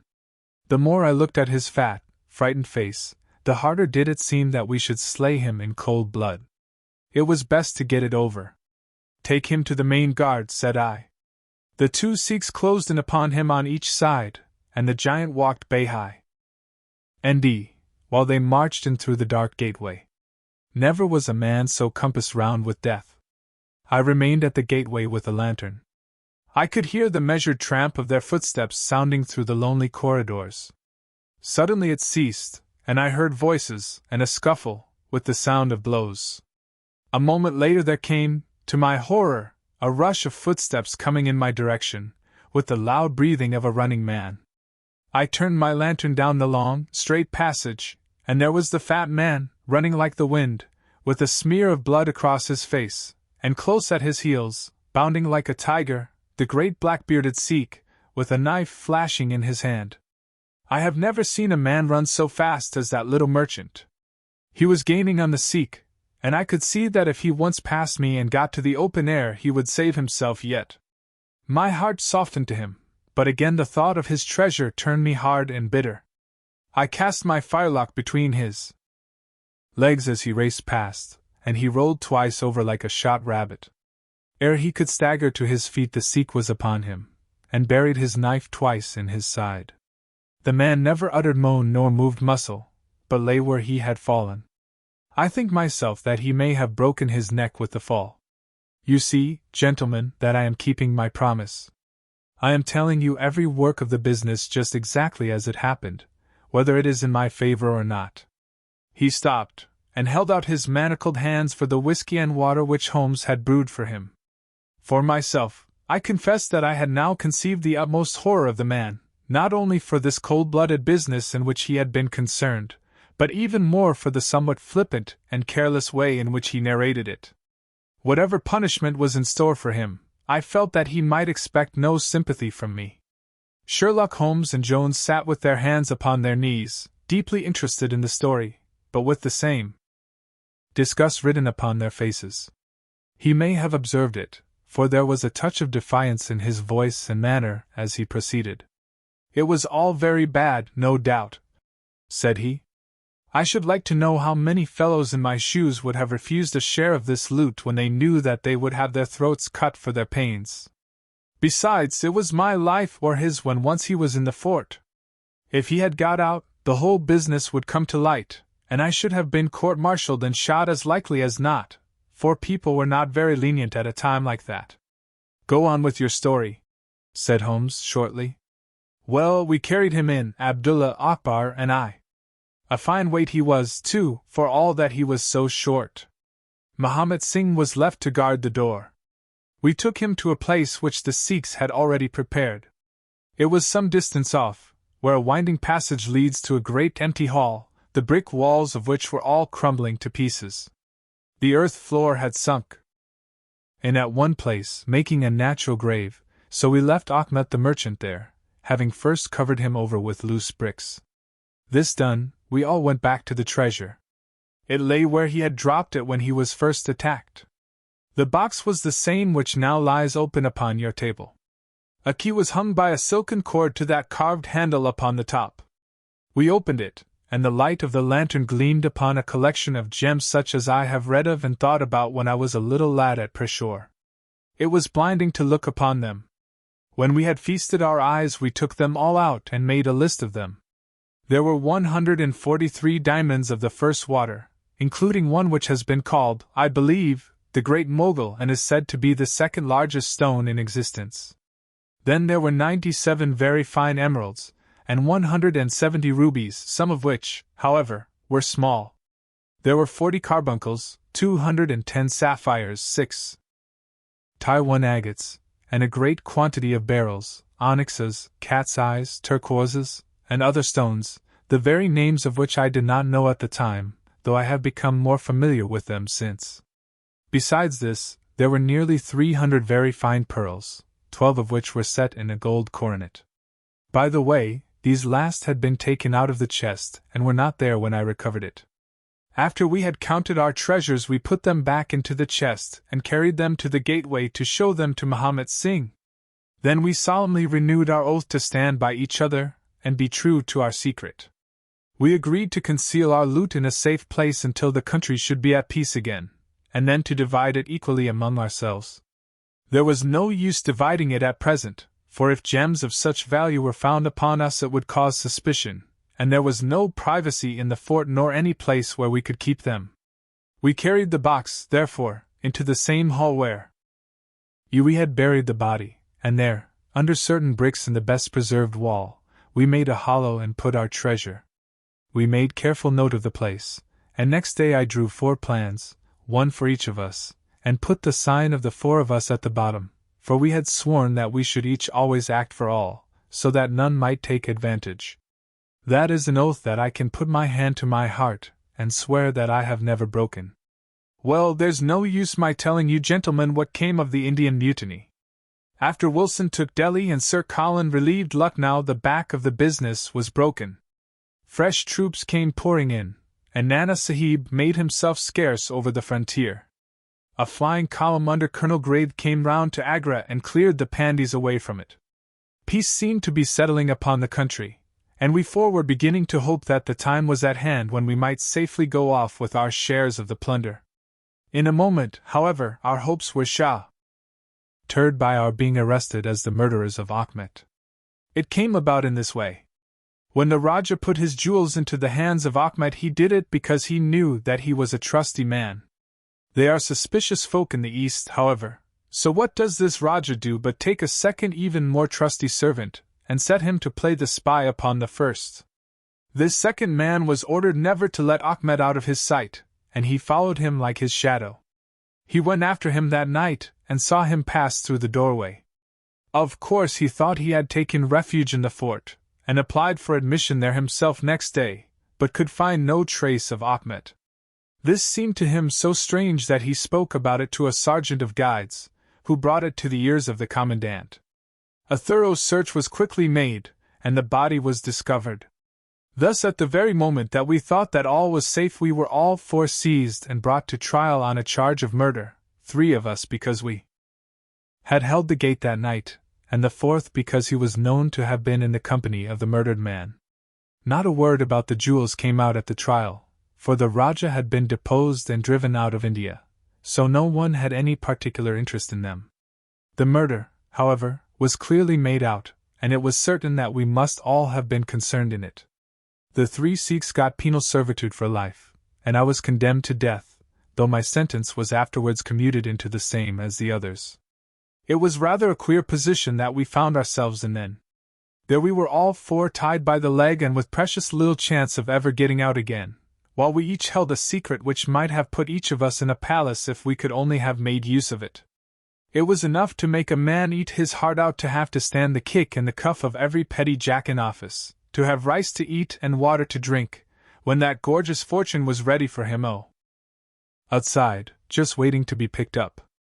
It might have driven me mad, but I was always a pretty stubborn one, so I just held on and bided my time. At last it seemed to me to have come. I was changed from Agra to Madras, and from there to Blair Island in the Andamans.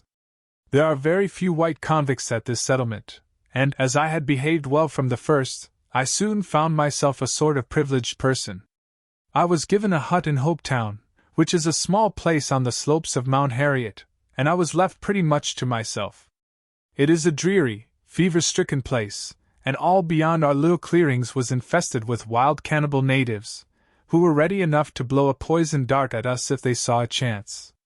There was digging, and ditching, and yam planting, and a dozen other things to be done, so we were busy enough all day, though in the evening we had a little time to ourselves. Among other things, I learned to dispense drugs for the surgeon, and picked up a smattering of his knowledge. All the time I was on the lookout for a chance of escape, but it is hundreds of miles from any other land, and there is little or no wind in those seas, so it was a terribly difficult job to get away. The surgeon, Dr. Somerton, was a fast, sporting young chap, and the other young officers would meet in his rooms of an evening and play cards. The surgery, where I used to make up my drugs, was next to his sitting room, with a small window between us. Often, if I felt lonesome, I used to turn out the lamp in the surgery, and then, standing there, I could hear their talk and watch their play. I am fond of a hand at cards myself, and it was almost as good as having one to watch the others. There was Major Sholto, Captain Morstan, and Lieutenant Bromley Brown, who were in command of the native troops, and there was the surgeon himself, and 2 or 3 prison officials, crafty old hands who played a nice sly safe game. A very snug little party they used to make. Well, there was one thing which very soon struck me, and that was that the soldiers used always to lose and the civilians to win. Mind, I don't say that there was anything unfair, but so it was. These prison chaps had done little else than play cards ever since they had been at the Andamans, and they knew each other's game to a point, while the others just played to pass the time and threw their cards down anyhow. Night after night the soldiers got up poorer men, and the poorer they got the more keen they were to play. Major Sholto was the hardest hit. He used to pay in notes and gold at first, but soon it came to notes of hand and for big sums. He sometimes would win for a few deals, just to give him heart, and then the luck would set in against him worse than ever. All day he would wander about as black as thunder, and he took to drinking a deal more than was good for him. One night he lost even more heavily than usual. I was sitting in my hut when he and Captain Morstan came stumbling along, on the way to their quarters. They were bosom friends, those 2, and never far apart. The Major was raving about his losses. "It's all up, Morstan," he was saying, as they passed my hut. "I shall have to send in my papers. I am a ruined man." "Nonsense, old chap," said the other, slapping him upon the shoulder. "I've had a nasty facer myself, but that was all I could hear, but it was enough to set me thinking." A couple of days later Major Sholto was strolling on the beach, so I took the chance of speaking to him. "I wish to have your advice, Major," said I. Well, Small, what is it? He asked, taking his cheroot from his lips. I wanted to ask you, sir, said I, who is the proper person to whom hidden treasure should be handed over. I know where $500,000 worth lies, and, as I cannot use it myself, I thought perhaps the best thing that I could do would be to hand it over to the proper authorities, and then perhaps they would get my sentence shortened for me. Ha! $11,000,000, Small, he gasped, looking hard at me to see if I was in earnest. Quite that, sir, in jewels and pearls. It lies there ready for anyone. And the queer thing about it is that the real owner is outlawed and cannot hold property, so that it belongs to the first comer. To government, Small, he stammered, to government. But he said it in a halting fashion, and I knew in my heart that I had got him. You think, then, sir, that I should give the information to the Governor-General? Said I quietly. Well, well, you must not do anything rash, or that you might repent. Let me hear all about it, Small. Give me the facts. I told him the whole story, with small changes so that he could not identify the places. When I had finished, he stood stock still and full of thought. I could see by the twitch of his lip that there was a struggle going on within him. This is a very important matter, Small, he said, at last. You must not say a word to anyone about it, and I shall see you again soon. 2 nights later he and his friend Captain Morstan came to my hut in the dead of the night with a lantern. I want you just to let Captain Morstan hear that story from your own lips, Small, said he. I repeated it as I had told it before. It rings true, said he. It's good enough to act upon. Captain Morstan nodded. Look here, Small, said the Major. We have been talking it over, my friend here and I, and we have come to the conclusion that this secret of yours is hardly a government matter, after all, but is a private concern of your own, which of course you have the power of disposing of as you think best. Now, the question is, what price would you ask for it? We might be inclined to take it up, and at least look into it, if we could agree as to terms. He tried to speak in a cool, careless way, but his eyes were shining with excitement and greed. Why, as to that, gentlemen, I answered, trying also to be cool, but feeling as excited as he did, there is only one bargain which a man in my position can make. I shall want you to help me to my freedom, and to help my 3 companions to theirs. We shall then take you into partnership, and give you a 5th share to divide between you. Hum, said he. A 5th share? That is not very tempting. It would come to 50,000 apiece, said I. But how can we gain your freedom? You know very well that you ask an impossibility. Nothing of the sort, I answered. I have thought it all out to the last detail. The only bar to our escape is that we can get no boat fit for the voyage, and no provisions to last us for so long a time. There are plenty of little yachts and yawls at Calcutta or Madras which would serve our turn well. Do you bring one over? We shall engage to get aboard her by night, and if you will drop us on any part of the Indian coast you will have done your part of the bargain. If there were only one, he said. None or all, I answered. W. Ye have sworn it. The 4 of us must always act together. You see, Morstan, said he, Small is a man of his word. He does not flinch from his friend. I think we may very well trust him. It's a dirty business, the other answered. Yet, as you say, the money would save our commissions handsomely. Well, Small, said the Major, we must, I suppose, try and meet you. We must first, of course, test the truth of your story. Tell me where the box is hid, and I shall get leave of absence and go back to India in the monthly relief boat to inquire into the affair. Not so fast, said I, growing colder as he got hot. I must have the consent of my 3 comrades. I tell you that it is 4 or none with us. Nonsense, he broke in. What have 3 black fellows to do with our agreement? Black or blue, said I, they are in with me, and we all go together. Well, the matter ended by a second meeting, at which Muhammad Singh, Abdullah Khan, and Dost Akbar were all present. W. E. talked the matter over again, and at last we came to an arrangement.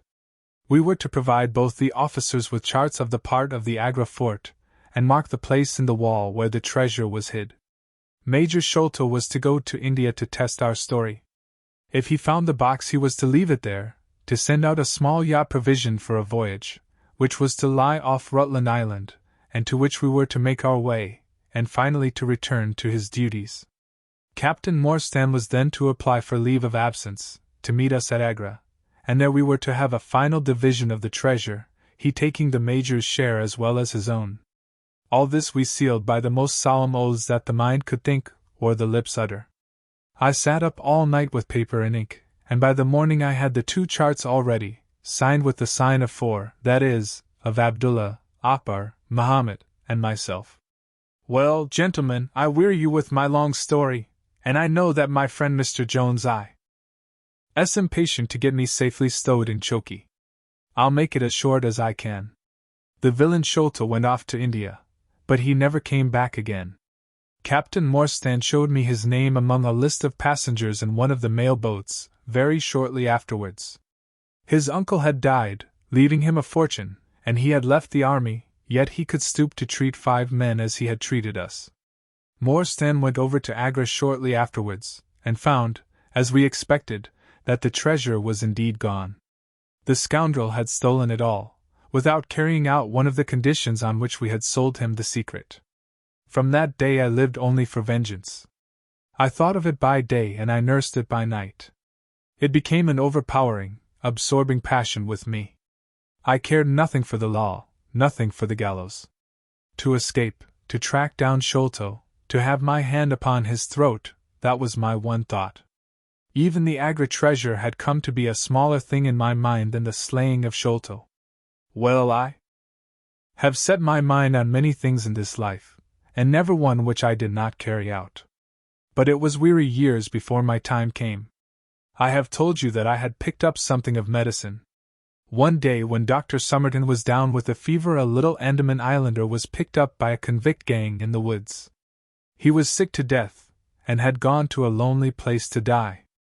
I took him in hand, though he was as venomous as a young snake, and after a couple of months I got him all right and able to walk. He took a kind of fancy to me then, and would hardly go back to his woods, but was always hanging about my hut. I learned a little of his lingo from him, and this made him all the fonder of me. Tonga, for that was his name, was a fine boatman, and owned a big, roomy canoe of his own. When I found that he was devoted to me and would do anything to serve me, I saw my chance of escape. I talked it over with him. He was to bring his boat round on a certain night to an old wharf which was never yurted, and there he was to pick me up. I gave him directions to have several gourds of water and a lot of yams, coconuts, and sweet potatoes. He was stanch and true, was little Tonga. No man ever had a more faithful mate. At the night named he had his boat at the wharf. As it chanced, however, there was one of the convict guard down there, a vile Pathan who had never missed a chance of insulting and injuring me. I had always vowed vengeance, and now I had my chance. It was as if fate had placed him in my way that I might pay my debt before I left the island. He stood on the bank with his back to me, and his carbine on his shoulder. I looked about for a stone to beat out his brains with, but none could I see. Then a queer thought came into my head and showed me where I could lay my hand on a weapon. I sat down in the darkness and unstrapped my wooden leg. With 3 long hops I was on him. He put his carbine to his shoulder, but I struck him full, and knocked the whole front of his skull in. You can see the split in the wood now where I hit him. We both went down together, for I could not keep my balance, but when I got up I found him still lying quiet enough. I made for the boat, and in an hour we were well out at sea. Tonga had brought all his earthly possessions with him, his arms and his gods. Among other things, he had a long bamboo spear, and some Andaman coconut matting, with which I made a sort of sail. For 10 days we were beating about, trusting to luck, and on the 11th we were picked up by a trader which was going from Singapore to Jeddah with a cargo of Malay pilgrims. They were a rum crowd, and Tonga and I soon managed to settle down among them. They had one very good quality: they let you alone and asked no questions. Well, if I were to tell you all the adventures that my little chum and I went through, you would not thank me, for I would have you here until the sun was shining. Here and there we drifted about the world, something always to ring up to keep us from London. All the time, however, I never lost sight of my purpose. I would dream of Sholto at night. 100 times I have killed him in my sleep. At last, however, some 3 or 4 years ago, we found ourselves in England. I had no great difficulty in finding where Sholto lived, and I set to work to discover whether he had realized the treasure, or if he still had it. I made friends with someone who could help me. I name no names, for I don't want to get anyone else in a hole, and I soon found that he still had the jewels.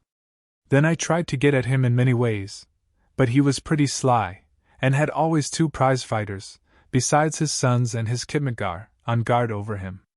One day, however, I got word that he was dying. I hurried at once to the garden, mad that he should slip out of my clutches like that, and, looking through the window, I saw him lying in his bed, with his sons on each side of him. I'd have come through and taken my chance with the thre of them, only even as I looked at him his jaw dropped, and I knew that he was gone.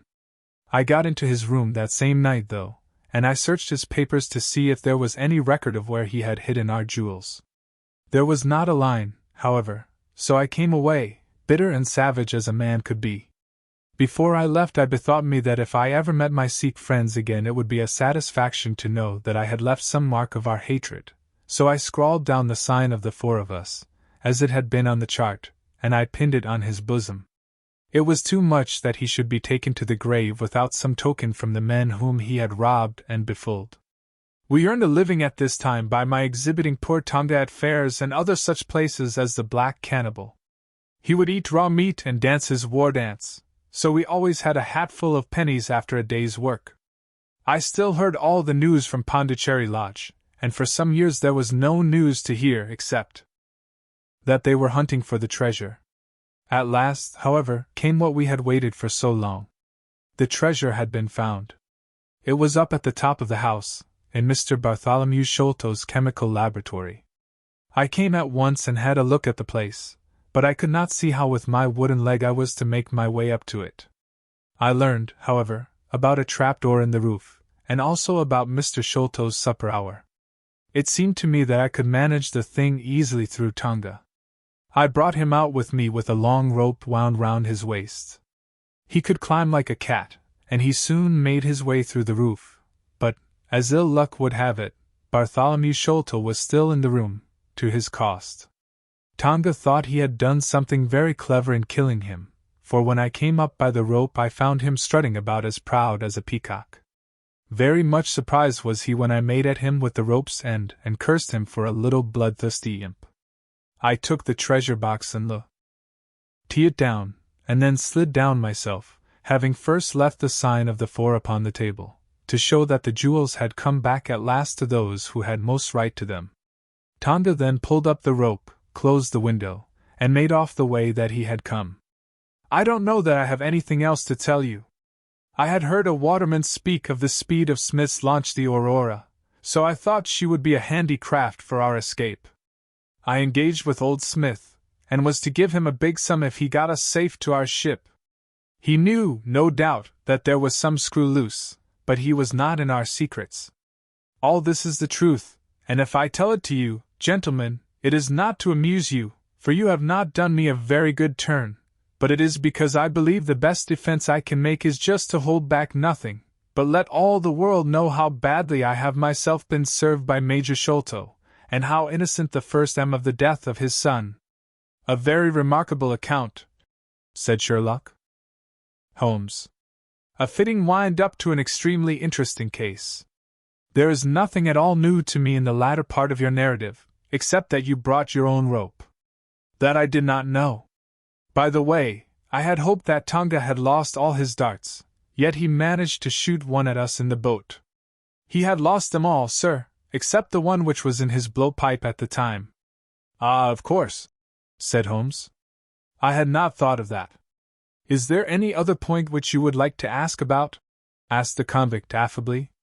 I think not, thank you, my companion answered. Well, Holmes, said Anthony Jones, you are a man to be humored, and we all know that you are a connoisseur of crime, but duty is duty, and I have gone rather far in doing what you and your friend asked me. I shall feel more at ease when we have our storyteller here safe under lock and key.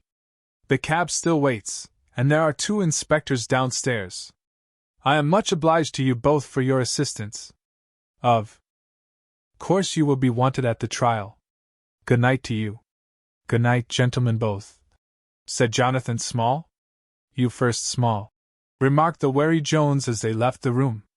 I'll take particular care that you don't club me with your wooden leg, whatever you may have done to the gentleman at the Andaman Isles. Well, and there's the end of our little drama, I remarked, after we had sat some time smoking in silence. I fear that it may be the last investigation in which I shall have the chance of studying your methods. Miss Morstan has done me the honor to accept me as a husband in prospective. He gave a most dismal groan. I feared as much, said he. I really cannot congratulate you. I was a little hurt. Have you any reason to be dissatisfied with my choice? I asked. Not at all. I think she is one of the most charming young ladies I ever met, and might have been most useful in such work as we have been doing. She had a decided genius that way, witness the way in WHI. She preserved that agriplan from all the other papers of her father. But love is an emotional thing, and whatever is emotional is opposed to that true cold reason which I place above all things. I should never marry myself, lest I bias my judgment. I trust, said I, laughing, that my judgment may survive the ordeal. But you look weary. Yes, the reaction is already upon me. I shall be as limp as a rag for a week. Strange, said I, how terms of what in another man I should call laziness alternate with your fits of splendid energy and vigor. Yes, he answered, there are in me the makings of a very fine loafer and also of a pretty spry sort of fellow. I often think of those lines of old Goethe. Sche das die Natur nur einen Mensch aus dir schuf. Den zum Wertigen man war die zum Skalman der Stoff.